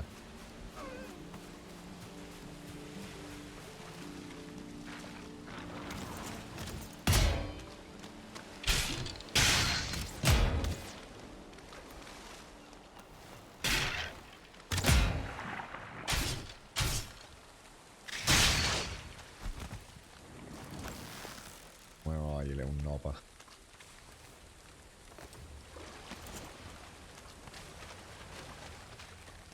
Oh, come here, my little knobber friend. I was sitting there now, and all I can think is kind of. I actually just caught this. Oh, someone posted something. Oh, it was Des. Oh, that was so weird. Des made himself some like honey mead. And it really did look, oh my god, it looked amazing. And he posted up the pictures in Discord. Now, I have no idea what that stuff tastes like. I have no idea what sweet honey actually smells of. But you know, it's one of those, although I'm sure I have got an idea. But I've never really had access to like syrupy honey. And he posted this picture up and had this really cool, like what looked like a Lord of the Rings glass. And I did like a double take on the glass. I scrolled back up to have a look at it because I was just posting like that looks amazing. And honestly, it was so real. It was like I could smell my brain's interpretation of sweet honey. Well, whether or not I was imagining what that actually would smell like, I don't know. But it was so clear in my head. It was like really when, and just then I just thought of that horrible beer smell when the beer burst in my bag. It was not a nice smell because it was beer that you had to clean up, not beer that you were going to drink. So mate, smells weird, isn't it? The memory of smell, fascinating. Yeah, I don't know if you saw it. Honestly, it looked gorgeous, man. It looked really, really nice. I mean, I don't know. I got so many questions. I don't know how viscous it was, or you know how sweet it was, or how much of an alcohol kick it might have. But yeah, it looked perfect. It did look like Nectar of the Gods, like you say, like literally, man. It looks amazing. Oi, Miss Nordic. Huh? What are you trying to say? Yeah. What was that? What was that bloody song, Miss Nordic? Toss a coin to your witcher. Rah, rah, rah. Toss a coin to your witcher. Your witcher is a knob. Rah, rah, rah, rah, rah. A bit of thrash. God, that really hurts my throat. I need some honey mead. Des, honey mead. What was that bloody song? Can't remember the lyrics now. Toss a coin to your witcher. Toss a coin to Henry Cavill, cause he's got really nice butt cheeks. Butt cheeks, butt cheeks, butt cheeks like Thor. Toss a coin to your butt cheeks. Voice of an angel, as my mother would say, Revelry. Yes, I sometimes have to be careful. It's my vocal range that throws people, I think. It's, holy wow. Shit, I think I just heard an angel outside. It's incredible. I think it's the passion I put into it. Yeah, cheers, Burnout. Thank you, mate. I quite often... it's jealousy in chat most of the time, mate. I just can't handle it. Never had anything like it, you see. Can't handle it. Oh, that's it. Toss a coin to your witcher. A valley of plenty. A valley of plenty. Toss a coin to your witcher. That's it. That's just like how it went, wasn't it? Fucking beautiful, mate. I ain't got a shower, yeah. I've got a bath shower, bro. Just a little sings, a little sing along, a little bit of. We like to cover a wide range of topics here in Grumbodia on a daily. Is it Karaoke Friday? It is. Imagine what I'd be like with a pint of lager in me. You'd all be fucked, man. I'm alright, but don't worry, mate. It's just a momentary. It's Miss Nordic. Blame Miss Nordic. I can't help but sing to her. I like to serenade her, you see. She always puts off whenever I sing, so I don't know. Maybe I'm doing it wrong, mate. She left her handbag and everything last time. Thank you, Revelry, thank you. But don't worry, if anyone missed it, you know, if your friends and family missed it live here on Twitch, we normally put a little bit of a medley together for a Christmas special over on iTunes. $1.99, mate. Don't worry. Thanks for a cracking Christmas gift. Toss a coin to Grumble's butt cheeks. Oh valley of plenty to Grumble's. That's butt it. cheeks, That's it. yes. My beautiful butt cheeks. My butt cheeks. Honestly, they're like little balls of iron. My butt cheeks. I say. Thank you very much for the bits, Miss Nordic. Thank you very, very much, my friend. Thank you. Thank you. Thank you. Thank you. Yeah, old Henry Cavill. I need to check these Superman films out you've been telling me about. Then I didn't know there were Superman films. I thought they were shows that he was in. So maybe there's a show as well. I don't know. Thank you very much, Miss Nordic. Thank you very much for the bits. You're right, Dejul. Sit back down, Dejul. It's alright, mate. It's just on the stream. You'll be alright. Don't worry. Or are you? I hate it when I AFK in this game. Seriously, the amount of bloops and gurgles and things in the sunken crypts, it's ridiculous, man. Absolutely ridiculous. They've done such a good job with the sound design. They really have. Or what the hell? I think not, sir. What's he doing out here? Oh, wait up. We got an oozer as well, look. Every one of these is going to hit. I'm in. Oh gosh, he says as he misses in Legolas mode, mate.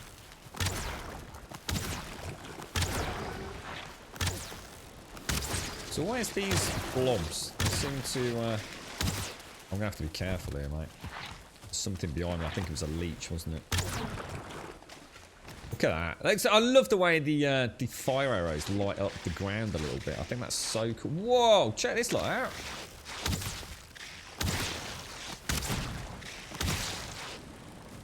Might be a good way to practice the old archery skill actually in the swamp with the leeches. You know, if you make the yellow shroom road like we have to. Where's that other one gone? Here he comes, here he comes. I think that is so cool the way you can see the ripples in the water. It's sort of like the Valheim equivalent of Jaws' dorsal fin, isn't it? Space Base Startopia. Talk to me then, Dyker. What's that? Is it a well-known one? A remake? An early access? A new version of an existing game? Never heard of it, mate. Sounds like yet another boring-ass generic space game, if I was to be honest. Just from the title alone. But, you know me, I would not be so naive as to judge a game just on its name. But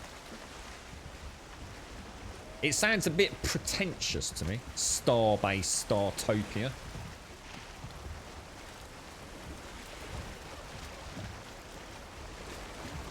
What's that? Penis Jam? What the? What the hell is Penis Jam? Is that actually a game?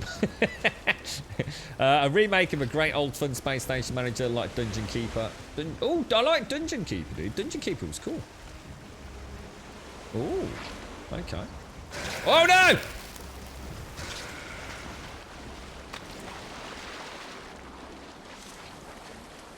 Now that we haven't seen before. Now we've got 10 seconds on that. I'll tell you what I'm going to do. I'm going to pop a healing potion. Because I refuse to fucking die. That poison is nasty, isn't it? Like, without a healing pot. We saw him in the water earlier as well, remember? When we saw the... Oh, gosh, yeah, I'd tell you what, if I ever see another one in the water like that, I'm going to make sure we bloody kill him. It looks like he must have come out almost... I mean, I assume he was chasing the deer. Because we saw the deer, didn't we? And he must have just gone towards the nearest land like the Grey Dwarf did when he swam all the way around this little pinnacle of rock trying to find a way up. I only came back because I was misaligned with the shore as well. Which one, Juppy? What? Starbase Startopia? What is that one that you like, is it? I used to love... I'm not sure I played Dungeon Keeper. I definitely played Dungeon Keeper 2, I think. That was the one where you actually play... You actually play as the Dungeon Keeper. And they send, like, the AD&D heroes at you, right? You have, like, little adventures, try and get into the dungeon. So it's almost like you're playing an evil, sadistic... I seem to remember a hand, like a disembodied hand. Is that a thing? Oh yeah, Hashi mentioned Evil Genius. Now I know nothing about that franchise, so I did pop on a YouTuber that has got quite a lot of content around the game. Actually, I think they were only allowed to do 1 hour's worth of footage, but he chose to sort of cherry pick a little bit sort of outside of the beginnings, so a couple of 3 hours into the game, and I did watch some of it. It looked really good, Daikon. Really, really good. It's not often I see a game, you know, that's outside my normal kind of genre comfort zone, which is quite narrow these days. And you know, I often see a good game, but I just don't pick them up because, like I said, they're not within that circle of games that I tend to stick with these days. But that one does look really good. I'm definitely going to be paying attention to that one. Yeah, it does look like... I like the graphical style. I like the idea behind it, and it looks like it definitely has a sense of humour, which it's on the right side of funny. I think a lot of games that have these subtle comedy-esque sides to them kind of miss the mark. But you should definitely play War for the Overworld. It is Dungeon Keeper. They even have the exact same narrator from the Dungeon Keeper series. I've never heard of it. War for the Overworld. Did it do well? I mean, is it a good game? Or is that what it was? The hand was your... I was going to say, I seem to remember this disembodied hand. Is that what it was? It was the cursor, was it? Got you. Yeah. The bosses used to breach the walls. And didn't you used to have like a treasury or something like that? If they got into there, they'd steal all your money, right? Or something like that. Oh, that was it. Yeah, you could slack your minions. Yeah, pick them up. That's it. That's the one. Yeah. Wasn't that something to do with Peter Molyneux? I'm sure Peter Molyneux had a hand in that. Maybe.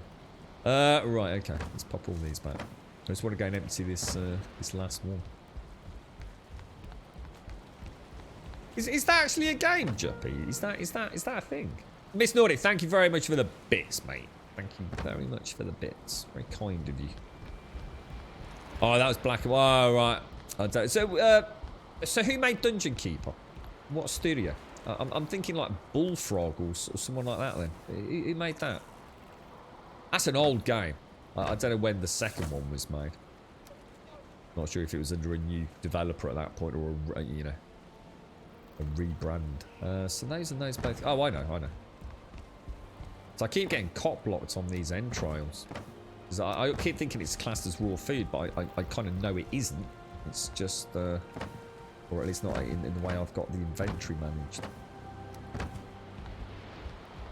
Oh, it was Bullfrog. Ah, right, there you go. It's not. It's yeah, okay. I don't think I ever played Black and White. What was the other one? Was it God was it Populous, or was that? What was that? What was that other one where you played like a godlike? And Spore was another one that I never played. Didn't play a lot of those. So I suppose they are old, aren't they? I don't think we ever got functioning copies of a lot of that stuff. It was. I had a lot of games like Syndicate. So Syndicate must have been a really popular game when it came out, because that was one I remember. We always found a copy of Syndicate at a car boot sale, like all the time. Very rare we wouldn't find that. That must have sold gangbusters. It was like anyone that must have had a PC back in the old days must have had a fucking copy of that, man. Yeah, that's right. Yeah, good old games. You can get all this stuff now, can't you? Yeah. I have still got quite a lot of old PCs, because basically no one would offer me any money for them, you see. So I still have a lot of the old boxes of these games. You know, with in some cases floppy disks that, you know, didn't work even when we picked them up. There's a few of us. We were all at uni, so we used to, you know, for a cheap weekend out in the car, gonna have a pint of cider somewhere, and you know, try a couple of local ciders and things. Used to travel around in car boot sales, and we kept it up for a long time after we'd left uni. It was a nice day out, just going and checking out, you know, moms and dads emptying out kids' bedrooms and attics that were off to uni. So we found loads and loads of really cool PC. Honestly, mate, PC gaming was fucking awesome. Well, it must have been awesome back then, with all the different array of boxes and things you could get. There were like octagonal boxes, triangular boxes, circular boxes, boxes with cloth maps and silver coins in them. Oh, it was amazing, man. Treasure trove of stuff. What was really cool was opening a box and, you know, say you'd buy, I don't know, like Syndicate, but when you actually opened it, it got all sorts of weird and other instruction manuals for different games. And, you know, back in the days when games had instruction manuals. Yeah, another Fable. Yes, I've heard about that. Lion, because Lionhead got shut down, essentially, didn't they? You have 850 games on your Steam account. Have you actually played them all, Dirt? Are you one of the rare sausages that actually has hundreds of games that you've actually... I have games on my Steam account that I don't even know how I got there. Like, they must have been gifted to me. And then I stopped redeeming some gifted games. Because some of them were disgustingly strange. So, really weird shit, mate. I tell you that I've been gifted over the years. Speaking of Bullfrog, anyone remember Magic Carpet? No, I don't remember that one.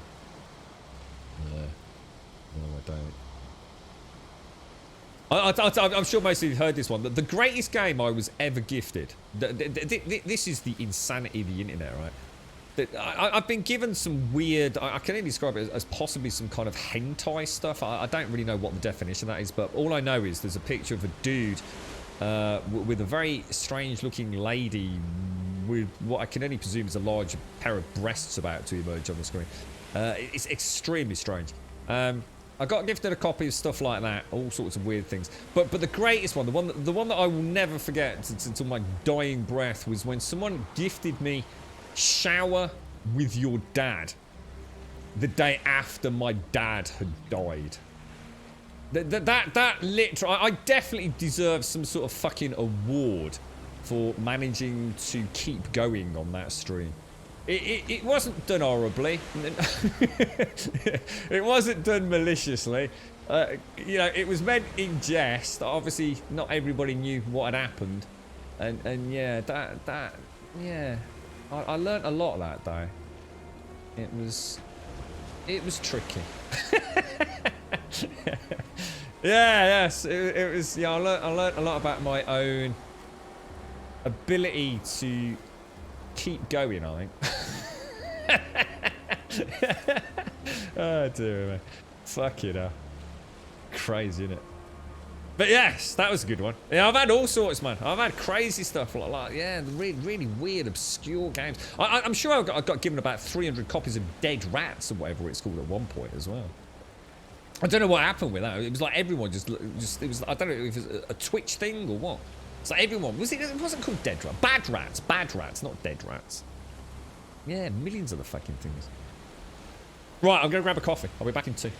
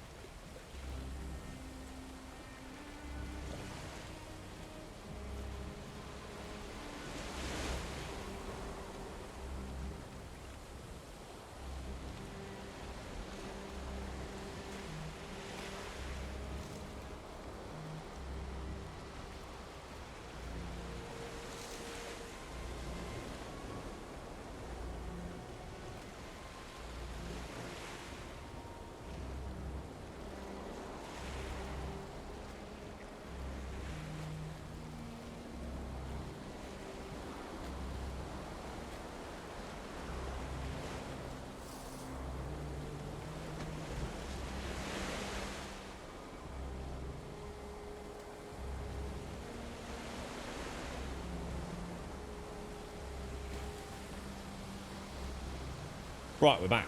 Oh, Jesus, food. Ding, ding, ding. Guys, it's horrible out there. It looks like it's been pissing it down, and then the sun's been coming out. It's like a right old mishmash of weather out here in the UK. Well, where I am in the UK, anyway. How's things then? Yes, you all right, bro? What's what have you been up to, man?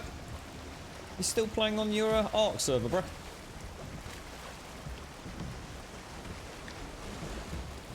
Oh, what did you play, Miss Nordic? What you been hitting up? You got anything on the calendar for this year, Miss Nordic, that you're particularly looking forward to? I don't know if you're playing, what's it called? Outriders is out. In fact, Outriders is out very soon, isn't it? Oh, that's a point. That's going to release around the time of the bank holiday weekend as well, isn't it? So even more people will pick that up then. Jesus Christ. I don't think I've ever known a game for a long time put as many ticks in a box as Outriders. I've had a demo out. It is a looter shooter, which draws in, you know, a pretty fanatical crowd a lot of the time. It's releasing at a good price. For those of you that want to buy it on PC, it's releasing at an excellent price if you're going to get it free, ish, on the Xbox Game Pass. It's across all platforms. The demo content, leveling and everything carries over to the final game. I mean, I don't think I know or can think of a game that has put so much effort into getting it all right before the actual release of the game. You know, they're clearly proud of their product. They feel they've got something there. They've given us a fully functioning demo, which is rare as rocking horse poop, and yeah, especially in the big AAA kind of world. I kind of wish, you know, even if I don't enjoy the game myself that much, I kind of wish them the very best. It's certainly the way to do it, isn't it? There's got to be... Hang on. So in there must be a load of ore. No, where's the stash then? Oh, I am so confused.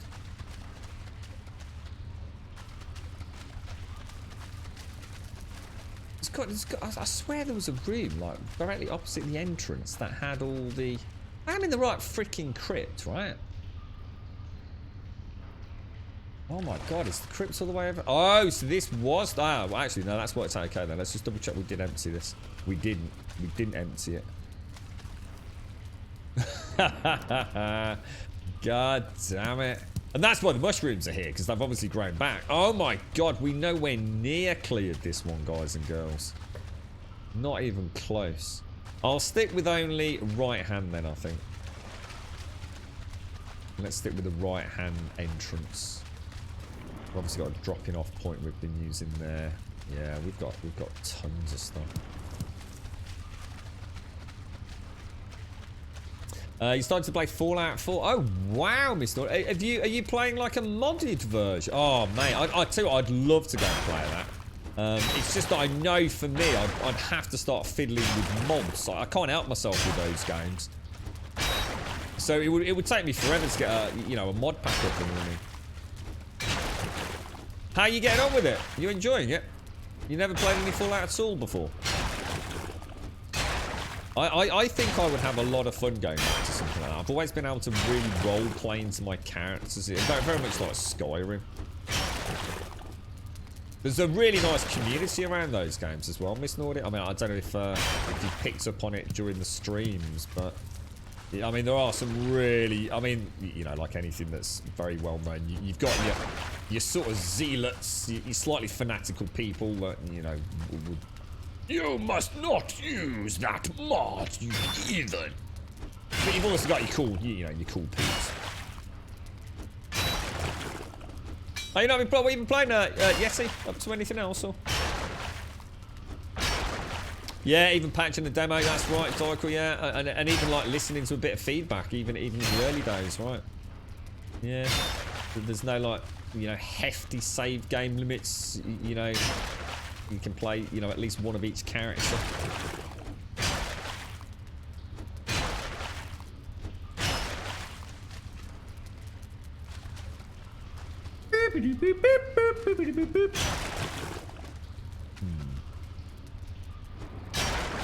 Annihilate, thank you very much for the 26, sir. I hope you're enjoying your week away from work. How's it all going, man? Thank you very much, bro. Thank you for the 26, mate. I do appreciate that. Thank you kindly. Thank you very much. Thank you very, very, very much. Thank you very, very much, Anali. Big hugs to you, man. Cheers, bro.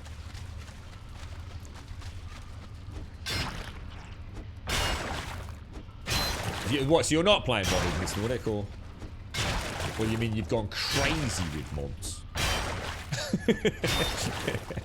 It's just, I'm terrible, Mr. Nordic. It was like, just one more mod. Just pop this mod in. Oh, this mod makes my HD cabbages look almost yummy scrummy in my tummy delicious. Oh, my save game has gone horribly wrong. You've been streaming? I didn't even know you streamed in Ireland. Jesus Christ, mate. When did that happen, Brad? Or, Jesus, I do apologise. I didn't know you were... what, here on Twitch, or...? You turn to the dark side. Dark side. There's only one dark side. That's YouTube gaming now, isn't it? Kicks is... not Kicks, sorry. Yeah, Kicks. Yeah, Games for Kicks, yeah.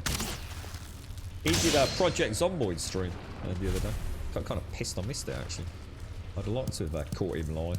I like Mr. Kicks. He's a good man. He's a very good man. One of life's jolly good sausages. That's what I say. Fallout 4 is awesome. Don't play attention to the hate. I didn't think anyone... I thought Fallout 4 was generally regarded to be alright, wasn't it? Fallout 76 was the one that people kind of got a little bit upset with, wasn't it? Which I actually really like. Oh, have you ever played Fallout 76, Miss Nordic? Yeah, well, the thing is, Miss Nordic, it's a bit like Skyrim. I know what you're saying, and I totally do the same. You know, if I'm playing a game for the first time, I rarely would add mods. However, there have been exceptions, and Fallout would be an exception. You know, even if I didn't like modding first time through. The thing is, Bethesda are infamously terrible at actually making a good game, in the sense of the mechanical polish at the end of it. Skyrim, for example, even if I wanted to play a vanilla playthrough for some hideous reason, the fact does remain that there is community patches that actually fix a lot of the issues with the game. So, for example, you might get a community patch that has fixed quests that won't trigger, don't trigger, or can't be cashed in, for example. So things like that, which even the base game, given, you know, an original playthrough, might not work. I don't know. They normally call them... what are they called in Skyrim? I use it... It's just something that automatically gets installed, so I'm not even sure. Is it just called the Skyrim community patch? There's two normally, isn't there? Can't remember what they're called though, but I'm sure Fallout 4 probably has something very similar. So, in other words, all you're actually getting is the completely vanilla playthrough, but with really quite important fixes to the base game. So, definitely worth looking into. You know, maybe if you are going to play again after your first journey. Or, God forbid, if something happens and your save game gets corrupted and you have to start again, it might be worth just seeing what's out there. There are some really not... It's not even quality of life, it's actual fixes that the lazy bastards at Bethesda never... Skyrim still eludes me, Miss Nordic. The community literally have two very well-known patches which fix a whole multitude of quest issues and just general fucking system locks and freezes and God knows what else in the game, right? I've never, even with like the Legendary Edition, the Skyrim Special Edition, even all these editions later, they still haven't incorporated all those fixes. It's literally been done by them for the community, mate. Just makes no sense to me.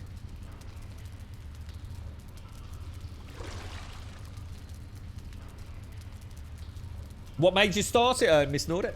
Was there a reason? Just fancy giving it a go? I really liked 76. Really liked it. You like Fallout 4? It was just buggy as hell. Yeah. I bet there's fixes now, Michael. Community. Honestly, those modders with those creation kits, mate, they really know their shit. They're so good. Thank you very much, Nyland. Thank you. Thank you. So many different games of Fallout. Like which ones? Obviously you got Fallout 1. That's really old, isn't it? Isn't that like Isn't Fallout 1 sort of like an over-the-top kind of isometric viewpoint thing? Then there was Fallout 2, which I think was the same, wasn't it? I've never played Fallout 1 and 2. Then you had Fallout 3, then you had Fallout New Vegas, then you had Fallout 4, then you had Fallout 76, right? And then every single one had that many bloody, like you're saying, oh, well, I think that's what you mean, yeah. All the DLC. You know, the Brotherhood of Steel and God knows what. It's like so many DLCs for them, weren't there?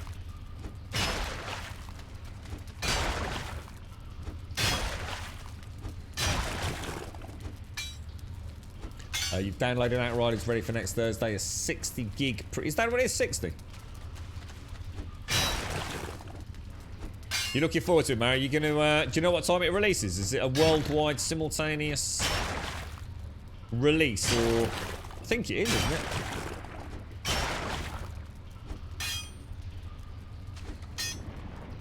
Well, I'm a big part of the modding community on the Nexus and Lovers Lab sites, so just because you haven't had any issues, I can assure you the most, well, I'm not going to argue with you, mate, you're wrong, but that's your call. Maybe you've just been very lucky, so you can disagree all you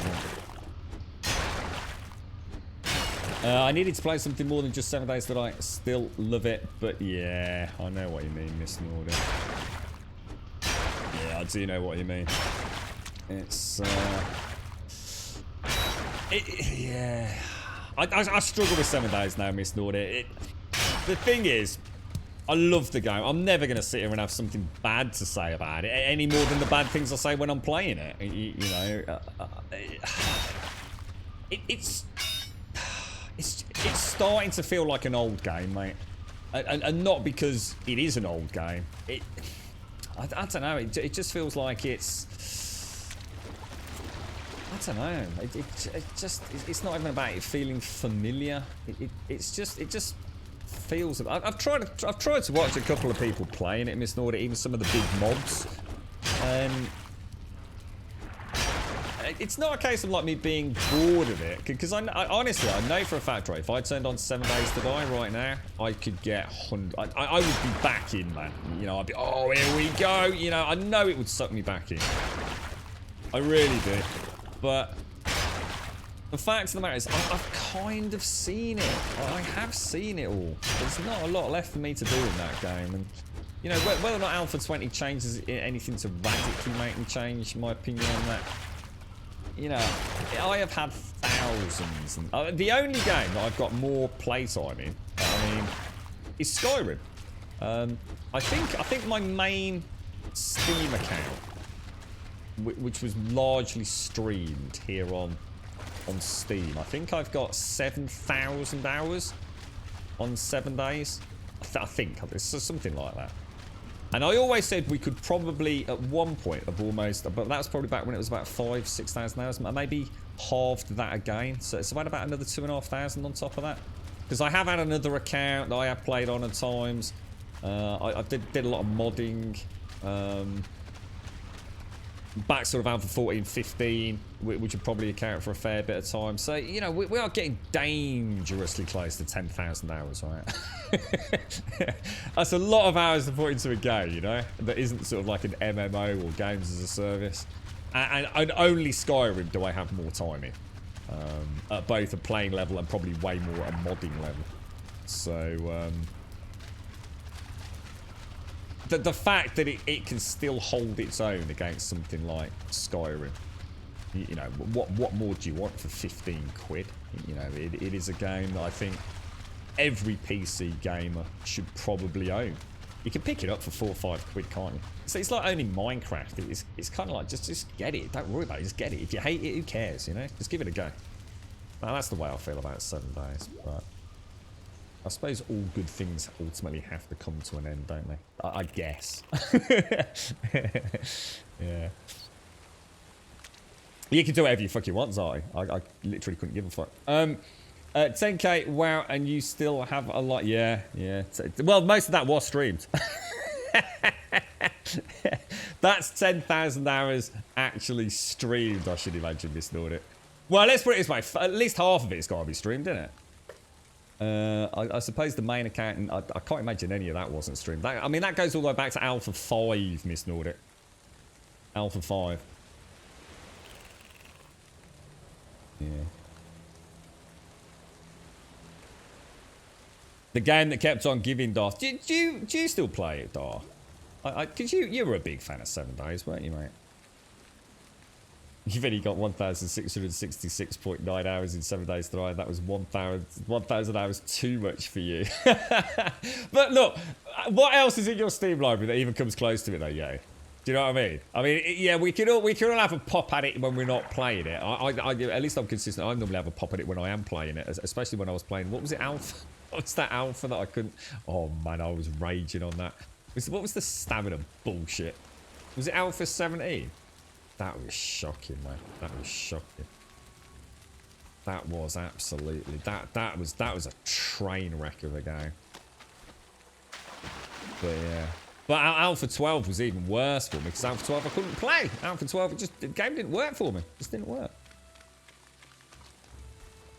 You're addicted to Ark. Yeah, I was going to say, yeah, I should imagine, Yeti, with you, your Ark time's got to surpass your 7 Days time easily, right? I mean, you're a really big Ark player, aren't you?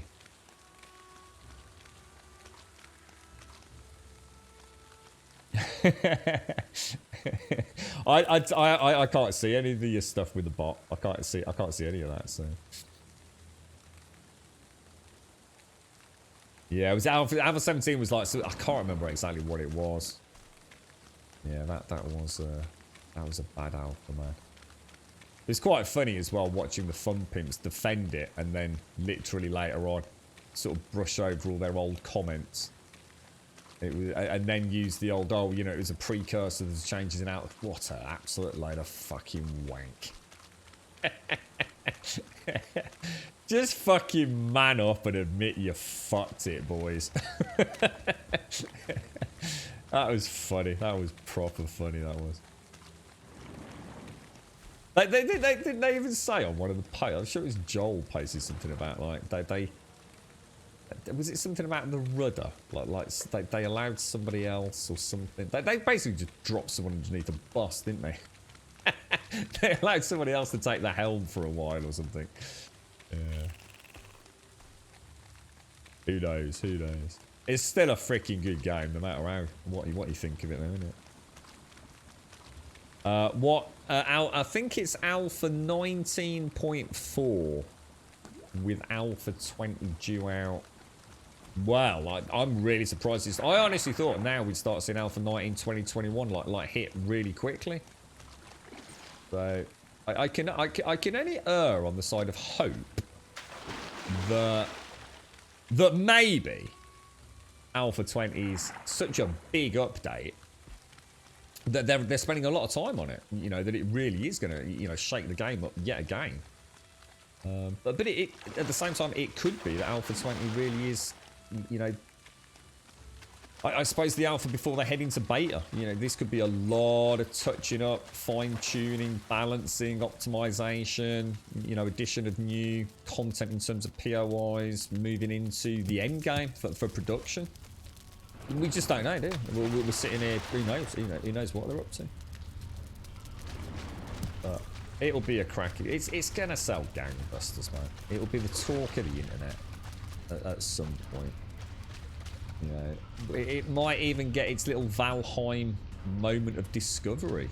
You know, I just for me, having been around for so long, the game just feels and looks and plays like a very old, very tired game there. But even with that, it's still head and shoulders. You know, that's a fair criticism because it's a comparative criticism, in my opinion. It's still head and shoulders above a lot of the new kids on the block that are trying to do fancier things. There is something very solid about what I mean. I don't like the new 7 Days as much as I like the old 7 Days. I don't like it as much, but I've come to embrace that more gung-ho, almost Call of Duty-esque combat vibe that it's got going on. You know, to me, it's literally the definition of. Well, inverse this actually. It's no longer a survival game. It's nothing like a survival game anymore. It's much more aggressively played. whether or not that was a decision they had or a design choice they had a long time ago, and they just, you know, didn't have the pieces in place to create tier 4s and tier 5s, and I don't know. Maybe we'll never know, but it's an aggressive game now, man. It's take the fight to the Z's. You know, they've got some cracking equipment, and the turrets have all been, you know, introduced. We're even going to have our little drone turret soon as well, aren't we, mate?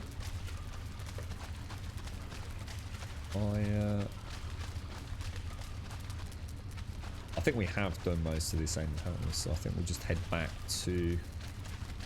Yeah, I think it's just the one area, isn't it?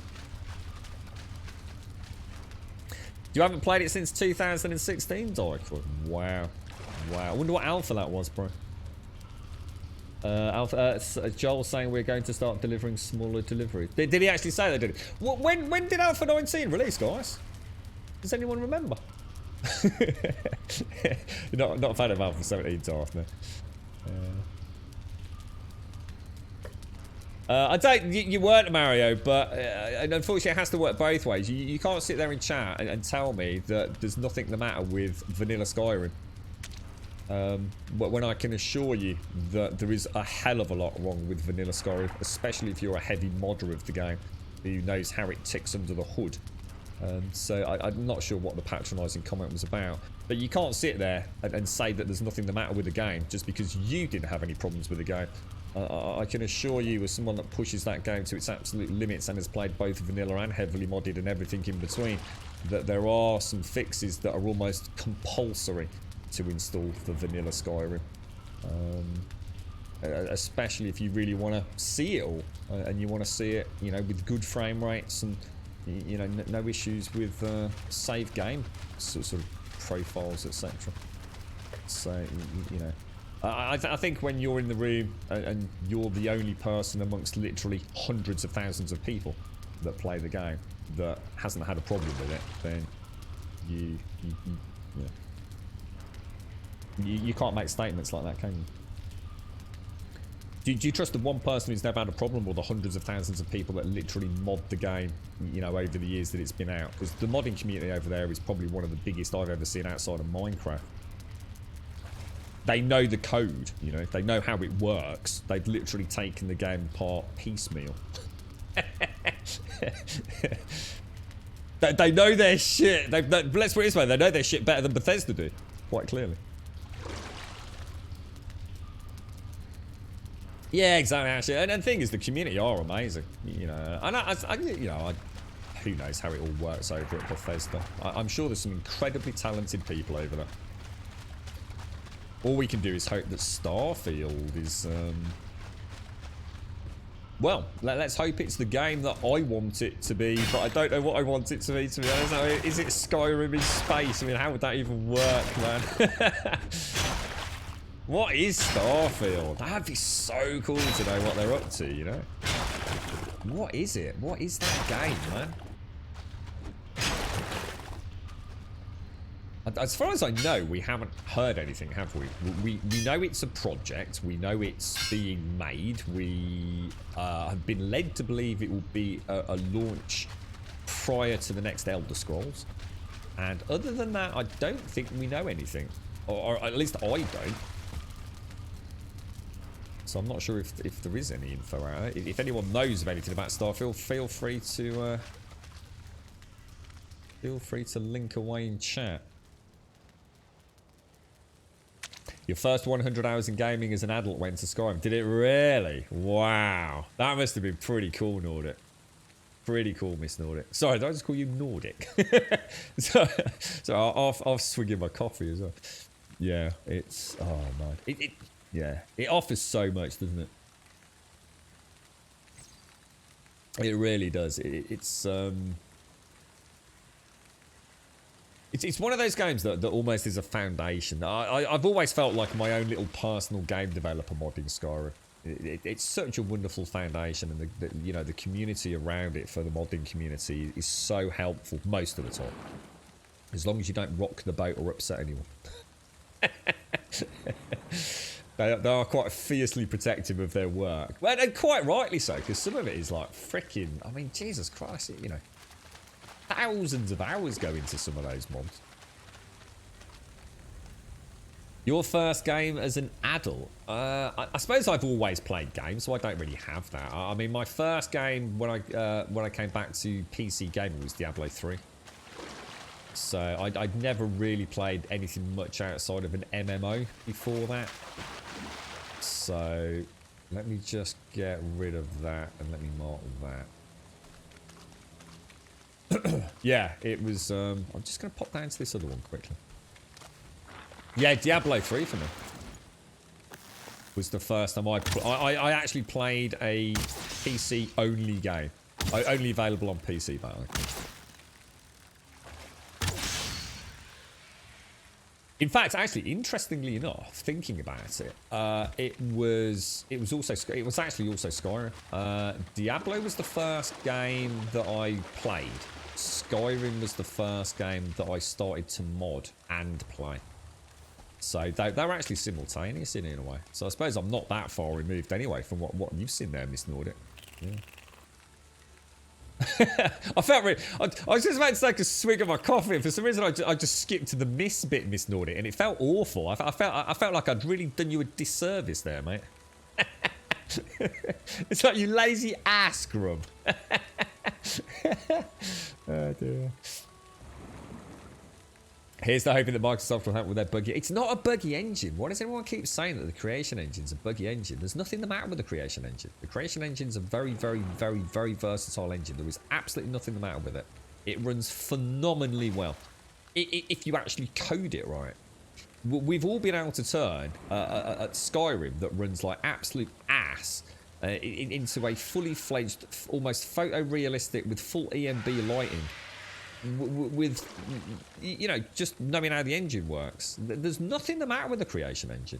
It's not buggy. It's just... they just don't make a very good game with it. That's not the engine. That's the people... The community can fix it. So it can't be the engine, because all they're doing is programming it right. The Creation Engine's fucking brilliant. It's like standalone genius, man. That's the one, Daiko. That's what we want. What we want is them to like bring in the best of the best modders and put Todd Howard in a pub with a packet of, I don't know, pork scratchings and scampi fries and a pint of John Smith's and tell him we'll be back in a minute. Then what we do is we all scarper, right? Yeah. You're right, Wedsex, you're just back from the new house. The current owner's leaving everything we need for free. Legal paperwork arrived today as well. Chugging along nicely. And the neighbourhood cat came and said hello to us. And we ended up petting her for 20 minutes. It's like a little strand of magic being woven into our lives, Wentex. How perfect is that, my friend? That's amazing, mate. Congratulations, dude. Congrats, man. Sounds brilliant, man. Sounds absolutely brilliant. Congratulations. As a person, I have to say, what should I sing? So I sing about my beautiful iron butt cheeks, or?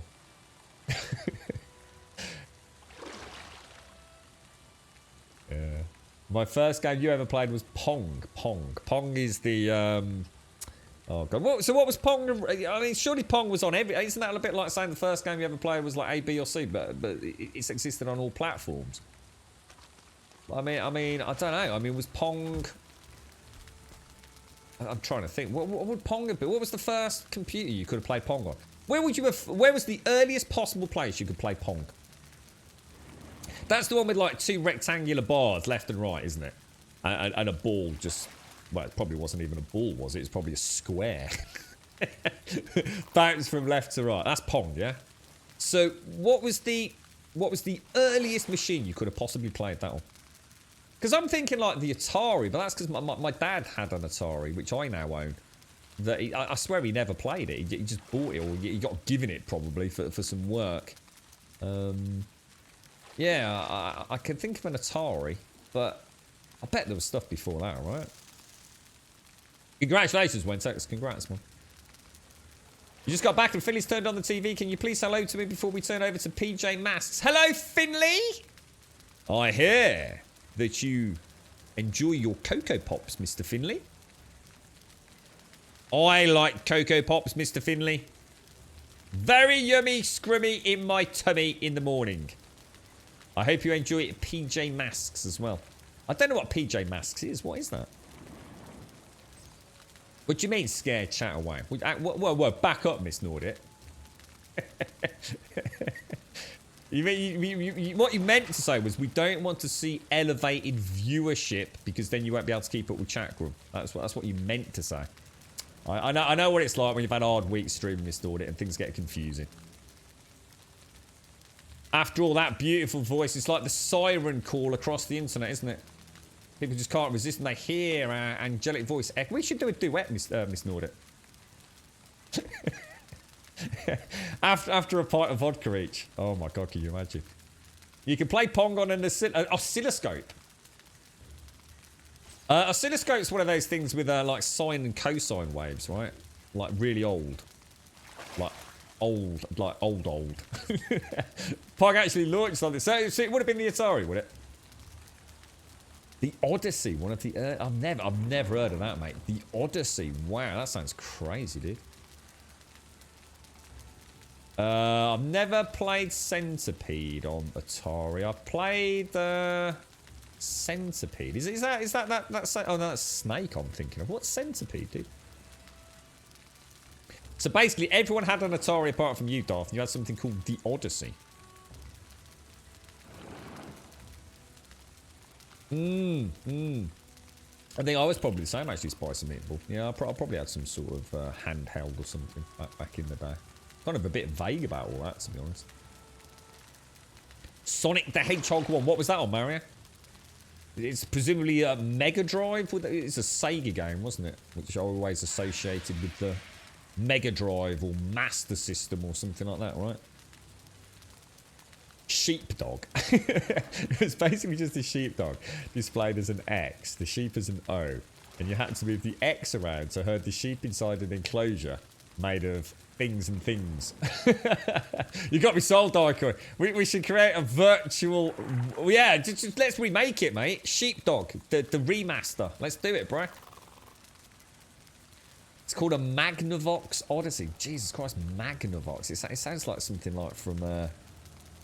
Oh, what am I thinking of? Ah! He'll save everyone. Flash. Oh, no, not Flash. Flash Gordon. Flash Gordon. One more, please, Advina. Oh, he's probably scared him away with me singing Flash. Good morning, Mr. Finley.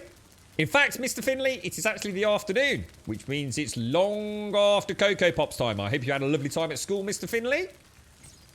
And I hope you enjoy your PJ program. Be good for mommy.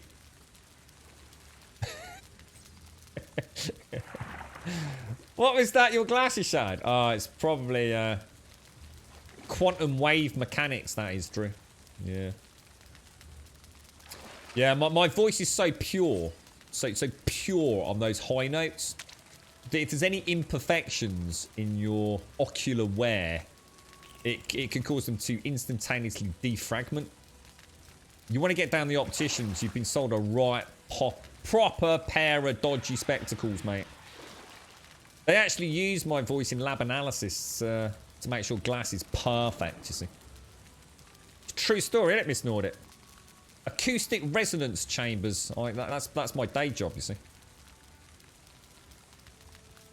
First game I played was Rampage on the Amstrad. Rampage was something to do with... Oh! Rampage was something to do with... Oh, no!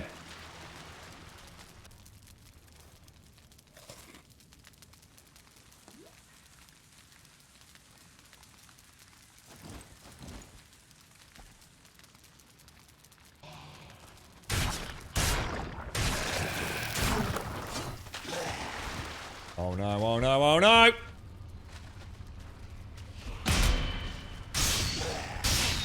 Do not fall down. Oh god, we've got an archer!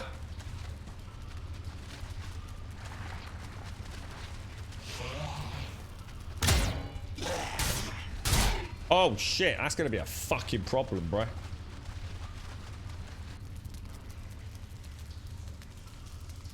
Oh, language. Ooh! The one time as well.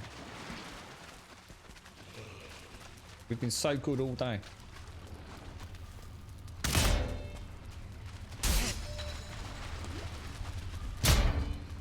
That's an elite. Oh my god, look at him. He looks amazing.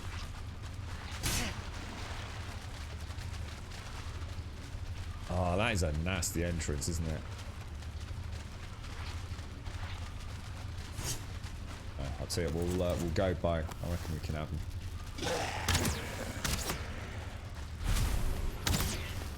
Miss me, sucker!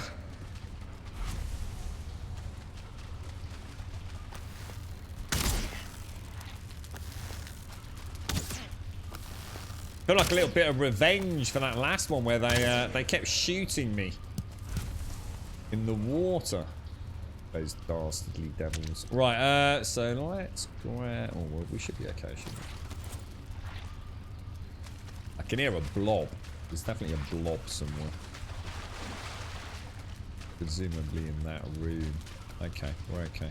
What's this PJ thing then, Advina? Is that a new one? I've not heard of that. What were we talking about last week on Discord, Advina? It was the raccoons, wasn't it?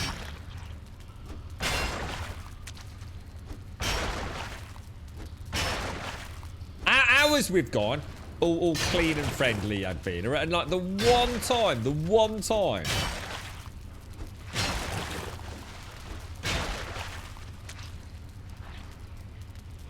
I don't know how much you've played, Darth. The thing with this, right, is that whereas 7 days is obviously very limited to what they can do because of the nature of the rest of the game.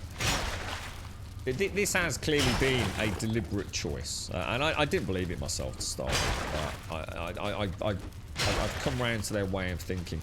The problem with this game is until you see it under certain conditions, it's really easy to forget just how much it's actually doing, dude. A little bit like 7 days. It's very easy for someone to criticize 7 days, isn't it? It's not the best looking game, but when you start, when you start realizing, you can literally destroy and craft pretty much any block anywhere in the game. I think for this game, it's when you start seeing a lot of the shader effects. So that there are times, like during a thunderstorm, whether you're on land or out on the boat, you see a beauty that will just stop you dead in your tracks, man. I've taken so few screenshots in the last few days because I've basically been in these sunken crypts. Every other stream where I've been out and about and exploring and traveling, it's been endless little opportunities to take screenies. It's it's weird in this day and age to have something that it just seems they just nailed it somehow, man. I was really critical of this, I did, but I didn't mean it in a horrible way. I said it looked like a Switch style game. I meant it in the same kind of way, like, it's because I had no interest in it really, other than it was doing the rounds on Twitch, but it felt like they'd gone down the route of like using Switch-esque graphics, like a low resolution, low polygon count, in order to get it out on, say, all platforms. So in other words, I was trying to be sold this idea that they'd deliberately gone for this PlayStation 1 aesthetic, and I just called poopy pants to that. I thought, like, what dev's going to do that? Why would you want to go for PlayStation 1 graphics with everything else that we've got access to these days? Is that laziness? Is it incompetence? Is it just because you want to bang the game out, quick fix, bang it out on the Switch and the PlayStation and the Xbox and every other platform, mobile phone that you can possibly get? And that was my criticism. I genuinely felt like, I'm not buying into this. It's a design choice. But as I've played more, and certainly the first time that I started seeing the shaders, the water shaders in particular, yeah, I started to think, that there's something here actually. It's really weird, man. It's one of those games that I think it's so subjective anyway, isn't it? If a game isn't photorealistic, where it's very easy to say what's good, what's bad, when a game opts for this kind of graphic style, it's hard to get your head around. you know, so some people are going to love it, some people are going to hate it, aren't they? But I do now believe that it wasn't just. Well, I don't believe there's anything more than a design aesthetic choice, you know, a subjective choice they went for. But yeah, I know what you mean, Darth. Yeah, the weird thing is there are some HD mod packs out there, Darth, and I have to say that when I first saw them, I was a little bit kind of skeptical. I did genuinely feel like, yeah, they were very much works in progress. So I was seeing like low resolution textures with high resolution textures next to each other, because they hadn't done the full sweep yet, and it felt really disjointed, and I didn't like it at all. And I always said, like, let's wait until, you know, they've done a full sweep of all the textures, so everything's HD. And I have been back a couple of times, and there's at least 2 mod packs on the Nexus that are looking really good. I'm not sure I like them though. I never thought I'd say that, bro. I'm not sure if it actually takes something away from the game. I've not played my own game with them installed. I haven't installed any mods. But you know what footage I've seen of them up and running on YouTube, where you know there's already loads of websites making, you know, wonderful names to themselves in talking about all the mods out there, just like Skyrim did. Yeah, I'm not sure. I'm not sure if I want high resolution textures. I'll have a look. I am family friendly though, Edwin. I've been family friendly like so much recently, mate. Honestly, I really have. Honestly, straight up legit. It's been super family friendly. There's hardly been, except when Zaranthian's around, but I can't be held, you know, I can't, you know, that's all, mate. the P word's gonna come out when he's around, isn't it? You know, he's like my kryptonite, Advena. You're right, Texas. What's my opinion on the first item you should prioritize from the trailer? Well, me personally, it's the Diverger Circlet, because I love the illumination it gives me. I'm going to be honest, mate, unless you're really heavy into role-playing it and don't like walking around with a torch just for added role-play immersion, it has to be Mayengjord, mate. It has to be that belt. It is a complete game changer. It adds 150 weight capacity. Even on day 1, that is bloody handy for bringing back things like wood. So my answer has to be Mayengjord. But for me personally, it would probably be, if I only had one for, if I only had enough for something, it would probably be the Diverger Circlet. Oh no, I know about things like that, Vina. It depends on the heated discussion. Honestly, when I say that we've gone family friendly, I mean, when did I last say BS? Seriously, when did I last say BS? Come on. I can't remember that. Only a little expletive like I just did earlier, like OF, when I got attacked.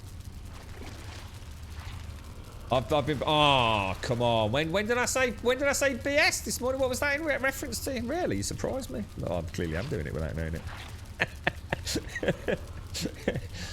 I was taking the S out of everyone was playing it, but after playing it, it's actually really good fun. What, this one, Castle?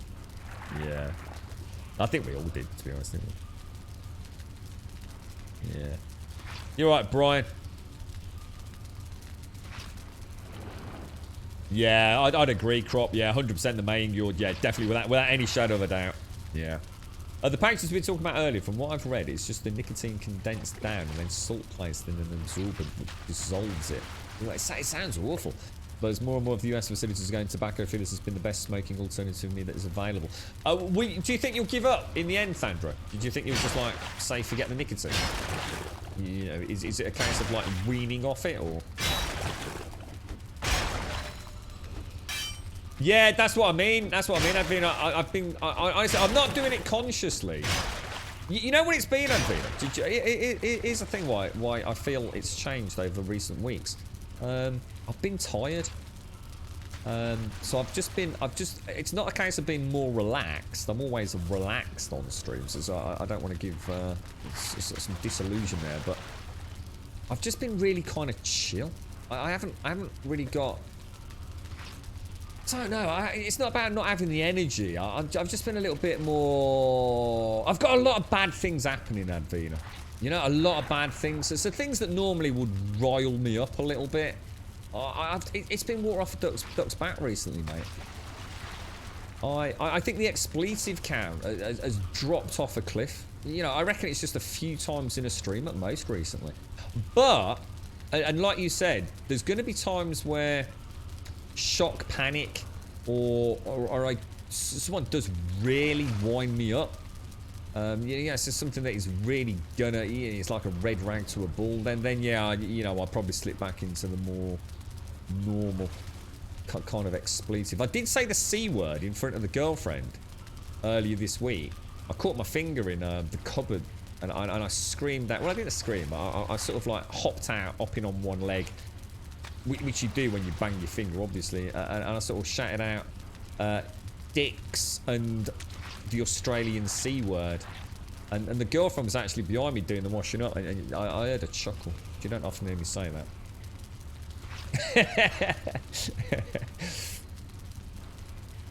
No. Oh no. Yeah, it's just me in general. I see, the thing is, I don't really swear a lot. I never have done. You know, it was only when I started streaming I started swearing more. You know, it's never really been a heavy part of my vocabulary, to be honest. Mainly because I used to get my mouth washed out with carbolic soap when I was a kid if I swore. But on stream, I think it becomes a placeholder, it becomes a filler. It's one of those things that gives you a chance to gather your thoughts before you carry on the momentum of the conversation. So throwing in an expletive is almost like a pause for breath. You know, a lot of people might do the noise instead. You know, like we would if we were, I don't know, giving a speech, and you're sort of like, and you do that, don't you? And I think that's what happened with me with live streaming. I started throwing in expletives. My brother dobbed me in proper. He was back at home living with my mum after our dad had died, and he'd got me on the big TV in his bedroom. And my mum had come home from work. She'd worked the Saturday shift or whatever. And my brother was listening to me on Twitch, and I was being a right dirty, effing and blinded, probably on a bit of a rant. And my mum walked past his bedroom and stopped dead. That sounds just like your brother. And my brother, of all the things he could have said, right? It is.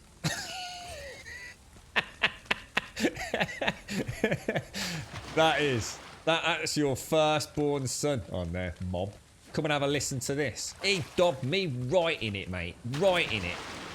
And my mum rang me and she said I was a dirty little potty mouth.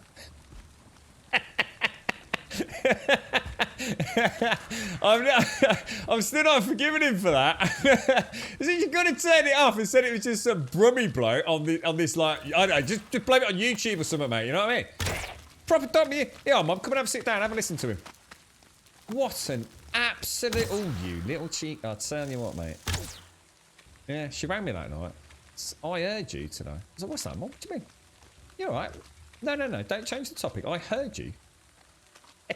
Dirty little potty mouth. Oh dear me. Shocking, mate, shocking.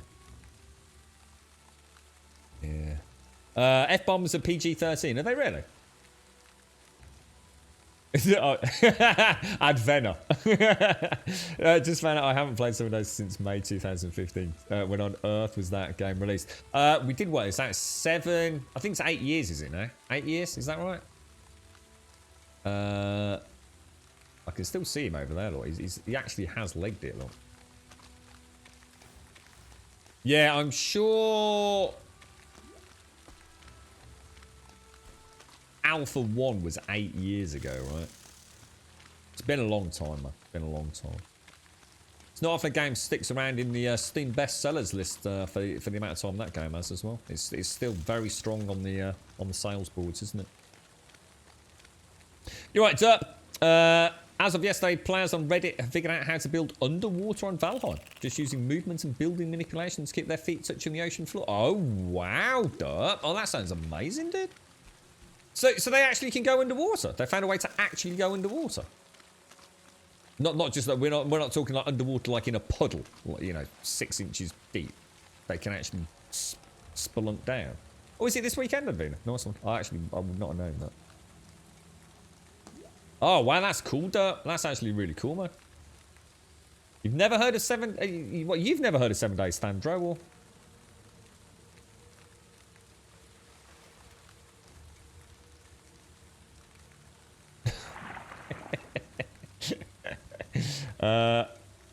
just reading that there. Zombie survival game with a zombie horde comes every 7 days. It's actually got a lot of similarities with this, actually. Although I still say this game. I think 7 days could learn a lot from this one. But it's too late now. It's too late for them because they have a new design philosophy over there, which is a little bit more on the seemingly, you know, they like their boom boom now with 7 days, don't they? It's like I said, I always feel like I'm almost playing like a little mini snippet of a Doom or Quake level as I go rampaging through a high level tiered building with a shotgun or an AK or something. And I think the one thing that I don't like about 7 days, I still really don't like the zombies. I don't know what it is that. I don't think it's a criticism of the game. I think I'm just so familiar with them now. You know, a lot of them hadn't changed for years, have they? And only really recently we got an HD pass on them. So I'm hoping by the time Alpha 20 comes out, you know, I'll be a bit more impressed. But it'll probably be the one thing that breathes a lobby out here. And I'm quite low on health as well. Yeah, I'm hoping that will like really breathe a bit of fresh air into it for me. You've got to enjoy what you're shooting, haven't you? I know they've added some physics, haven't they? Like to, well, I think to booblies, but also to the stomachs on, is it the tourist Hawaiian shirt wearing tourist zombie? So there's little details like that always help. You're right, ape. You've never heard of 7 Days Started? So it's a really, really, really well-known game, Fandro. If you're into like your survival genre, it's never been the biggest game on Twitch, unless you know on the odd moments that a really big streamer comes along, and you know you suddenly see it rocketing into the hundreds of thousands of views kind of thing for a couple of weeks, but. It's had a lot of smaller communities really like 7 Days, mate. It's the same thing with games like Stardew and stuff like that. There's a lot of. It's basically the equivalent of Minecraft, where it's a fully voxel enabled world. So you can dig, you can build tunnels, you can go mining, you can do crazy builds. But unlike Minecraft, there's also a long-term purpose to it, I suppose. You know, although yes, Minecraft, I could argue, you have to kill the Ender Dragon. So it has got a grand finale. I think the difference with 7 Days is there's a lot to go and see in terms of the buildings. So actually exploring used to be a lot of fun. It's not really anymore because you only really need one big town and you've kind of seen it all really. It's not often I have to travel too far, unless it's just to get tier 5s. But good game though, really good game. You just don't expect anything. It's going to feel old. If you've never played it and you've never seen it, you are going to think, wow, that looks like a really old game. It is. It's been around a long time. But it has had a lot of licks of paint, so it's nowhere near as old as it could be. Yeah, really, really, really is. Yeah. It would be, it's definitely one to, mate, you can pick it up, honestly, for £3-4 on sale, Andrew. I think if you like your, I don't know, if you like your survival games, I said about this one, if you like the idea of punching a tree, or picking up a stick off the ground and combining it with a stone, and off you go. Thus the journey begins, yeah? If you like that kind of thing, 7 Days offers, and especially if you like zombies, then you've got a game that you will pour a lot of time into. I think 7 Days is one of those games, almost, it's very rare to find someone that hasn't played the game and hasn't put a lot of hours into it. It is a beautiful time sink in the best possible way that games can be. There's always one more block, one more thing to get. It's a good game, man. It's a really, really good game. I couldn't recommend it enough, but like all things, I don't really play it anymore. But I can say that about a whole lot of games. It's certainly my most played here on Twitch by a absolute mile, mate. An absolute mile. You're right, so boom physics make everything better. I'm sure they added boom physics to one of the zombies. There was a bit of a hoo-ha about it from some of the community, but I'm sure that all got swept under the carpet, as it always does. They do like to moan over there these days. I don't think anything's changed there. You're right, Valheim is here to stay. It's too late. It's already taken over. It's great to see a game like this, isn't it? Just so popular with so many people. I know if they ever get around to releasing it on console, for example, which I'm sure they will, you know, at the end of the journey. I think they'll have because it has got. I think someone did say it was pretty bad. I did say I'd be willing to check it if anyone cared. Controller implementation. I know there is a controller ticking a box button somewhere in the menus. I've not tried it myself. You're right, Outdoorsman. Stop being fun when the lead dev decided they didn't want you living and creating mechanics to prevent you from surviving. What? Do you really feel that way? I see. I've played it a lot, Outdoorsman, so I do know the game quite well. I'm the opposite, you see. I now don't find anything about it a challenge at all. Even like permadeath, I find infinitely boring. Because if I play like that, I'm just overly cautious. You know, you give me a half decent knife, and even I go melee. I've played the game a crazy amount on and off stream, modding it. I absolutely refuse to go melee on stream because I just find it too cheesy easy.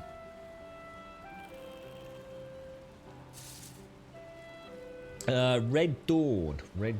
What's Red Dawn, dude? What's that?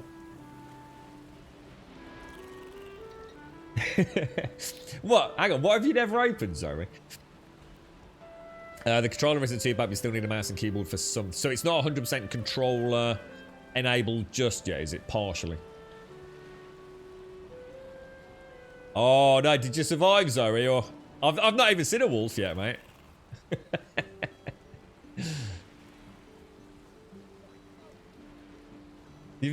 When you say you've never opened it, see, that makes me think that it's...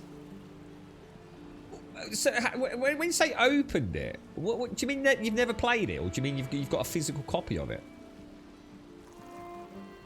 Oh, did your eyes? Oh, gutted, mate. Corpse run coming up. Oh, no. It's always... I remember like when I started playing this and people died in it. I was like, oh, no, that's unfortunate. And I'd be like, oh, you know, yeah, I guess it happens. But now I know how catastrophic dying is. It's never nice to hear of someone dying in Valheim. Now, we have our new healing pots, look. We have proper pots now. And it looks like they're stacking tens. I'm not gonna be that brave. Shall I go and pop a couple of those into the corpse run box? Because they're minor healing. Well, I'll tell you what, actually, then. What I'm going to do, I'm going to pop the better ones in there. We'll consume those. We know what we're doing in the swamp area, don't we? Never play. So I was going to say, because I wasn't sure when you said open. I was thinking, oh, I wonder if you've got like one of the console copies or something. But then I'm thinking, but you're playing Valheim, so you've obviously got a PC, so I wasn't too sure. I jumped to the wrong conclusion. Because obviously the console version of 7 Days is very different to the PC version.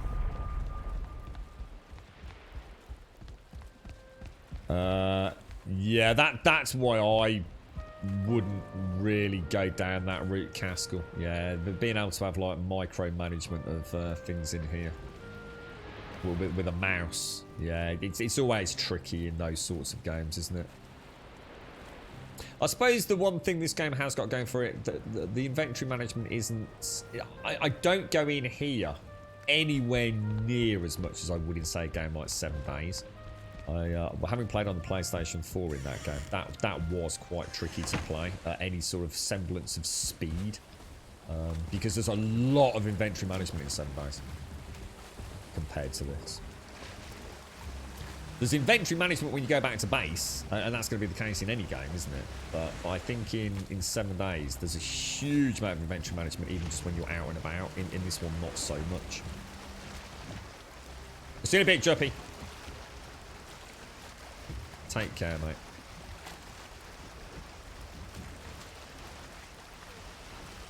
mate. The one that I'm really interested in, and to be honest, if some of you hadn't sort of like sneered, which you definitely did when we mentioned it last time, is a game called, oh my god, what is it called? They're doing the, oh my gosh, they're doing a big reveal on the 31st of, oh no, oh no!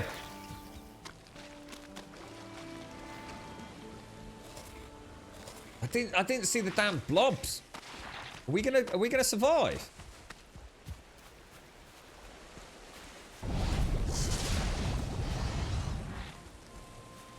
Take a healing potion, I'm not risking it.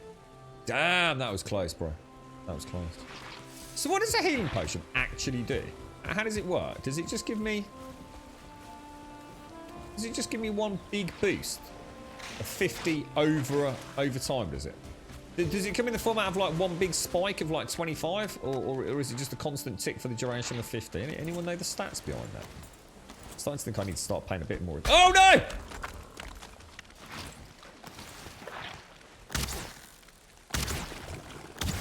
Being good at Advena. Oh no. Is that another hole? Oh no! I'm gonna have to bring my cultivator over. I've got some work to do on this later. Yeah, I've forgot what I was talking about now. Oh, yes, it's a zombie game that reminds me of The Division.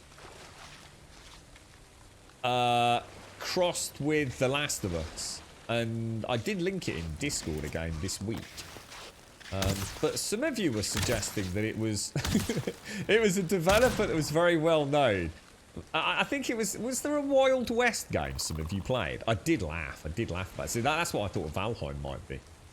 And I was really hoping it wasn't. There was a Wild West game. Everyone on Twitch was playing it. And I sat there and I says, there is no way on God's green planet I'm playing that trash. That is the classic example of the Twitch bandwagon because one big streamer played it, jumping on it. After the 7 Days directory started playing it. All trying to get a piece of the viewership. It was fucking embarrassing. Sorry, Advena. And I think it was the same dev as that.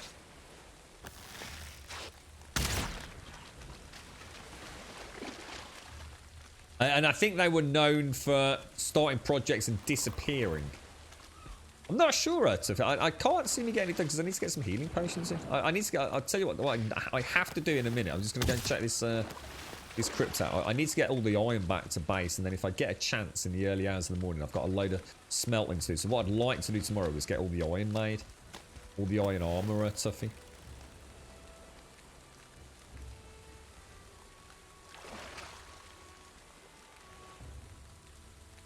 Oh, if I go in the water, he comes over, doesn't he?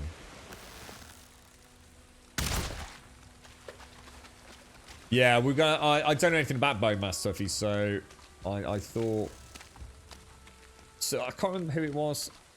In the chat yesterday said because we was sort of speaking near the end of the stream, we were saying that I wanted to see if I can get an almost fully pimped out set of iron armor and tools and everything. So I feel when I came into the iron era, I hadn't felt like I'd finished the bronze era, and I really regretted that, mate, and I still do.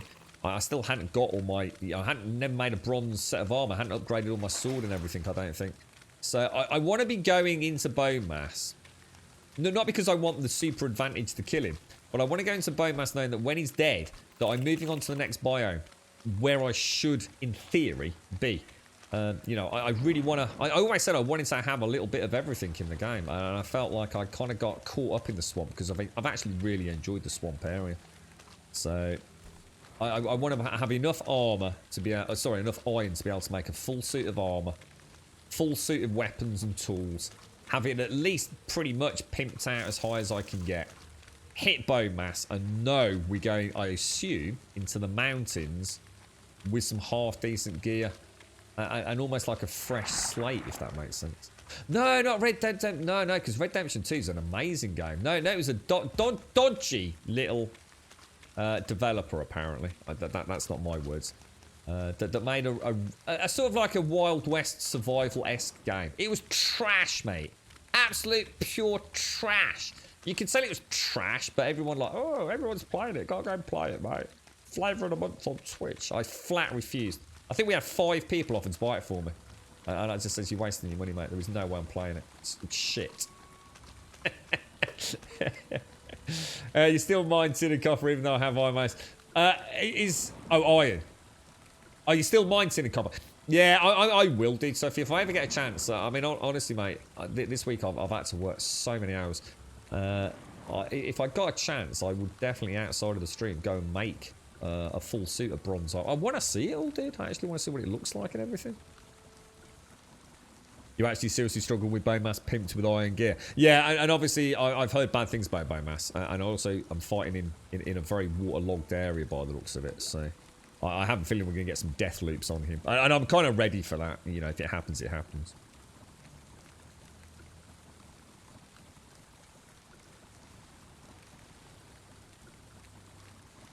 Do you think it will stand the test of time, Derp? I mean, I haven't watched the Twitch directory because I've been so busy this week, but I should imagine the Twitch directory is already waning on this game. I don't think it's in its current format, and it's not being disrespectful to the game. I think the content is limited for most people, and for folks like me who, where's the other? I'm confused. Maybe we didn't start the other one then. Yeah, I think for people like me that would happily carry on playing the game, we need to be able to build.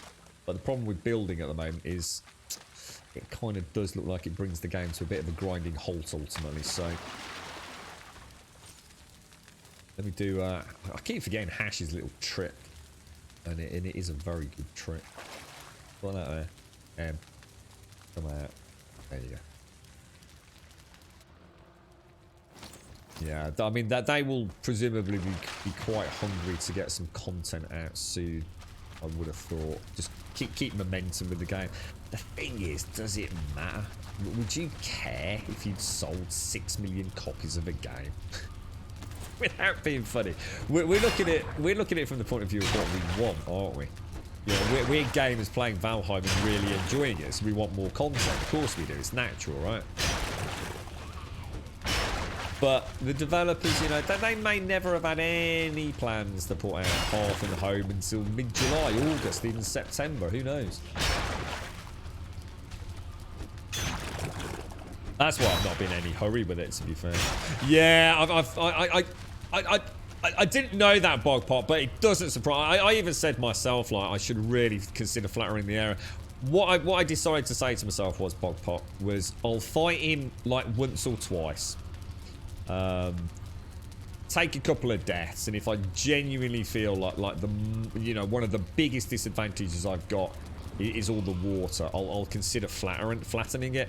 But I'm kind of torn, mate, because it makes sense. You know, should you play the game strategically, and I know that's going to bite me on the ass. I'm going to get wet, which is going to really mess up health and stamina regen. I might even get bogged down. I might even get hit by a leech when I don't want to get hit by a leech. I don't know what Bone Mass's tactics are. I don't know whether he's like an AoE thing, a range thing, a melee combatant. I know nothing about him. I don't want to know anything about him. So I'm kind of torn between like really trying to tool up. He's, you know, I've even thought about like building like a little barricade or something that I can hide behind with some spikes there. I don't know. I just don't know, Bogpot. You know, I don't know whether to like use every tool at my disposal before I even summon him. You know, surround the whole area with spikes and see if they'll do some damage to him. Have a chest with healing pots ready, or just give it a go. You know, just like you know, see what happens. I think I'll give him at least one go, at least one death. But the problem is, at that point when this was going through my head, I didn't realise that the boss didn't despawn. So the problem I've got is, if I spawn him and I don't kill him, I won't get to flatten the area, will I? Or if I do, I'm going to have to sort of be dodging him while I'm flattening the area. And that to me sounds like that's it. Was it Wild West Online? Is that? It sounds familiar, right? Basically, think of it as a Wild West game where you could build a little bit of a hut. And there was a bit of pew-pew. It was trash balls, dude.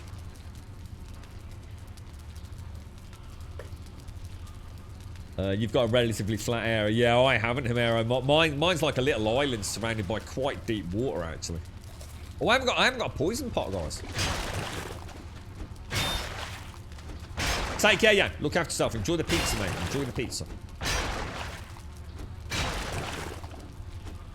Oh, that's interesting. They've actually made a mod where you can join other people's worlds by using portals. So now private server raiders can run servers with 50 people maximum per world, and they can jump between worlds. Oh, so you can have like a server cluster. No way, Dirt. How does that work? Is that like a... How does that work in game? Do you have to create... That is bloody amazing, Dirt. Is that on the Nexus? Or is that something that's just been sort of engineered for a few people that are looking into the possibility? That's big, Dirt. That's really big, mate.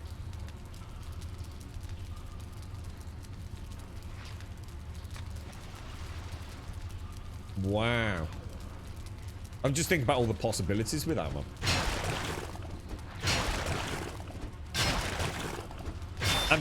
Yeah, I mean, goes without saying, kind of like separates. Oh, wow. Jeez, man.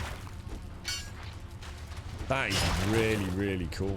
I'm not sure if what you were saying there was kind of alluding towards PvP as well. I mean, that's crazy. Think of the PvP potential, where you know, one team has one world, another team has another world. Oh, dude, that... Oh, wow. That's mad. That's actually crazy, man. And think about how desperate it would get for resources at times as well. Oh, my lord.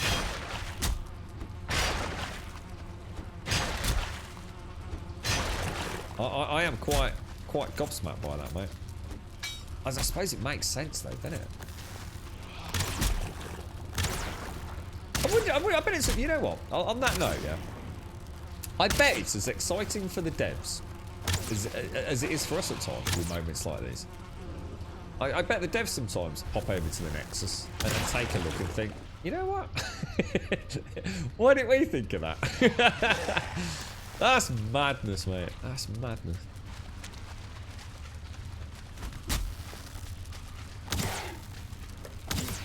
We've definitely got a spawner, which I think I've destroyed now, haven't we? So, oh gosh, that was a terrible shot. Oh, careful, Grummet. Oh, did you think there's a second spawner in there?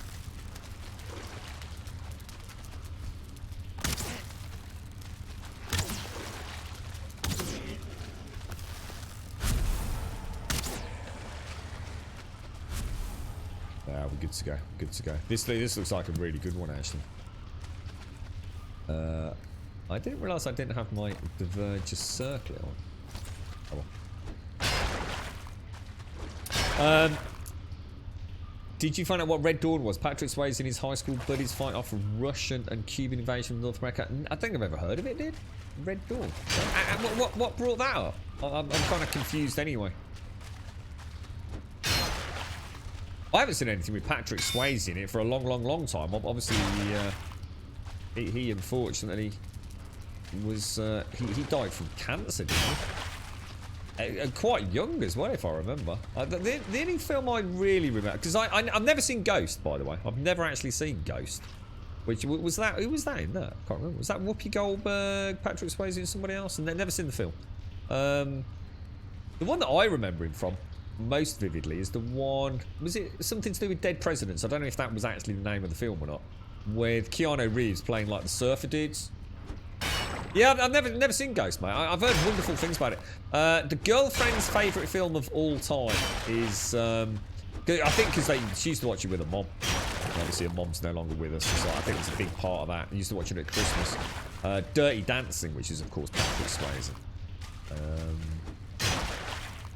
Yeah, he died ever so young, didn't he? And that was it. Point Break. That's it. Thank you. Demi Moore, is it? Demi Moore. That's the one. Yeah, I've watched. I think Point Break. I actually. What is that? Oh my god! I just found an iron gate. Oh my lord! First time ever, dudes. Never found an iron gate in a sunken crypt before. Wow. But there is hope that there is more and more things to come. Yeah, never watched Ghost. Never watched it. I certainly know of it. I've certainly seen memes, some YouTube clips. But no, I've never sat down and given it a bash. I'm sure it's a fantastic film. I've never heard anything but good things about it.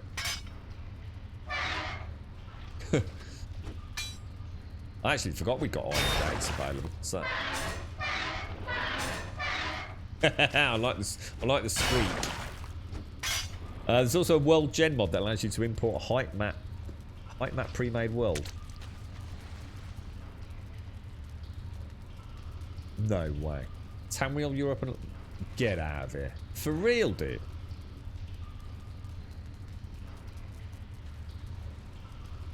No way. That's crazy, Jack. Oh my god. That's bonkers, bro. Yeah, the body of the game is hard as Skyrim. All I can hope is that some of the people that are really going crazy with this make as much money as some of the Skyrim modders did. It's not always the most publicised thing over on the Nexus, but some of the bigger mod authors that have been around for a long time, you know, they have been very well supported, you know, through their Discords and places where they have found home and sanctuary, especially after all that hullabaloo that occurred when they started. Well, I can't actually remember exactly what they called it, but Valve through Steam started. I think you started being able to buy mods, didn't you? Or I can't remember the exact details. Can't remember. I think modders could put their mods up on the workshop, couldn't they? And Valve would take a cut of it, and the modder would take the rest, or something like that, wasn't it? And it all backfired horribly, man. Horribly. Oh, I'll have a look at that later. Wouldn't drink Jack. That is mad. That is really cool. Was Kattegat an actual place? Because obviously, Kattegat, as I know it from the TV show Vikings, I mean, it's obviously it must have been based on a real idea. Well, whether or not there was actually ever such a geographically ideal spot, I don't know. But wouldn't that be cool? Actually go and build in that area. That would be really neat, man. That's really cool. Wintering Jack uses a secondary image like a heat map to set. Oh, that's so neat. Jesus. Yeah, I like Point Break. In fact, I could probably watch Point Break tonight and still enjoy it. Yeah, I remember us saying about this. It's not. Yeah, that's right, Shades. It is an area, but it's not an actual. Yeah, it's a sort of village town. That's right. I remember you saying that. Yeah, thank you. Yeah. I wonder if we could find somewhere over your neck of the wood, Shades. That that's so cool. That's actually really neat. I wonder if we could find a. I quite like the idea actually of setting up a home on the British Isles. Oh man. Does that mean is there any scope for them making the worlds bigger then? I mean, can we have a larger world than this as we see it? Oh god, imagine that if you had one of these server clusters, you can actually have this and then you can drag. Oh my god. Oh, what the fuck? Is that always? Have you always been able to do that? Oh, no way. Has that always been there? I was just about to say, would it be really cool, right, if you could do that, move that out of the way, and there's the other world? Oh man, that is so cool. So yeah, you could have like your home world, and your mate could have their world, or PvP shenanigans, couldn't you? Team A, Team B, and then you could have a third world which is rich for the pickings in resources. Oh man, that is crazy. Love it, absolutely love it. Yeah, thanks for that, Shades. I know we'd looked into it. I can't remember under what circumstances. The Valheim update broke some of the... Well, it always will, though, won't it, Jack? I mean, that's essentially why I guess the devs have gone the route of saying they don't officially support mods. I guess it's the get out of jail paraphrasing used, isn't it? It's We absolutely, totally support mods because it's really, really good for our game. But no, we definitely don't officially support them. Because we know what's going to break. Because they'll already know what's coming up with the next update. They'll know. They'll take one look at a mod and go, haha, well, that's a bit of a shame because that ain't going to work in the next patch. Yeah, I mean, I mean, to be honest, mate, that has happened in Skyrim modding time after time after time, mate. That's why we're always so keen as modders for a game to go gold, you see. I think it's why so many people that have left the world of 7 days modding over recent years are eager to come back. I mean, I can name 2 people off the top of my head that will absolutely, if they ever see, you know, the day where 7 days is finished, they will come back and start working on their mods. You know, they just don't have the time and all the financial recompense to actually update constantly, you know. So it says you can change the global scale. Not sure if that is changing the world size. You've got to think so.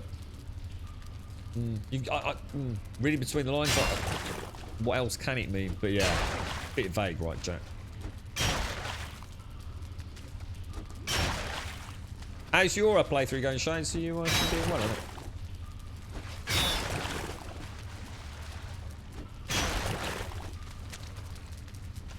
Okay, that was everywhere there, wasn't it? How are we doing?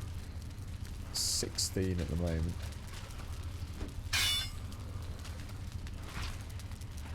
I think we will have nearly cleared this swamp by the end of the game for Iron, won't we? I can't remember if I... Oh, hang on. I haven't got a poison pot, have I? That sounds a lot like it. Sounds like a lot like an ooze behind it.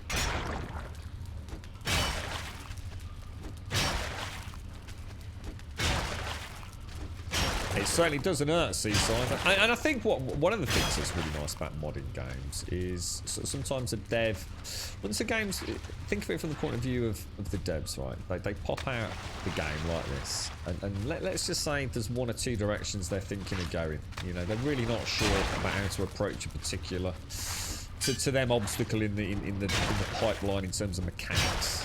You know, around difficulty or whatever it's going to be.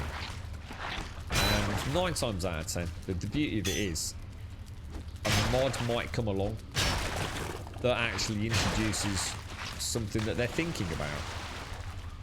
But they don't want to make it go live. You know, they don't want to give you a patch that gives you a fundamental makeover of a game.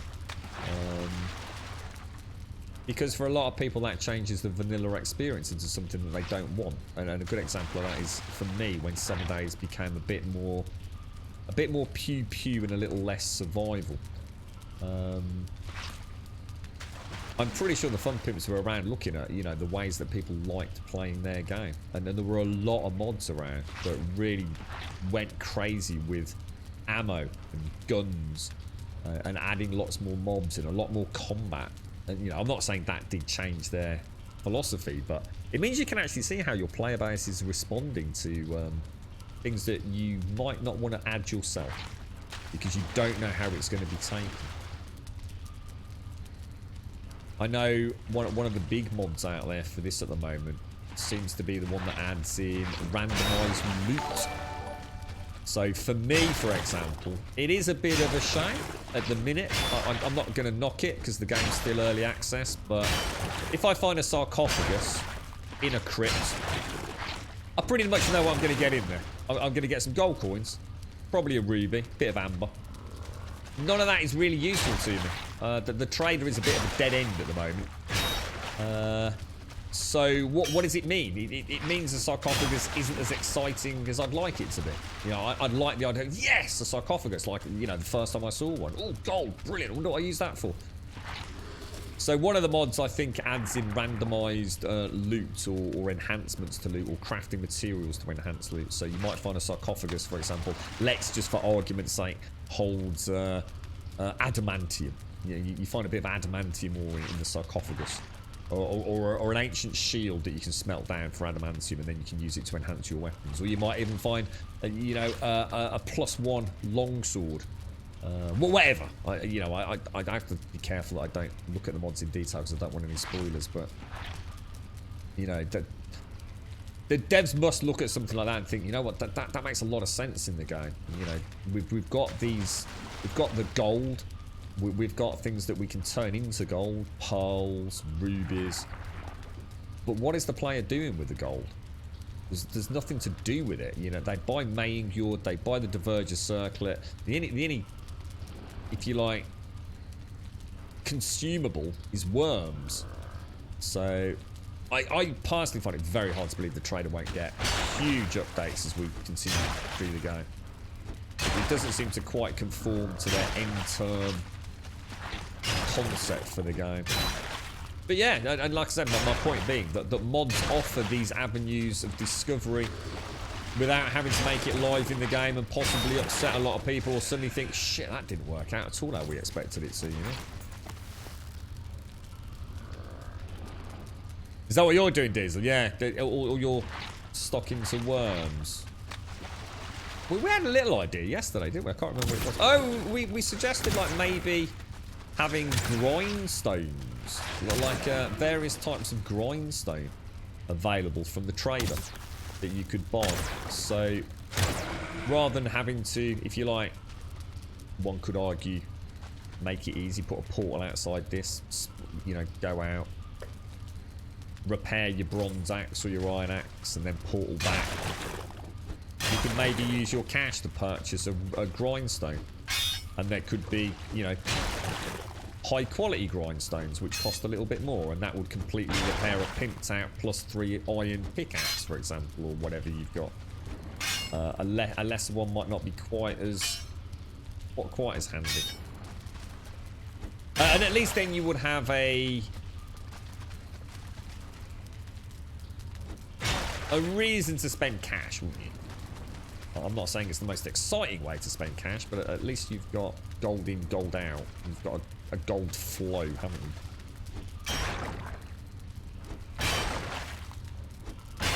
Really, to see that straight away, I think that's brilliant, Jack. I think that's really cool. Yeah, I didn't even think of that myself. That's so easy, yeah.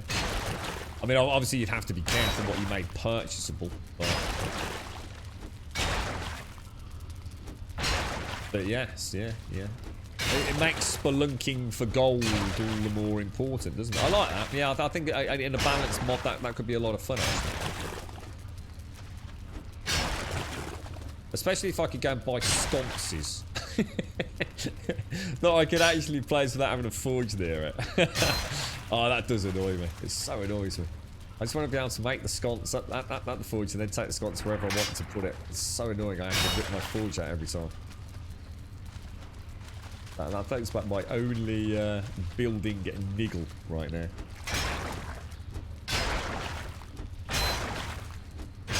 Oh, you've been catching up in Ark. How's it going? You you out exploring now, Shades, or are you still doing a really cool build over there? You just found a mod called Master Chef. So someone mentioned one. There was a massive cooking overhaul.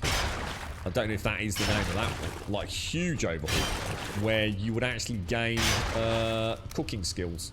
And the better the cooking skill, the better the returns for the various... Like, so for example, you might have something such as the carrot soup that instead of giving you 20 and 60, you know, if you're a master chef, might give you 30 and 70, for example. Which I thought, that's gotta be something I will play as a community mod. That's starting to get into the realms of sort of Project Zomboid, divvying up the core jobs. And of course, the last thing you want is your master chef to suddenly get back-to-back deaths, and now they can't cook up those gorgeous Cumberland sausages. So it's like, you know, when someone dies on a multiplayer server and they're so heavily specialised that, you know, it kind of costs you all, you know.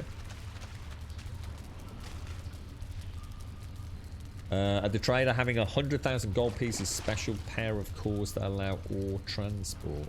Oh, is that a suggestion that you, or is that actually already a mod, Hawk? So you're suggesting like we can actually buy, say, like a special type of circling core that when used to build a portal it would actually enable the transport of ores. I like that idea. Personally, I wouldn't use it myself, but I love the idea, mate. I really like that idea. Because that's definitely one of the bones of contention a lot of people have with the game, isn't it? They don't like the no ore portaling. So that's really nice. You know, you can get it, but you got to work for it, bro. Yeah, I like that. That's cool. The trader could do side quests, kind of like the news. That would be brilliant, Diesel. That would be really nice. That's the one thing I'm really looking forward to with Scum. I think the day that Scum embraces mini mission objectives is the day that that game becomes a very real game for me, to be honest.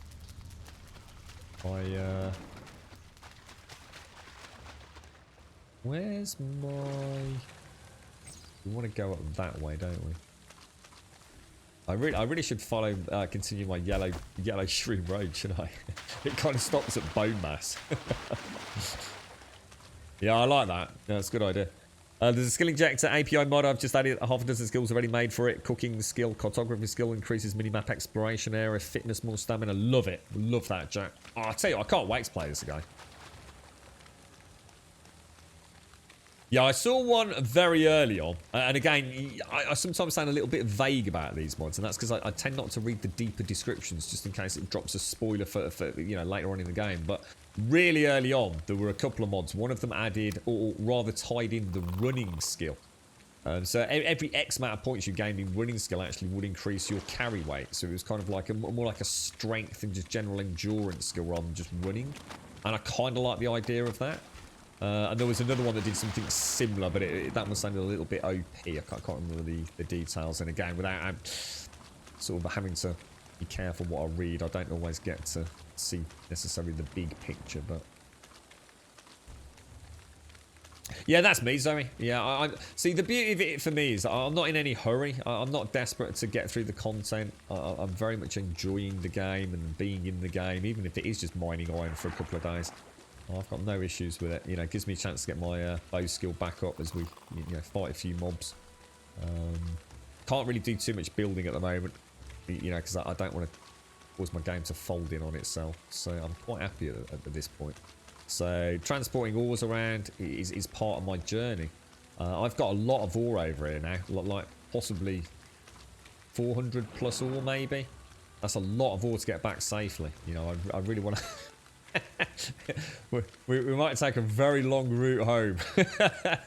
Yeah, because I'm role playing into it. You know, I like it. You know, would I in the real world put everything I own onto one ship and try and get it home in one go? Probably not, right?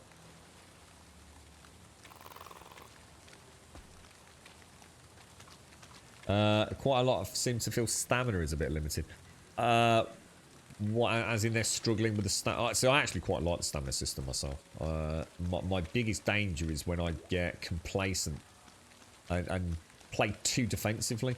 So what happens is sometimes in the crypts, what happens is I'm overusing my parry and block and not retaliating.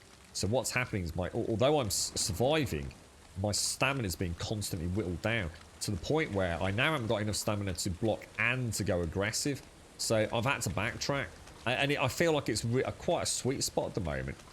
I don't have the best food, but the stamina I have when I'm well equipped, and obviously if I took a stamina potion, which I haven't tried yet, then I don't see any issues with stamina from the way I play it. It adds a very risky element to the game. There's no doubt about that.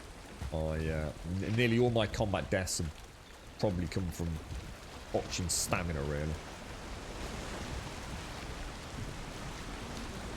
It did 18 stacks. Hash, I think I actually took 350 iron on one longbow, I think he said. Or there, it's certainly a large amount. I'd feel alright if there was somebody else on the boat with me, to be fair, Zoe. Yeah, you know, if I could focus on keeping the boat facing a good direction for speed, and I had somebody else maybe with a harpoon and bows and arrows just to keep whittling them down a little bit, I'd probably feel alright. Solo, I haven't got a lot of experience out on the ocean waves right now in this game. I really haven't. I've always been pretty close to shore. When I've had a serpent attack, it's just been one. I don't know if they can attack in packs. If they do, I'm screwed. I really don't know how I deal with that. Yeah. I can't see me putting everything on my longbow. I would just be so... I just think I wouldn't even be able to face Twitch chat if I lost all that. After days of farming it all. The wind was not friendly zone. I can guarantee what would happen, right? The wind would just stop dead. And an entire herd of sea serpents would attack. And I'd just sit there going, I just don't know what to do. Yeah. Crafting from containers. Yes. Another one that I probably will never use personally. But I totally get it. I totally get the quality of life. It's actually something I didn't enjoy about my last Ark playthrough. Look, again, it's different horses for different courses. You know, I'm not saying it's a good mod. I'm not saying it's a bad mod. Any mod is a good mod because you have a choice about whether or not you use them. But the problem with that kind of mod is what happened. The way that manifests itself in my playthrough is I don't get elaborate with building. For all intents and purposes, I can just maximise efficient storage, shove it all in there, and just be able to craft from anywhere in the build. I don't know how... For me, that just... You know, in a game that is about gathering materials, that for me almost has no end at this point in the content, there's a disconnect there. It's almost like taking away one of the big things for me, which is going and gathering, you know, oh, how many mushrooms have I got? Oh, I've got X amount of mushrooms, okay. And I go into my mushroom box, and then I'm so, oh, we're running low on neck meat and things. And by doing that draw all, what happens is, as I get deeper into the game, everything starts mattering, or becomes a little more inconsequential. I understand that's not going to be for everyone. Most people are going to love that holy balls. You know, I want to make a stew. I click a button and it automatically draws all the relevant ingredients in. I personally prefer to go and get all the ingredients out of the boxes. Personal choice. I actually really like inventory management. I really missed it in Ark. I never... In Ark, what happened? I never knew what I'd got. What would happen? I'd go to make something, I'd click the button, and either I made it or I didn't make it. I didn't know if I'd used the last little bit of, you know, I can't remember what it was in that game, but had I actually just used the last bit of iron? You know, had I used the last bit of fur? I never knew, because it was just pulling it in. You know, I understand, you know, maybe the mod in this even tells you, like, what's left, or maybe there's mods in Ark that say, okay, you're going to pull in 5 fur, that only leaves you 10 in the fur box. In which case, you know, you get over that issue. But yeah, it's not something I would, you know, I would add personally. But I'm glad it's out there. Yeah, that sort of stuff can be the make or break for a game, can't it, for some people? The first time I saw a troll, I was very impressed with how big it was, Tuffy. I didn't expect anything like that, to be honest. And the blue nature of it as well. And then I think my first one didn't have the log.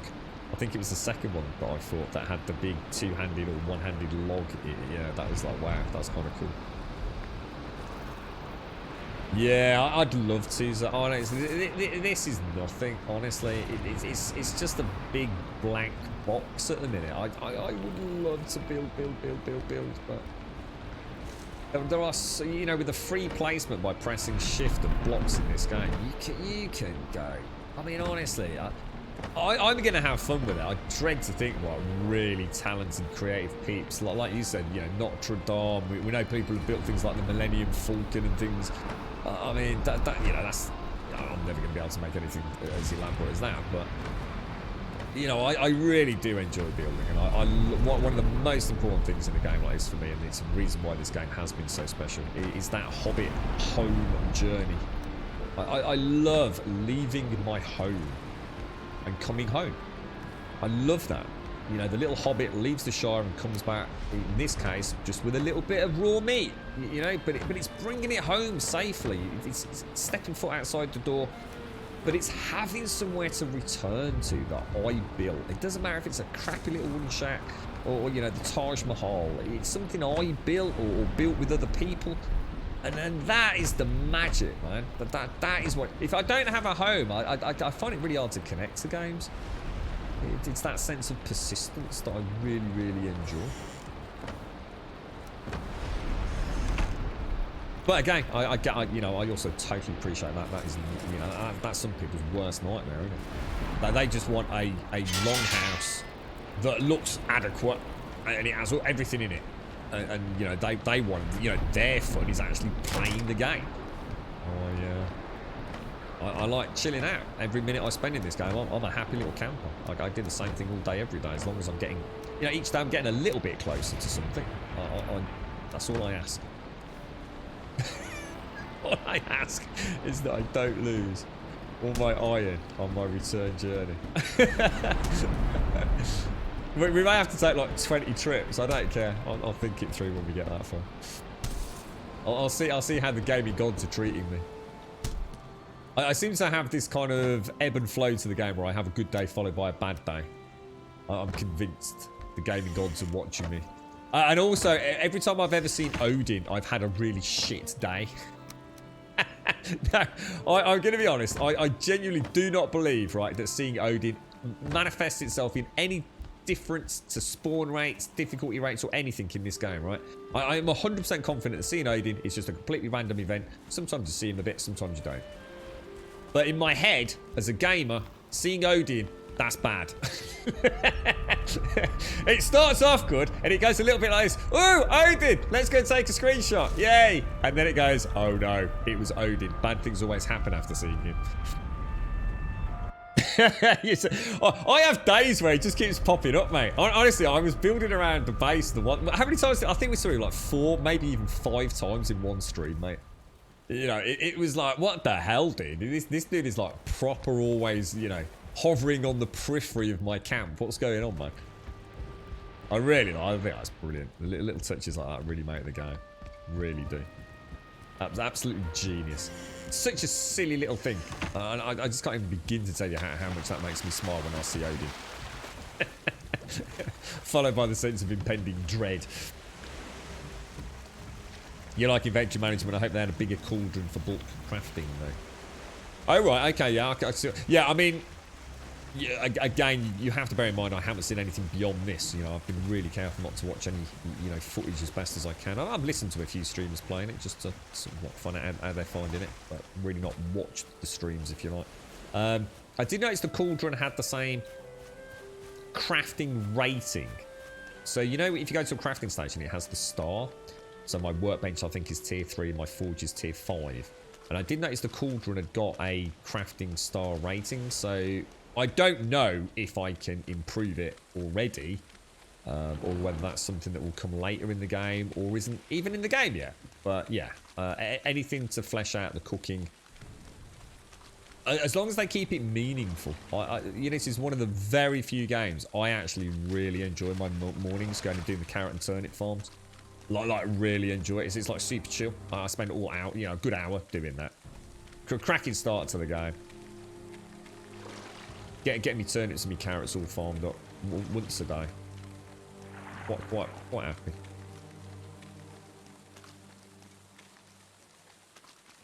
I always calls him when I'm on the boat to change the wind. What do you mean, dude?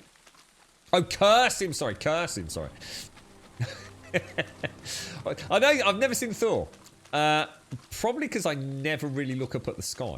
And it's not often I do that. Oh my lord, look at that. Yeah, sod's law in it.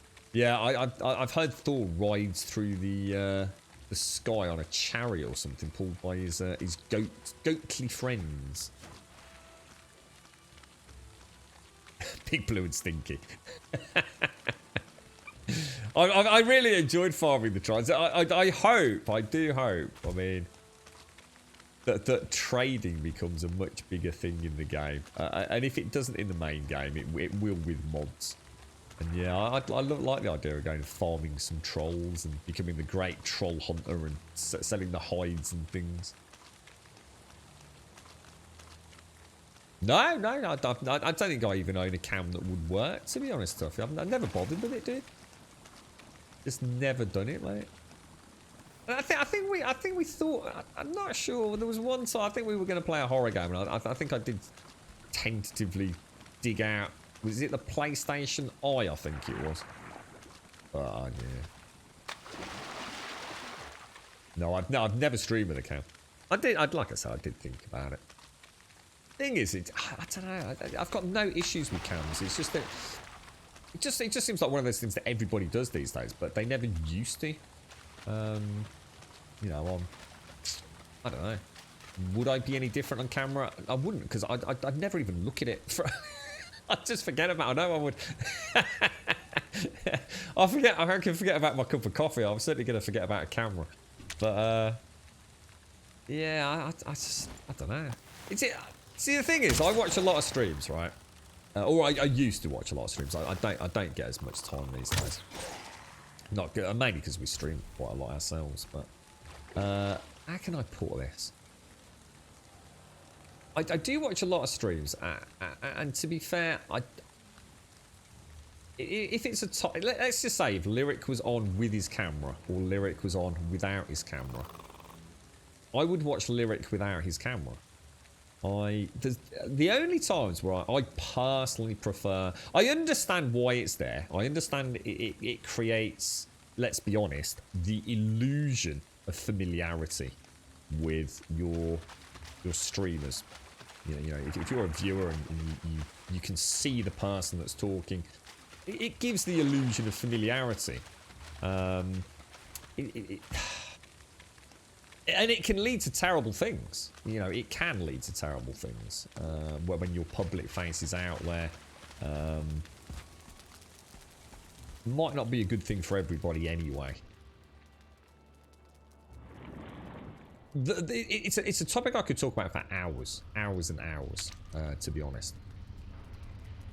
My point is, if I'm going to watch a stream, I'm doing one of two things. I'm probably either listening to it like a podcast, that there are some streams I really like to listen to, that they just have a right old natter, super interactive with the chat, lots of cool things going on, to talk about anything and everything under the sun, or in some cases talk about something very specific, you know, that they're very knowledgeable about, I don't know, playing bass or something.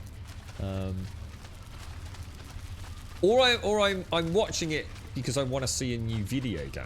It is one of the other reasons that I watch a Twitch channel. You know, Code Carnage might be playing a game that's coming out in 3 weeks' time, so I go and watch it.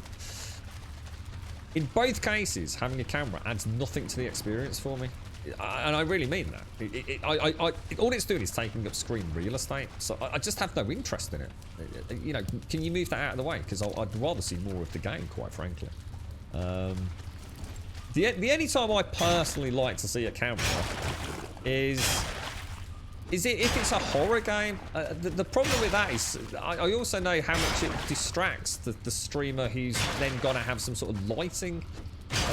If you're going to be able to see your face, you've got to have a bit of lighting in the room. And if you're playing a horror game, I like to play in the absolute pitch darkness. You know, I turn my headset right up. I've even hung like sort of dark, what are they called, duvet covers over the windows to block out even more light. So I am in I've even turned off the RGB lights on my keyboard. You know, I turn off the Stream Deck. The only light that comes out is like from the monitor I'm playing on Twitch chat. If I had to have a light illuminating my face so you can see it, I'm not going to be as into the game. So again, there really is there's no point where I'd rather see a camera. But I also understand the importance of it in this world of branding and marketing. And, you know, there's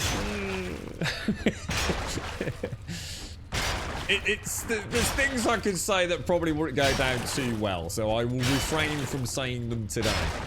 I'm not over, you know, I don't want to offend anyone deliberately.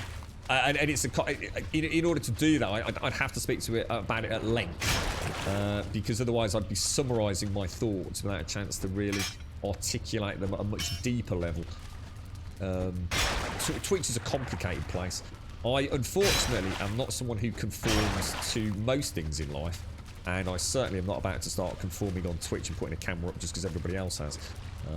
Even if I had a camera sitting here, I doubt I could even be asked to jack it in and get it up and running, to be honest with you. I'm really not. Not sure I'd ever fucking bother, to be honest, mate. We've also discovered that Grim isn't real, and that's the most important thing, obviously. You know, it might phase in and out of existence. Well, in a way, Wednesday, it actually makes it even worse, dude.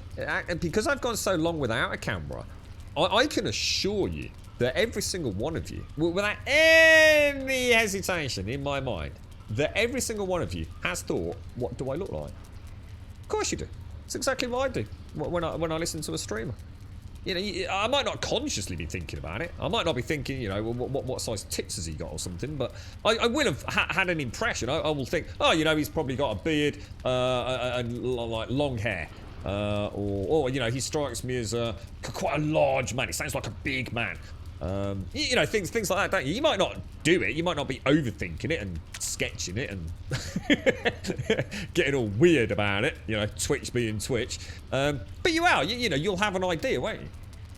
And what happens is when you then suddenly put up a camera of that person, it's, whoa, Jesus Christ, that is not what I thought. We were talking about this the other day, weren't we, with Chris Eubank. You know, look at Chris Eubank, that disconnect between the voice and what he looks like.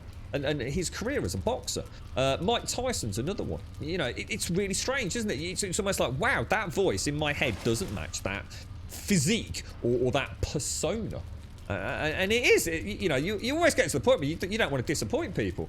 You know, it's like, shit, you know, that's a bit dodgy now. And that's another thing. You know, it's a real thing, isn't it? Same with radio personalities, in the end it doesn't matter. It does though. I mean, it does matter. I mean, it absolutely does matter. I think, let's be honest, right? If you want to make a financial success out of Twitch and you don't have a camera, you are at a huge disadvantage. There is an element of Twitch which is around familiarity.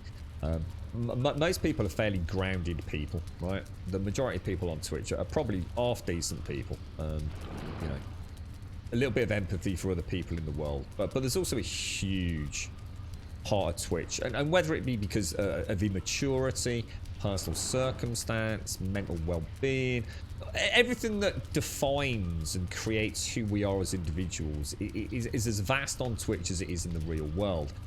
The thing is here is that we tend to gravitate towards people that we want to be around in the real world and that have similar belief systems or general codes of conduct that we tend to have friends, and they tend to be friends for a whole variety of reasons, even if there's some common ground as well as uncommon ground. You know, we've all got friends that we could be best mates with on every single topic, but you hate two really opposing football teams, right?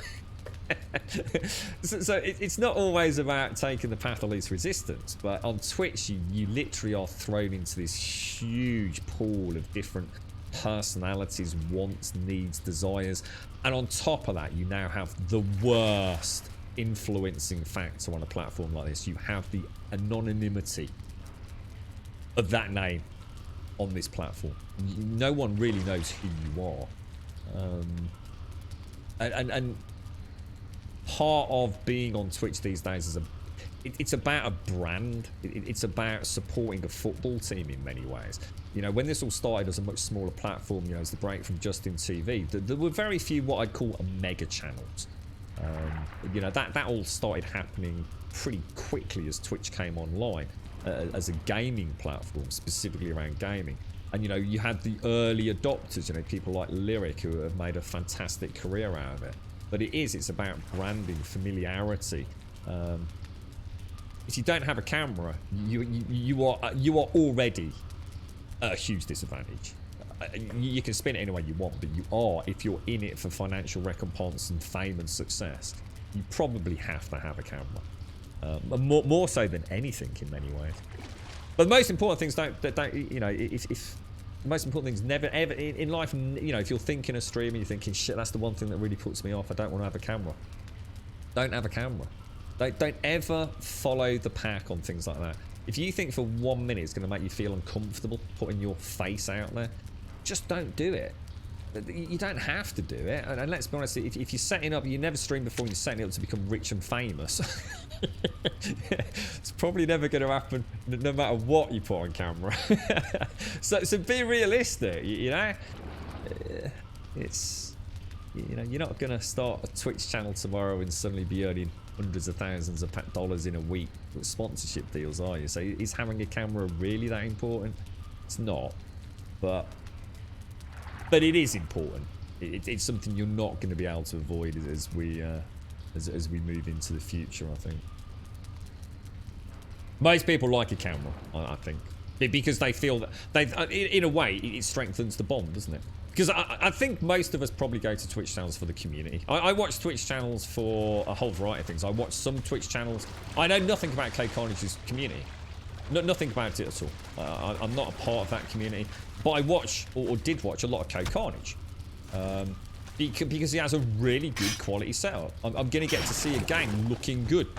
I like his playstyle. You know, he's quite picky about things. You know, he'll really get into the details and show you things that, you know, another streamer might just be sitting there laughing and giggling about. But I think for day to day, a lot of it is about belonging to a community. I think for a lot of folks. So it's kind of important that you got a camera, but don't feel pressured into it.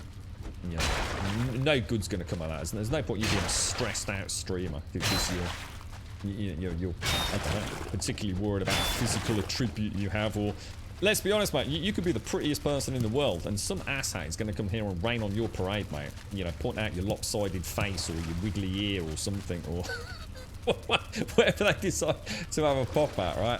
If that's going to bother you, then you shouldn't be streaming in the first place. Because it's going to happen. It will happen, and it will happen a lot. I basically look like my avatar, except I wear a gnome's hat as well because you're only 3 foot tall.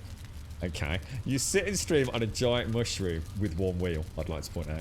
You only stream at your set times because that's when your owners are out and won't notice you're not sitting at the fish pond. You see what I mean? You see what I mean? Now I am going to have to low-key play this because this is getting dangerously close to reality. You see how people let the cat out of the bag? God damn it, Hashi. I mean, just spill the whole story, why don't you, bro? I mean, I might as well put the camera on. Hang on a minute. God damn it, dude. We better call the FBI. We'll see who's behind Grum. Yeah, the ninja gnomes. A camera is very important to those females who don't play much games, but sit and talk and not show cleavage. Oh my god. Well, it works both ways, though. You know, it does work both ways. I've been amazed, right, over the years when I've been browsing through various directories. We used to play a funny game here. Where we would try and... we wouldn't do it on stream because it would be horribly disrespectful, but out of sheer curiosity, right, what I used to do was I would try and find... oh no, I'm sinking. I would tour random Twitch directories, right, and I would try and find the highest or lowest ratio of game to bullshit. My apologies, Advina.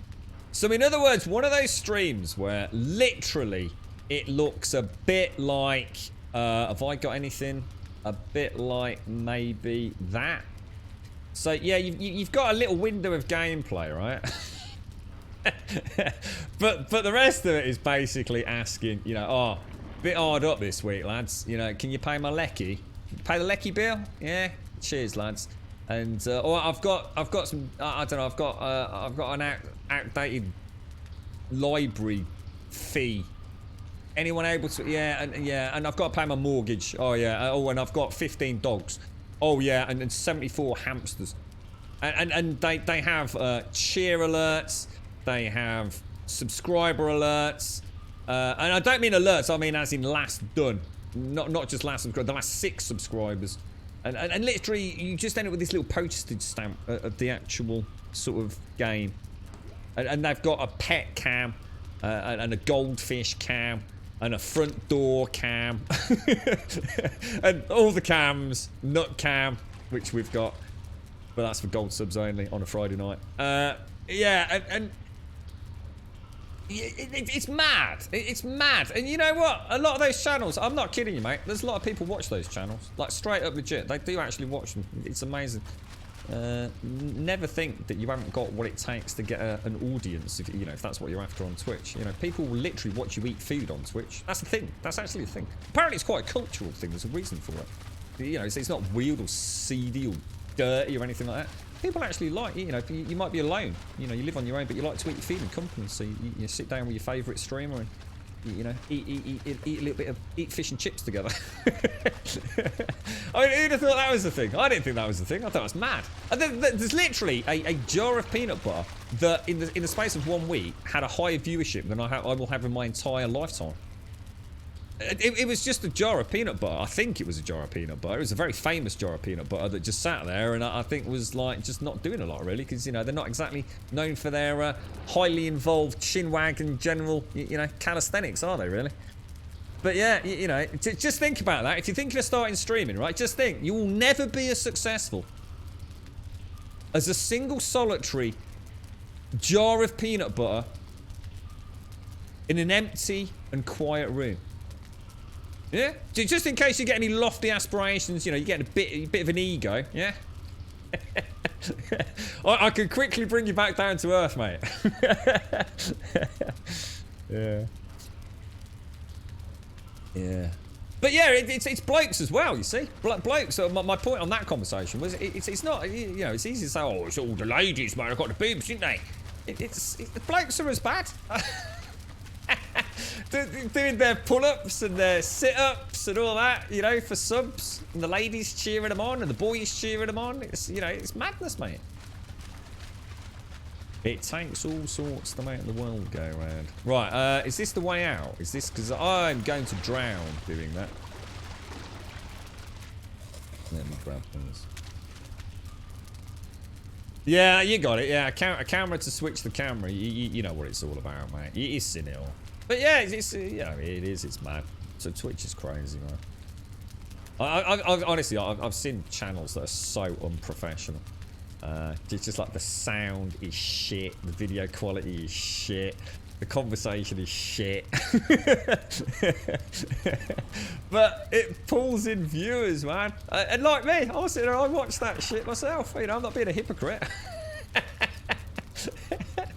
Sometimes I don't want anything overly complicated in my life. It's crazy, honestly, it's mad. Twitch is such a cool place.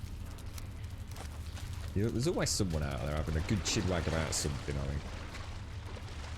Yeah, there was a channel, there was some dude that just like started streaming. I don't know what it was, mate. Just a jar of peanut butter or something. Was it slowly decaying or something like that? I really don't know, bro. Needless to say, I didn't believe it or actually watch it.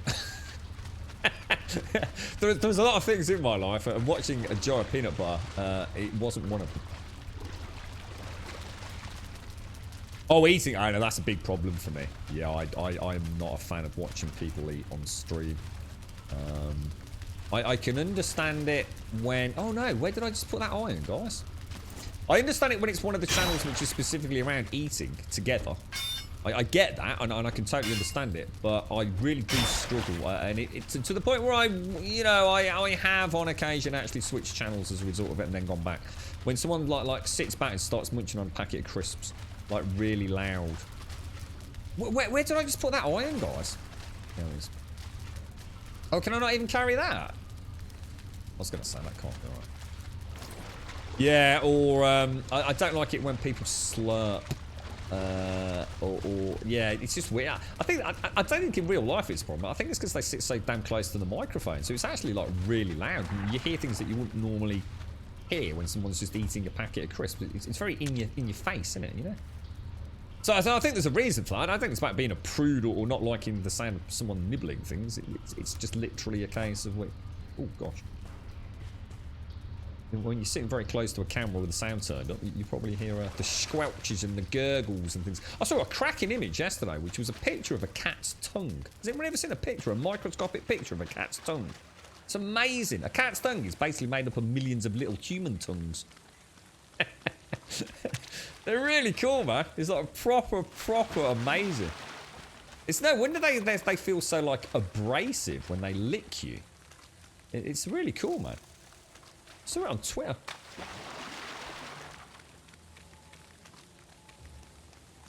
Right, I'm just gonna get. Where's my yellow shroom road gone? And anyway, the thing is about all the, you know, whether it's your man boobs or your girly boobs, right? Fuck it. If you've got it and people want to see it, fucking flaunt it, mate. If it makes you happy and you get rich and you can drive around in your nice Tesla car, mate, who am I to judge? You never know. They might actually be really nice people that are also actually, you know, rather well blessed and well endowed in the good looks department. just because you're. I think sometimes people sort of think they're mutually exclusive traits, aren't they? Bloke's got a big pair of pecs. He must be an asshole, right? But yeah, you know, why not? Why not? If you're beauty, people like beautiful things, don't they? You don't go and buy an ugly phone. You buy a pretty phone, don't you? You're right, Noblet. How are you doing? You're right, Quadril. Cat things like that. Yeah, I actually, like to say, seriously, microscopic. It actually looks like loads of overlapped. It looks like a big human tongue orgy, is what it looks like. It's amazing. Noblet, thank you very much for the 41 and the Prime, my friend. Thank you very, very much, bro. Really appreciate that. That is top banana, mate. Top banana.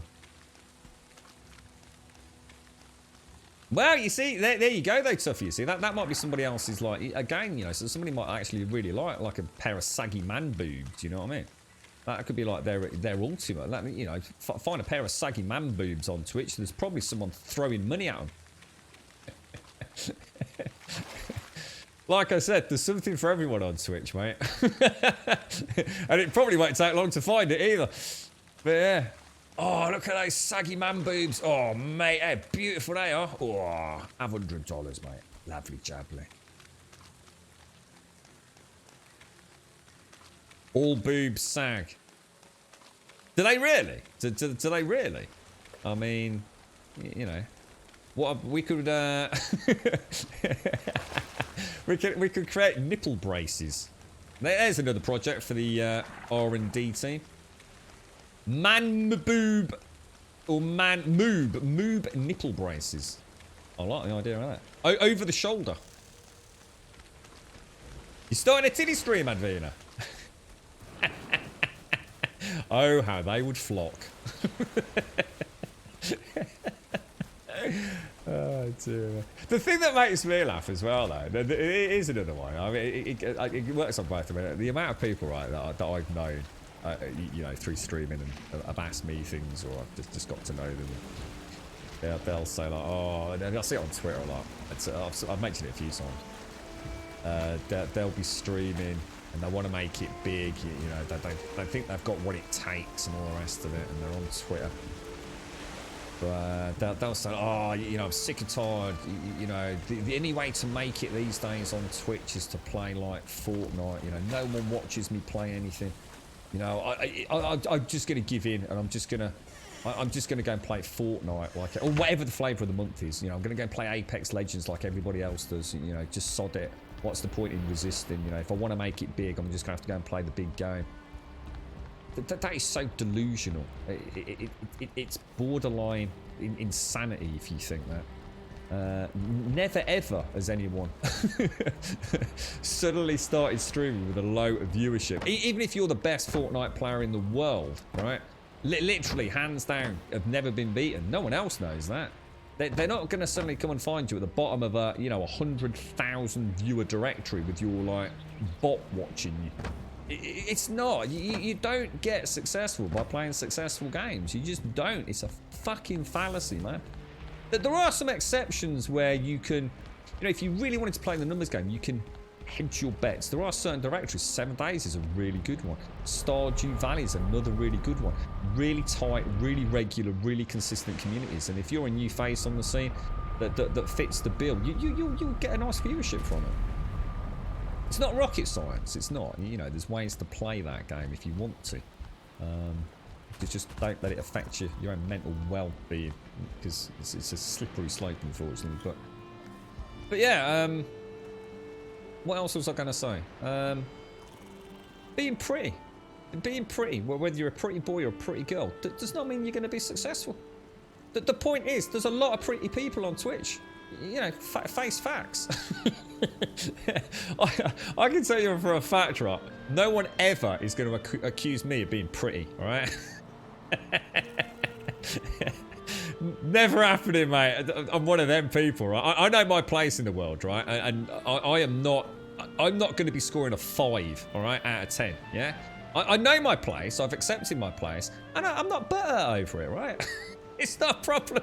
It really isn't a problem. Maybe it works in your favour. You know, maybe you're a little less conspicuous. You know, imagine being really, really pretty as a boy or a girl. You know, that stereotypical object of beautification. It probably comes with a lot of problems, right? It's not the solution to all the problems. In fact, it could actually work horribly against you, you know? And the thing is, you know, he'll say, oh, what? I'm a bloke and I'm just going to get my moobs out, man, because, like, you know, he's got his out. Well, it doesn't mean he might have better moobs than you, mate. Just because yours are an 8 out of 10, you're now competing with a lot of people that are 10 out of 10, mate. A lot of people willing to go the extra mile as well. They might actually be a nice person and you might not be. So again, all this, oh, you know, it's unfair. It's the real world. There's no different on Twitch as there is, you know, some people are going to get a job because they're a little bit prettier and maybe not as well versed or educated or the experience. It happens in the real world. It happens on Twitch, mate. That's my real picture on my Tinder profile. Have I got it? Did you make me a Tinder profile, Ashley? We're doing. I'm still giving 2 for 1 round the back of Rackham's on a Friday night, mate. You know what I mean? I'm pulling in like less than 10 quid a weekend round there, Ashley. You better start advertising my freaking various wares more, sir. You're letting me down here, bro. You're right, Rev. How you doing, mate? How's things?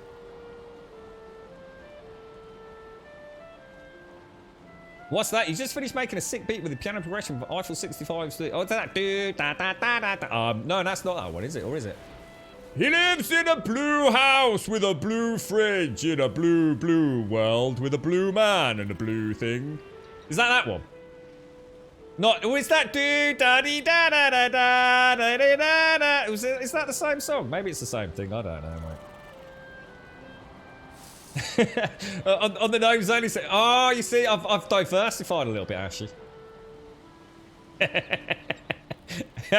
I saw someone in Discord. Was it you and Dot? I saw rugby union and rugby league mentioned. I have never closed Discord down so fast in my life, mate.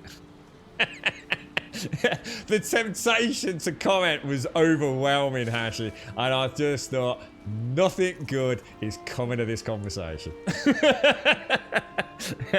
the age-old argument, union versus league. Oh man, class. We shall never touch upon the topic. There is only one, and anybody who's on the other side is a fool. Oh dear. Yeah, it wasn't me. It wasn't me that mentioned rugby league or rugby union. I'd just like to point out, I think it was you and Dot. I was not wading in. Talking of Tinder, my wife was staring at me when I woke up one morning and asked what was wrong. She said, how long have you had a Tinder account? Hang on, what is Tinder? I don't know what Tinder is. Is Tinder the one where you're looking for a partner? Or is that like just after a, you know, a bit of slap and tickle? I said I didn't, but she had proof from a friend who was on Tinder and my profile had popped up for her. So, what? So you have got a Tinder account? Or has someone set up a Tinder account like under false pretenses, Chibi? I'm going to come and work for you, Trump. Oh, dear.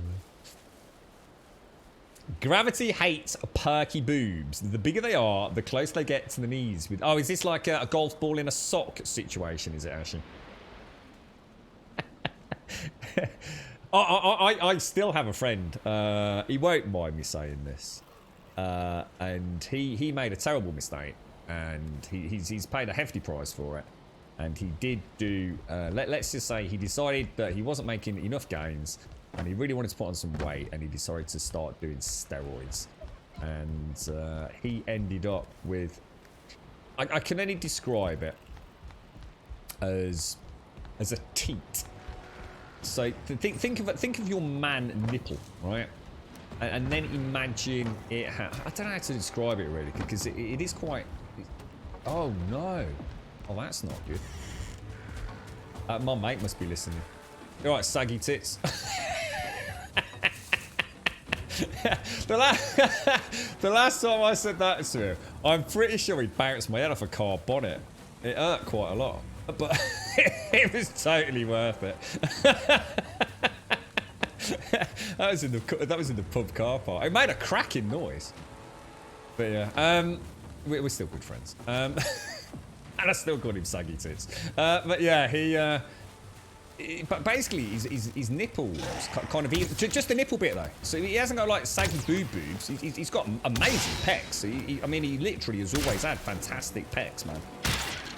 Yeah. I mean, that dude could bench press like for England. And yeah, his nipples basically elongated and dropped down about, I'd say, probably about 1.5 inches long, so it's a pretty big man. You know, we're not talking about little nips here. We're talking proper saggy nipples, and all from doing steroids, mate. All from doing steroids. He had all sorts of other side effects, like horrendous side effects, but that was the end result.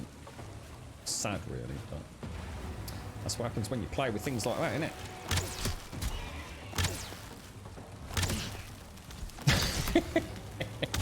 I'm gonna die. I just suddenly realised I'm gonna bloody die. There's too many archers out there. Oh no! Keep going. Oh no! What hit me then? Was it an archer? There's archers. There's too many archers, guys. I'm gonna die. I'm not gonna make it.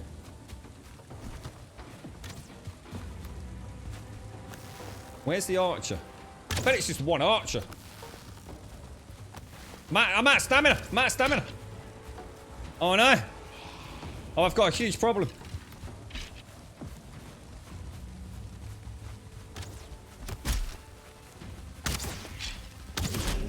I'm gonna risk it. I think I did the right thing there, guys.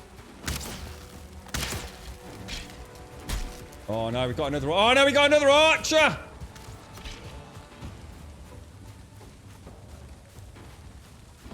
I need to get stamina back. It's because it's raining, isn't it? Oh, mate, they just kicked my ass, dude. They just proper kicked my ass. That was I really thought I was going down there. I really thought that was it then. I'm telling you. I kid you not. I think I've been very lucky there.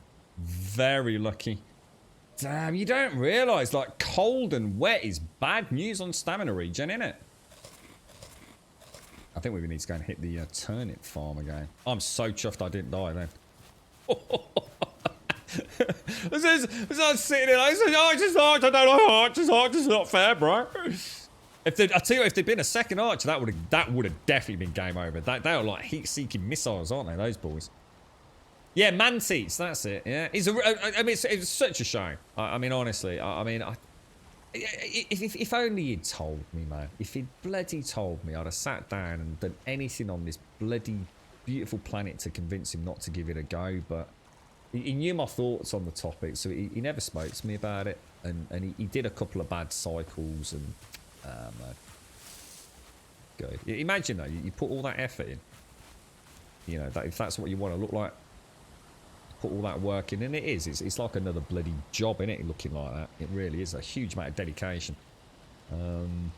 Yeah, for something like that to happen. He's been saving it for a long time for an operation on that. I think it can be resolved, but it's not something we talk about really. You're right, Quadril. Yeah, very close, mate. You despise the swamp. It's my least favourite area of the game. I actually really like the swamp. Yeah, I've really enjoyed it myself, mate. It's I always feel under pressure in the swamp derp, and I like even the yellow shroom. Without the yellow shroom road, mate, I'd have been dead way more times than I am. But that is like my beacon, my golden strand of hope. It really is. The emissary of the Gorgonites. Gorgonites. What's that from? Is that from something or? Yeah, exactly, Janks. Yeah, cold, wet, no rest debuff.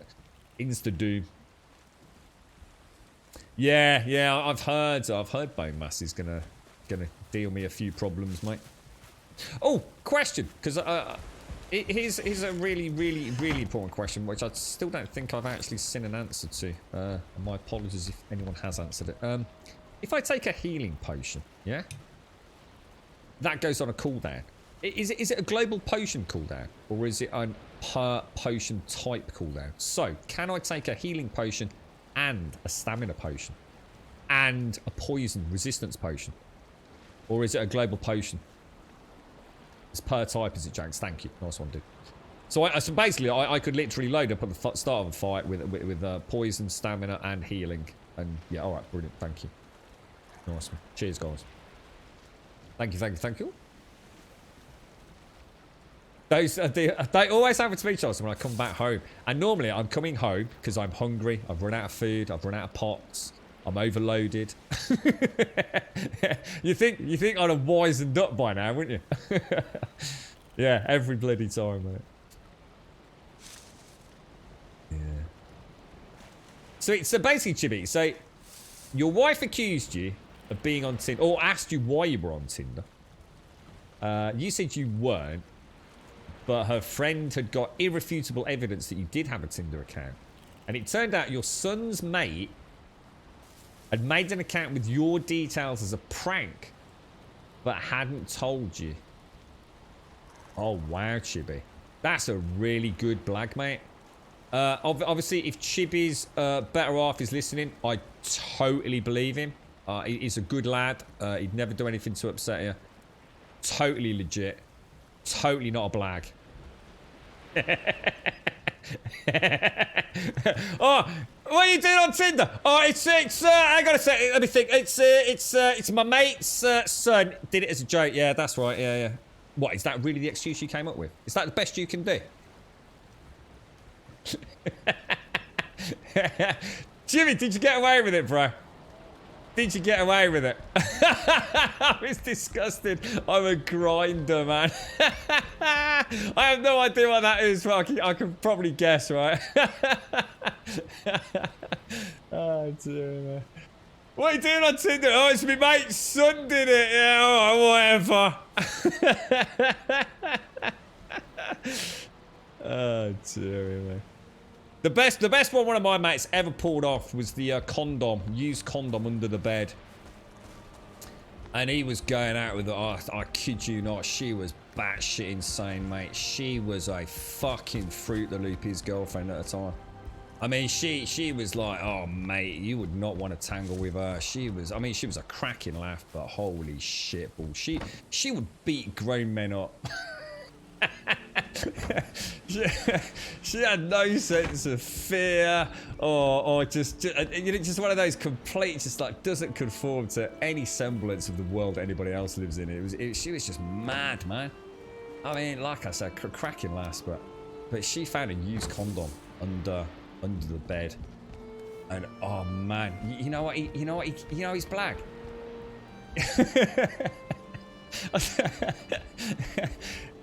It's a posh wank, darling. Sorry about that. I'll clean it up later.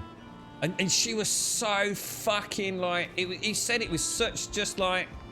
Oh, shit. Yeah, I'm sorry, but yeah, just a posh wank. And he totally got away with it, man.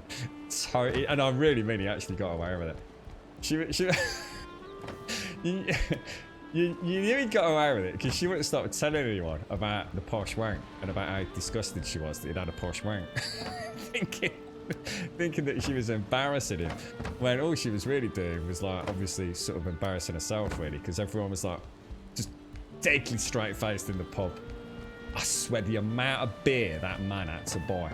I reckon the pub probably had free drinks for like a good month on him, mate. I'm telling you. Oh, dearie me. The stories I can tell you. Oh, dearie me.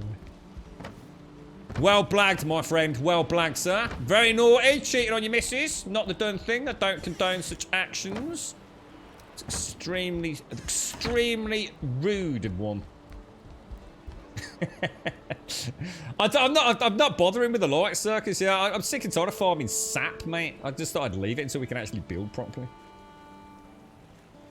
After Meadows, the Black Forest, and full bronze gear, which biome would you suggest to go to next? Just got in the carve in the sea. Yeah, you've got no choice. You have to go to the swamps, Mackie. Yeah, there's nowhere else to go, bro. That's all you can do, mate. I mean, your any other options... I mean, you'll be better off than me because you've got full bronze gear. But yeah, Meadows, Black Forest, you'll kill, obviously, what, the Elder, isn't it? So you're now in a position to start iron mining. So you need to find a swamp. If you haven't found a trader, Mackin, I'd highly recommend trying to find that. Yeah, not so much a bunny border, actually. She was a very, very loud lady. She was the sort of person... Well, I mean, as the story kind of lends you... You know, she wouldn't think twice about talking about a posh wank in the pub in front of everyone. Where everyone could hear her, you know. She didn't conform to those kind of normal conversational boundaries, I guess. Very loud. Very opinionated. And like to drink. Very much like to drink.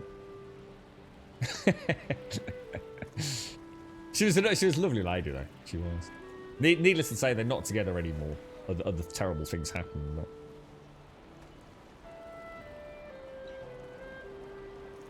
But... you always fear people will continue to suspect that I convinced my friend to say it was a prank. Yeah, well, you got to be careful with stuff like that. Listen, especially in this day and age. You know, it's things that end up on the internet stay on the internet, don't they? I've said many times, I need to go and get some... Yeah, let me make some food. Yeah, I've said many times, it's got to be pretty hard being a kid right now. Growing up, you know, where there's this sort of proliferation, isn't there, around... Oh, what else do I need? I need some... What else do I need, guys? Is it neck? It's not neck meat, is it? Yeah, I think the problem these days is that, and here's, I mean, I really believe in this, and it really pisses me off when I see it when people bring up stuff from the past endlessly. I mean, look, if you're in the public eye, one could argue like you know what you're getting into, right? But we were all young once, weren't we? And you don't know you're going to be rich and famous, or you know, sitting there on a TV show or whatever, do you? Later on in life. No one knows what the future holds. People are so unforgiving. You know, it's like you make one mistake, man. And look, sometimes there is only so much you can do to apologise, isn't there? No matter how sincerely you do that, and you change, and you try and do the right thing. Otherwise, what's the point? What's the point in being sorry about something if the point in being sorry isn't that you're going to address it and change it in the future? To learn from it, to evolve from those mistakes. You know, so a lot of us probably have learnt more from mistakes we've made than just going through life with everything working right. But there's a point where you have to say, okay, that's it now. We don't talk. I'm sure it happens in relationships a lot. I know I've been in relationships where things get dragged up that have no place to be dragged up years and years later. How do I make this again? What's this? Meat? Am I actually out of meat? Are you kidding me? I'm out of bloody meat? That's shocking, bro. Yeah, we see it a lot in social media, don't we? Well, where someone, you know, is hated and then...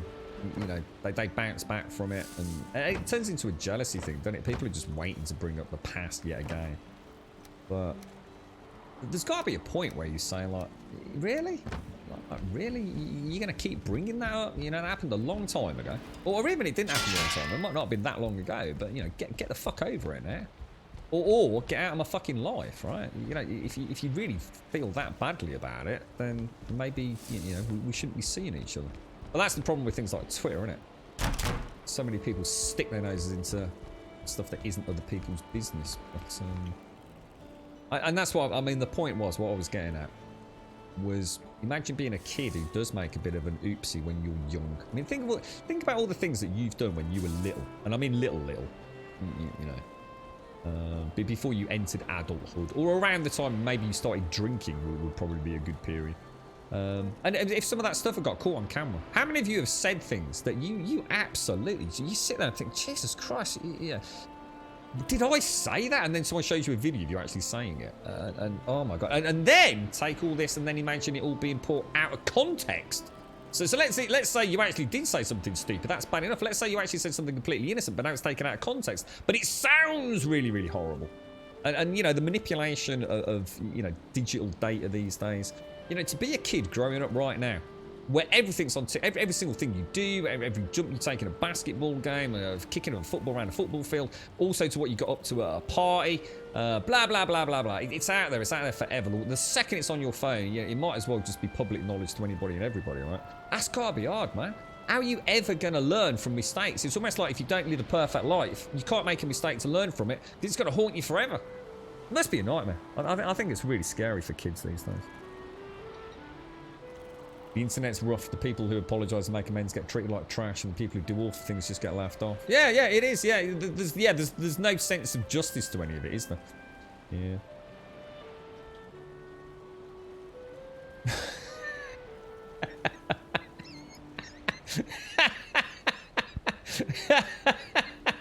I think I knew someone similar. Stood up on a train full of skinheads and shouted, "Come on then, you wankers." There were only 4 of us freaks on the train with her. We were wrecks, mate. Never ran for my life and laughed so much. Yes, I remember several incidents in and around a car park with this particular lady, where she thought, you know, it'd be great to get a bunch of blokes fighting another bunch of blokes, but she didn't intend to. She thought she could take on, you know, a whole rugby team of blokes, mate. She probably could. She'd have done a good job, to be fair, actually. but you know, it's that sense of honour now, isn't it? You know, a bloke decides to punch this woman in the face full belt because she's been a lippy bastard. God almighty, man. She was like one of the lads, man. She did not give a shit, mate. I saw her punch, kick, scratch and batter blokes. Oh, she was mad, man. Absolutely crazy. She really was. But you know what? I have to say, it sounds like a nightmare, right? But I have to say, one of the sweetest souls I've ever met. She was opinionated. I will say that, and wouldn't always understand that people had differing opinions to her. But she'd have done anything for you. If you were a friend, she'd do anything for you. But yeah, she was a danger to be around, which is why I sort of don't really get involved in any of that these days. And of course, with all the pubs being closed, it's not a problem, I suppose. But yeah.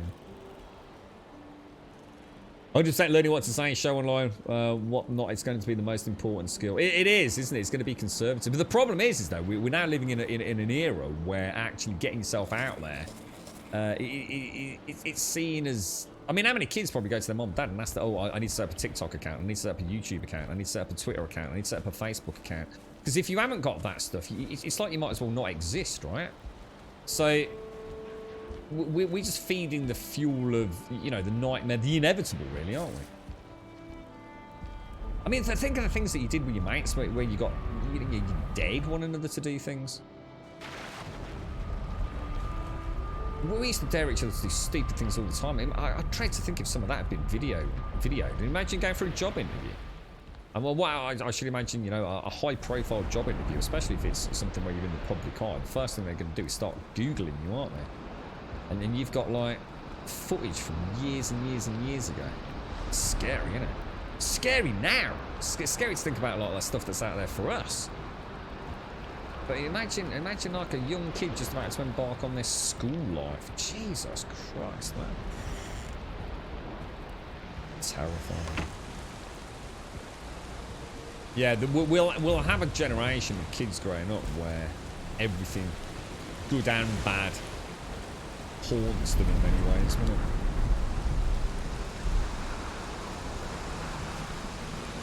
Take care, Juppy. Have a lovely, lovely day, Juppy. You stay safe. And Noblet, thank you very much for the 41 and the Prime, bro. Appreciate it. You're an absolute star, my friend. Thank you kindly.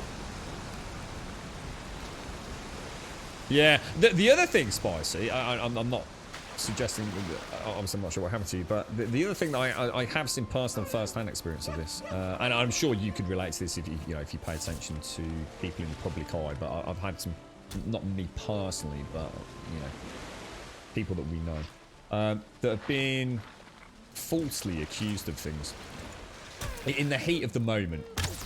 So something, I don't know, maybe in the olden days. Maybe we've always all said silly things, right? I mean, of course we have. I said silly things to my mom and dad over the years. I don't love you anymore, Mom. I hate you, Mom. I can't imagine there's a kid who hasn't said it, you know what I mean? So there's an example of the things that we say in the heat of the moment. And of course we don't bloody mean it, but we do in that brief moment of intense hatred and adrenaline, whatever it is, But yes, the problem is you can get falsely accused of things. And I'll be careful what I say here. People can make shit up. And there is the really scary thing. If somebody out there really, I mean, Chibi, all jokes aside, mate, it wouldn't take a lot for someone to bounce around on a Facebook page, maybe even get friends with a streamer, do a bit of digging around on a YouTube celebrity, find out where they live, it's all in the realms of possibility, isn't it? And start making false accounts or fake Twitter accounts. And the thing is, once the damage is done, it's so hard to go back, isn't it? There's a lot of people that are going to want to hate, that have a grudge or a bone to pick with people, and they're only ever looking for an excuse, even if it's blatantly obvious that it's a bit of a lie, they jump on the hate train. But things can be fabricated, things can be taken out of context, false accusations can happen, can't they? And that's the scary thing, is that actually, but by trying to defend yourself over something like that, it can often lead to you looking more guilty, right? But then you've also got the other bunch of people saying, well, he or she's not said anything about it, they've not refuted the claims, before you know it. Who knows, man? Who knows what happens behind closed doors? No one, right? But how quick are people to jump on the bandwagon? Scary, man. Scary. The more connected we are, the more disconnected we seem to become from caring, really. A bit weird. How do you place the yellow mushrooms on those posts? Right, so this is the yellow shroom road. So all that is, mate. First of all, you have to place a workbench down. So obviously you'll have to throw a workbench. Then put in a pole. So that's just a normal wooden pole. And then go into furniture and place an item stand. So if you look kind of closely there, you can see that little item stand on the top. Just up there. And then all you do is you pop a mushroom in one of your 1 to 8 slots and click it. And it puts it up there like as a little item. And that actually worked really well, dude. That's actually really cool. So this is my yellow shroom road. Nice safe walk through the swamp. That's what mainly happened. The one guy pissed at you because you disagree with him. Kind of just started saying shit about it. Yeah. It's easy done, isn't it? It's easy done. And the thing is, it only takes 1 or 2 people, to maybe have a grudge to bear, or to actually swallow the bitter pill, or, for whatever reason, believe it. And now you've got a problem, haven't you? And now you've got the beginnings of, well, they think it's true, and they've been good friends, and yeah, it's a nightmare, dude. It really is. See, back in the old days, right? So I don't know what I mean by the old days. I suppose the internet... how long's the internet been around? How long did we say the internet had been around? I suppose the thing is now, you're never more than like 3 seconds away from the internet because of mobile phones, aren't you? But I suppose that the worst that would have happened back at school in the day, right? It would have been a punch-up in the playground, wouldn't it? And that's bad. Physical violence in the playground is nothing to be proud of, and certainly nothing to condone. It can be terrible. Whole legions of kids that have not had an education because they're terrified to go to school because of bullying. That's awful.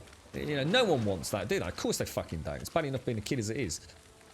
But I suppose the thing is, it was compartmentalised. You went to school, you had a shit time of it, and you came home, right? And hopefully outside of school, you'd be with your mates, wouldn't you? The people you chose to be with. But at school, you can have a bad time of it. Now it's relentless. Now there is no, it ends at 3 o'clock or 4 o'clock, whatever time the school's closed. Now you get bullied at school, possibly physically. and now you'll be mentally bullied outside of school. You know, people making horrible GIFs and YouTube videos of you, and you know, and it is, kids are cruel, man. I mean, we know that, don't we? I was a cruel kid. I was terrible to my brothers. You know, it's almost like pushing boundaries, isn't it? You know, I'll be the first to admit it. I'm not going to sit here and be a hypocrite. I was terrible to some people that I knew when I was a little kid, for a whole variety of reasons. Sometimes because they fucking deserved it, but but yeah, it happens, doesn't it? Kids don't need a lot of excuse to hate. It does make you wonder. To imagine 24/7 bullying. That's got to be rough on someone, man. That's got to be bad.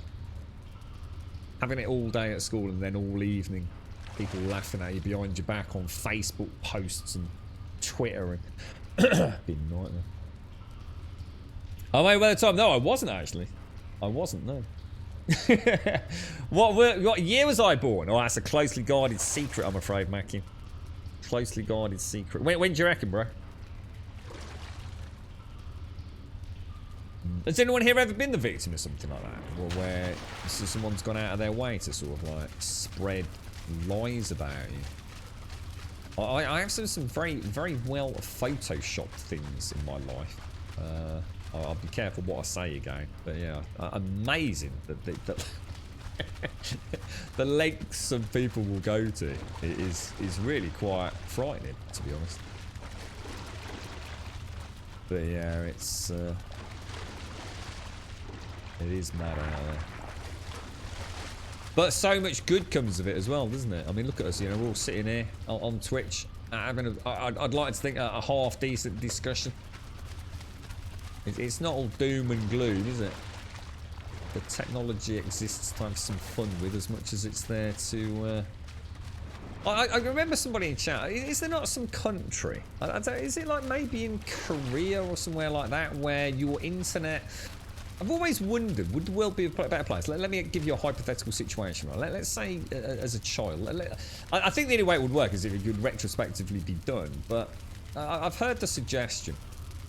Just the periphery of a chat. I'm not saying I've ever put any thought into this, but there we are. I knew that was there. How am I going to get this out? Where is the way out, guys? If you could not be anonymous on the internet, would that actually be a good thing? I understand that, you know, when we start getting to the realms of freedom of speech and things, but actually, does it really matter? So, in other words, if we all had to sign up, let's just say they purged the internet, they turned it off for 24 hours. Jesus Christ, I'm getting agitated thinking about it. They turned off the internet for 24 hours, and then you all had to sign up through your ISP with your real name, and a real picture of you, which you had to update every 12 months. I'm not saying I'd want this, you know, at all, but I'm just saying, would it make internet culture better, or would it actually make it worse? Do you know what I mean? If you took away the anonymity of it all, so even in an MMO, you actually had your real name. So the problem there is you become traceable, don't you? I suppose. So therein lies a concern. But I'm going to be honest, did you really think you're not untraceable right here, right now? I mean, you're a fucking deluded fool if you think you are. I don't know. I think it's a really weird one. I don't know. So take away the anonymity, do we lose everything that is good and bad about it? I don't know. It's a weird one. But I'm sure someone said that there is a country where that is how it operates. Where whereby your online persona is not an online persona. It is. I'm gonna have to drop it all back for it. Well, for hate, Quadril, that's what I'm saying. You know, in an ideal world, if people will stop, I guess the argument is, if you had to use your real name, maybe people would stop being such fucking idiots, using the anonymity of the internet to hide behind, and being false, and having, you know, clearly detrimental opinions. You know, so somebody that wants to go off on some crazy, I don't know, racist tirade, inciting hatred they use the anonymity of the internet in order to enable them to do that with in theory, no repercussions to themselves, right? So I guess the suggestion is that if you had to be you, and therefore fully traceable, you know, by the authorities or whatever it's going to be, or even let's just rule out the traceability, you know, if it's your real name with a real ID associated with it, would you not be such a fucking asshat? Would you actually have a bit more respect on the internet and for other people? Would it lend you to see other people on the internet as actual people and not just a moniker? You know, when you're triple X sniper, no sort of scope XXX, people maybe are a bit more likely to be a twat to you, you know what I mean? I don't know. So there's that side of it. But also, what you're asking there is, why would someone track you down? Unfortunately, no matter what you do, there's going to be some fucking crazy people out there, right? There's going to be some people that are actually really fucking... didn't like what you said on stream today. Didn't like what you said on that YouTube channel. Didn't like the inference or even misread into something you said. Might not even have been legitimate. They've misinterpreted something. And they decide, that's it, you're fucked, mate. I'm coming to find you. I'm having it out with you. I'm going to stand on your drive and give you a smack, scratch your car up, burn your house down. So that's why they might find you, Quedril. Yeah, like I said, I'm certainly not sitting here. I'm not saying that this is a good thing or a bad thing. Well, what I'm saying is I mean, it would be such a different place, wouldn't it? It would be such a different place on the internet if you know, Quedril, I saw your name there as Peter Quedril. You know, I don't know. If we all had our real names out there. Is that a scary place? Would it lead to a safer place? Would it be safer for children in the future? I don't know. I don't know. I've not got an answer to it. I just thought it was an interesting question. I think a lot of the problem is, I think people aren't themselves on the internet. I think therein is part of the issue. They'll say things, they'll do things, that they'll... I don't know. Maybe feel... I don't know. I'm not sure. I guess I don't really do that, but... Yeah. You're right, Granergy. Accountability. I think it would offer a platform for actual progress change in relating to humans. I think definitely that there would be... Yeah, I mean, it could never... It can't happen, though, now, can it? It's impossible for that to happen. There's no way for... It would have to... The whole world would have to change overnight.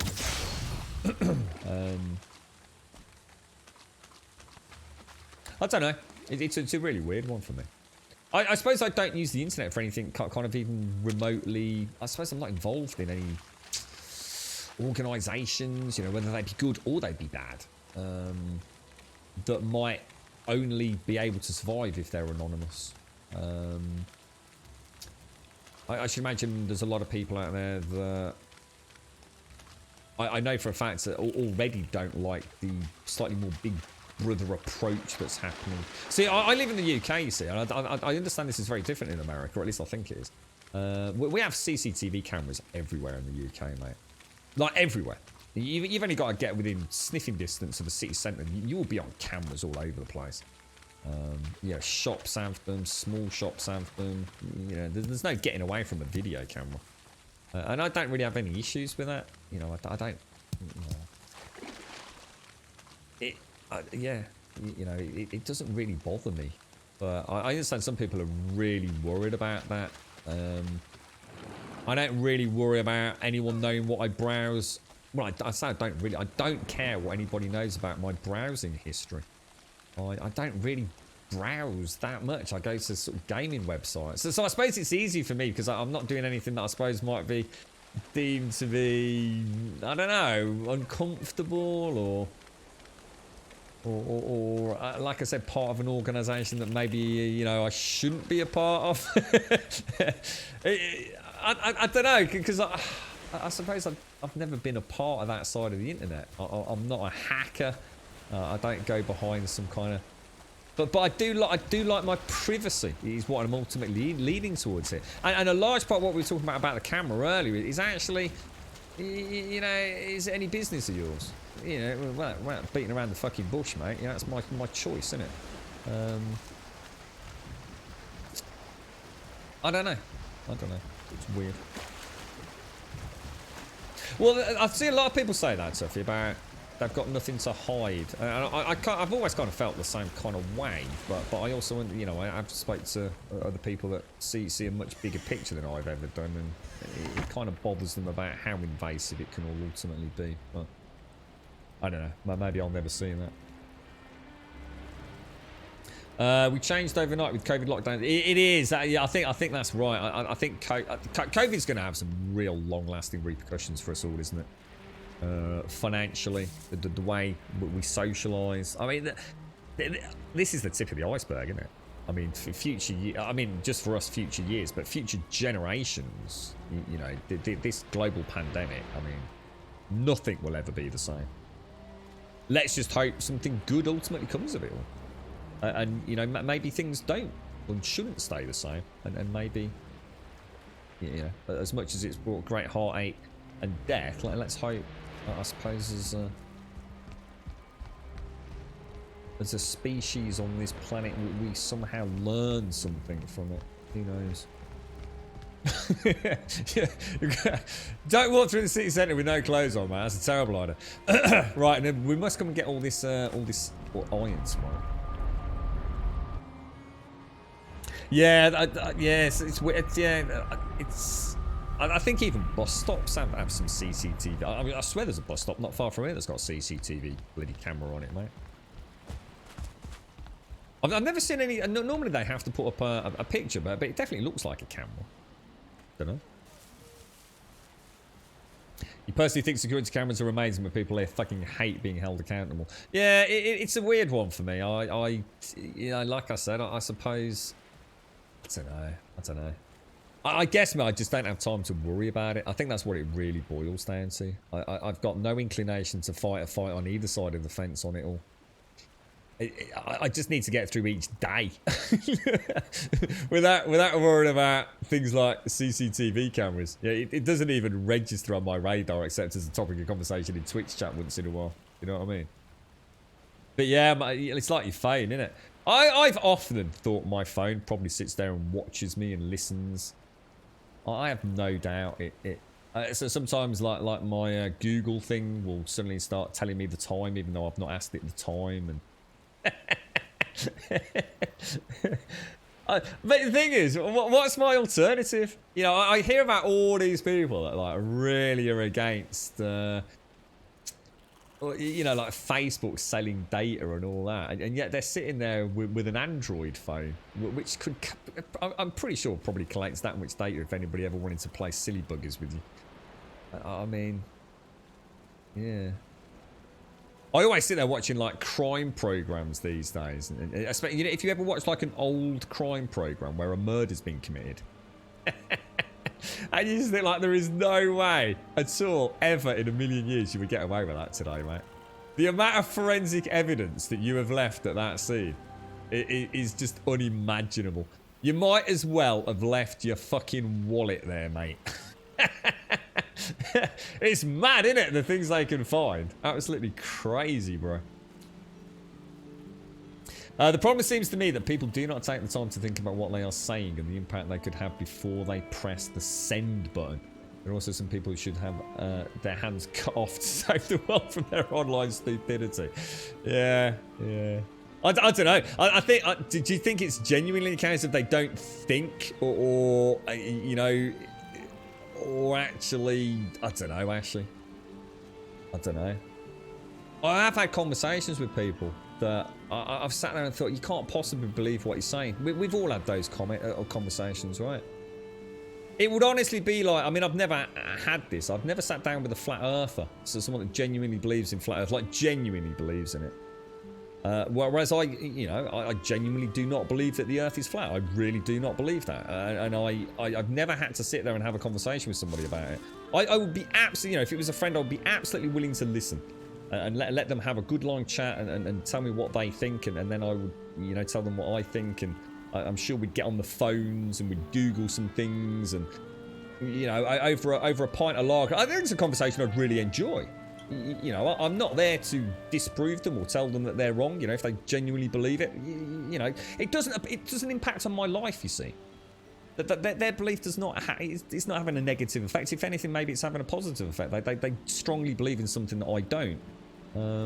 You know, whether or not I believe the scientific evidence to refute their claims, it's beside the point. You know, at the end of the day, we all get to make our own minds up about things. But there's a difference when people start, I suppose, projecting those ideas on other folks, isn't it? That's where it starts to become a problem.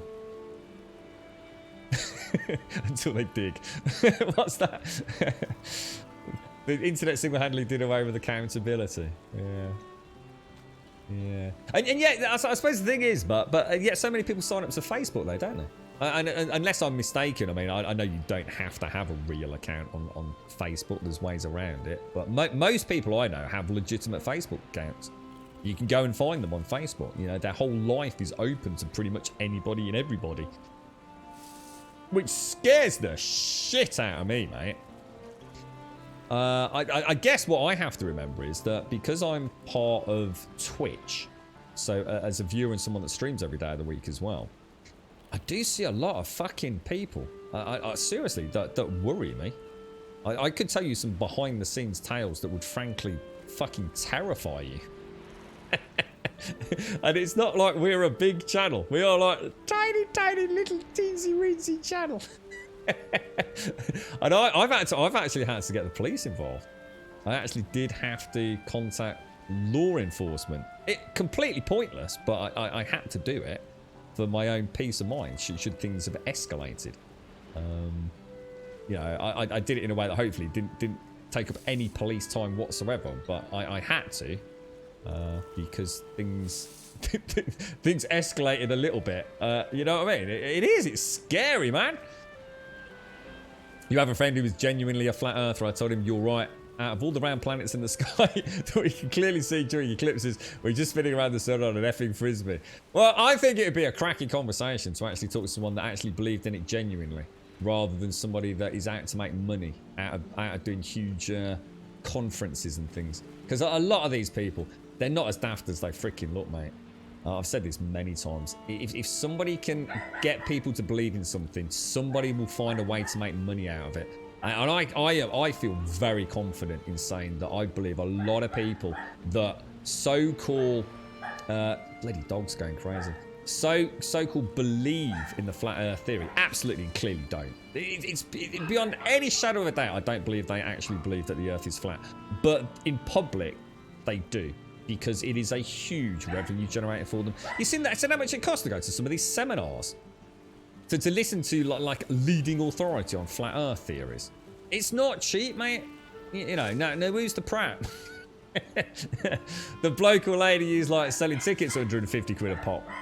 Hang on a sec.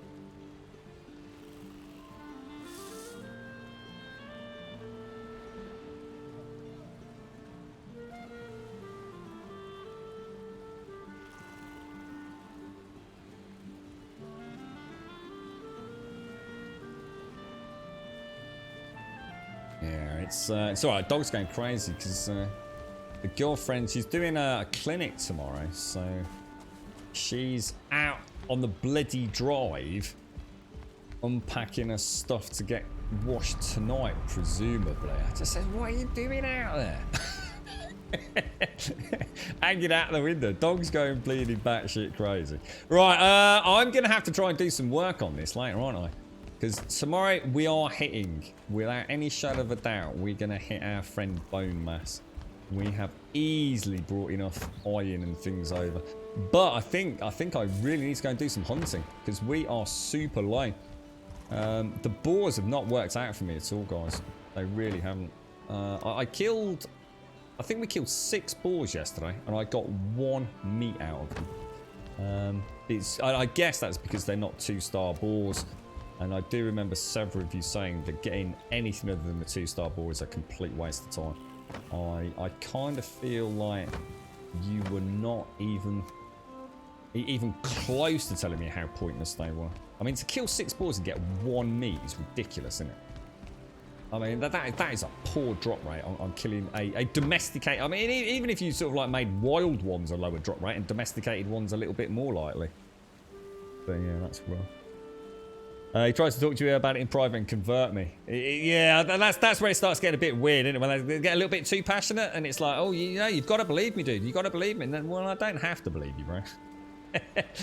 There is a YouTuber called Man Dan who debunks the flat earthers all the time. There is a lot of butthurt in the arena. He even says that these people don't believe what they are saying and they do it for... Oh, there's no doubt, Chibi. Oh, 100%, mate. 100%. Honestly, I really... There's just no way. So some of those people are far too intelligent. They are very clever manipulators. And probably basically sociopaths. Which often can be associated with, you know, some degree of intelligence. And it's just about manipulating people with one objective. Probably a little bit of fame. And more importantly, some very nice cash out of it. It's so obvious. It's so obvious that some of those people don't believe in what they're saying. You like Simon? I've never heard of him. I'll give him a chat. I might have a chat later. Yes, he's very watchable. Does he do other stuff? It's not just about. I don't want, you know, don't want to just watch flat Earth stuff. The average person's pretty dumb. That means half of all the people are dumber than that. Noblet, thank you for the 41 earlier, my friend. I do appreciate it. Ladies and gents, I'm afraid I do have to love you and leave you. Thank you very much for an absolutely cracking stream. Hopefully tomorrow we embark back on the journey that is Valheim. I'm going to be absolutely honest with you guys. I am shattered, mate. I have had to work so many hours this week. I've had very little sleep. We're still doing obviously the 7-hour streams, which is my choice because I fucking love it. I absolutely passionately love this game and I love coming on Twitch. But yeah, I've really not wanted to do too much that is going to result in back-to-back deaths. So farming that iron has been perfect. So thank you for persevering, quite honestly. It's going to pay off because we're going to get a huge batch of iron out of it all. We'll hopefully be able to get a full suit of armor. And like I said, that is going to be what I wanted to be in that position when we hit the swamps. I felt like I went into the swamps without any bronze gear, any upgrades. I hadn't really finished the forge upgrades. I want to be doing bone mass where all the content up to that point is kind of done. I probably won't worry about going back and making all the bronze gear. I'll do that on my own downtime, or you know, just the odd hour here and there, farming a bit of copper and iron. Copper and tin. But I really want to do bone mass because I'm gonna die a lot. You all keep telling me it's a nightmare boss, so we're probably gonna die ahead because I'm gonna be going in. I'm gonna be trying the bow. I know you're saying it's not very good. I'm gonna be trying the bow, the mace, the sword, whatever I've got.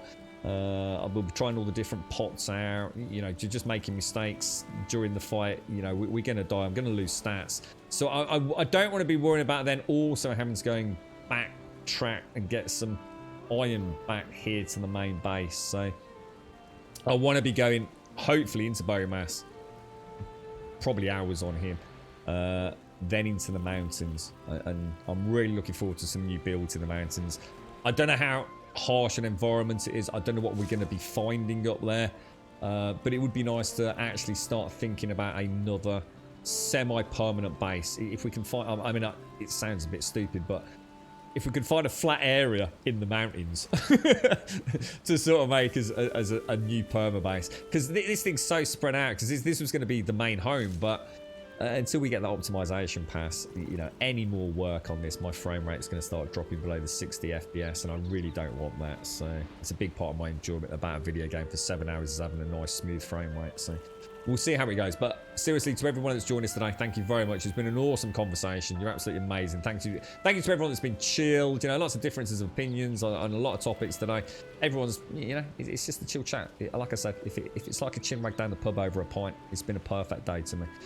Thank you for joining us. If you'd like to join us on Discord, !Discord will of course get you a link to the Discord server. Post an introduction, say hello, post an email, post anything you want. One single letter off your keyboard, as long as I can see your name, because you've posted something, I can click on it, invite you into the rest of the Discord. If you do that now, you'll have full access to all the different sections literally in the next 4 to 5 minutes.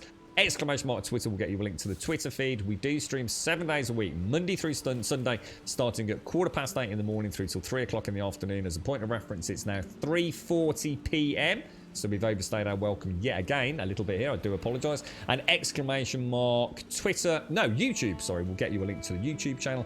If you join us on YouTube, please do consider dropping a subscription. We are now officially, I think, 4, possibly even 5 days behind on YouTube. I am really sorry. You know who you are. I honestly, I just don't know what's going on. I'm going to give the VPN another bash, see if I can figure out why it's been a complete git. Worst case scenario, I'm probably going to be down at my dad's house in Birmingham later. So if I log onto his PC, it shouldn't actually be a problem. It's always worked down there. It's just a bit slow.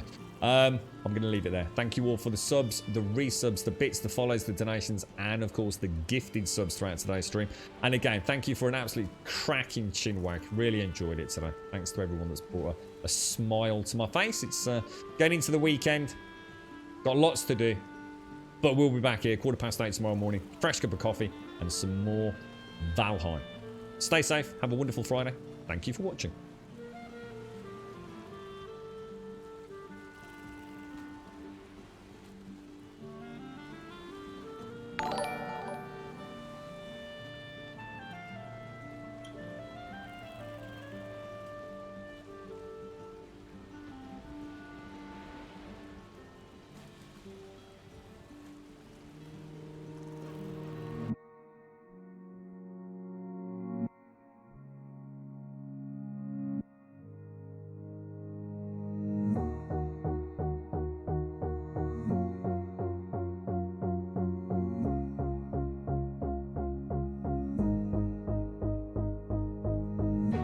For now you can stay right here, we will play until somehow you can find a slightly different frame of mind. Right here in my arms, away from all harm, you'll be safe from all the flares, although I know you don't care.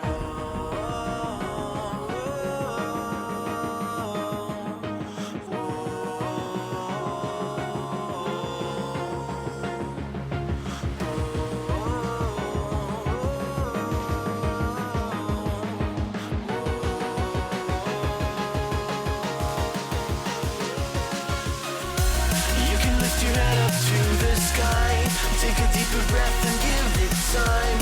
You can walk the path among the lines with your shattered frame of mind. Or instead you could always stay. We can wait right here and play until somehow you can find a slightly better frame of mind.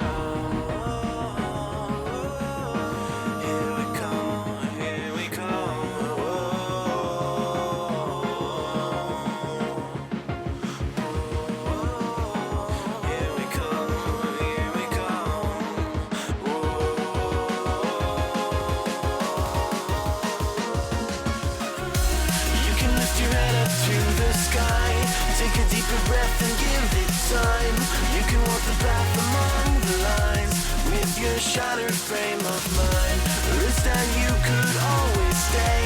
We can wait right here and play until somehow you can find a slightly better frame of mind.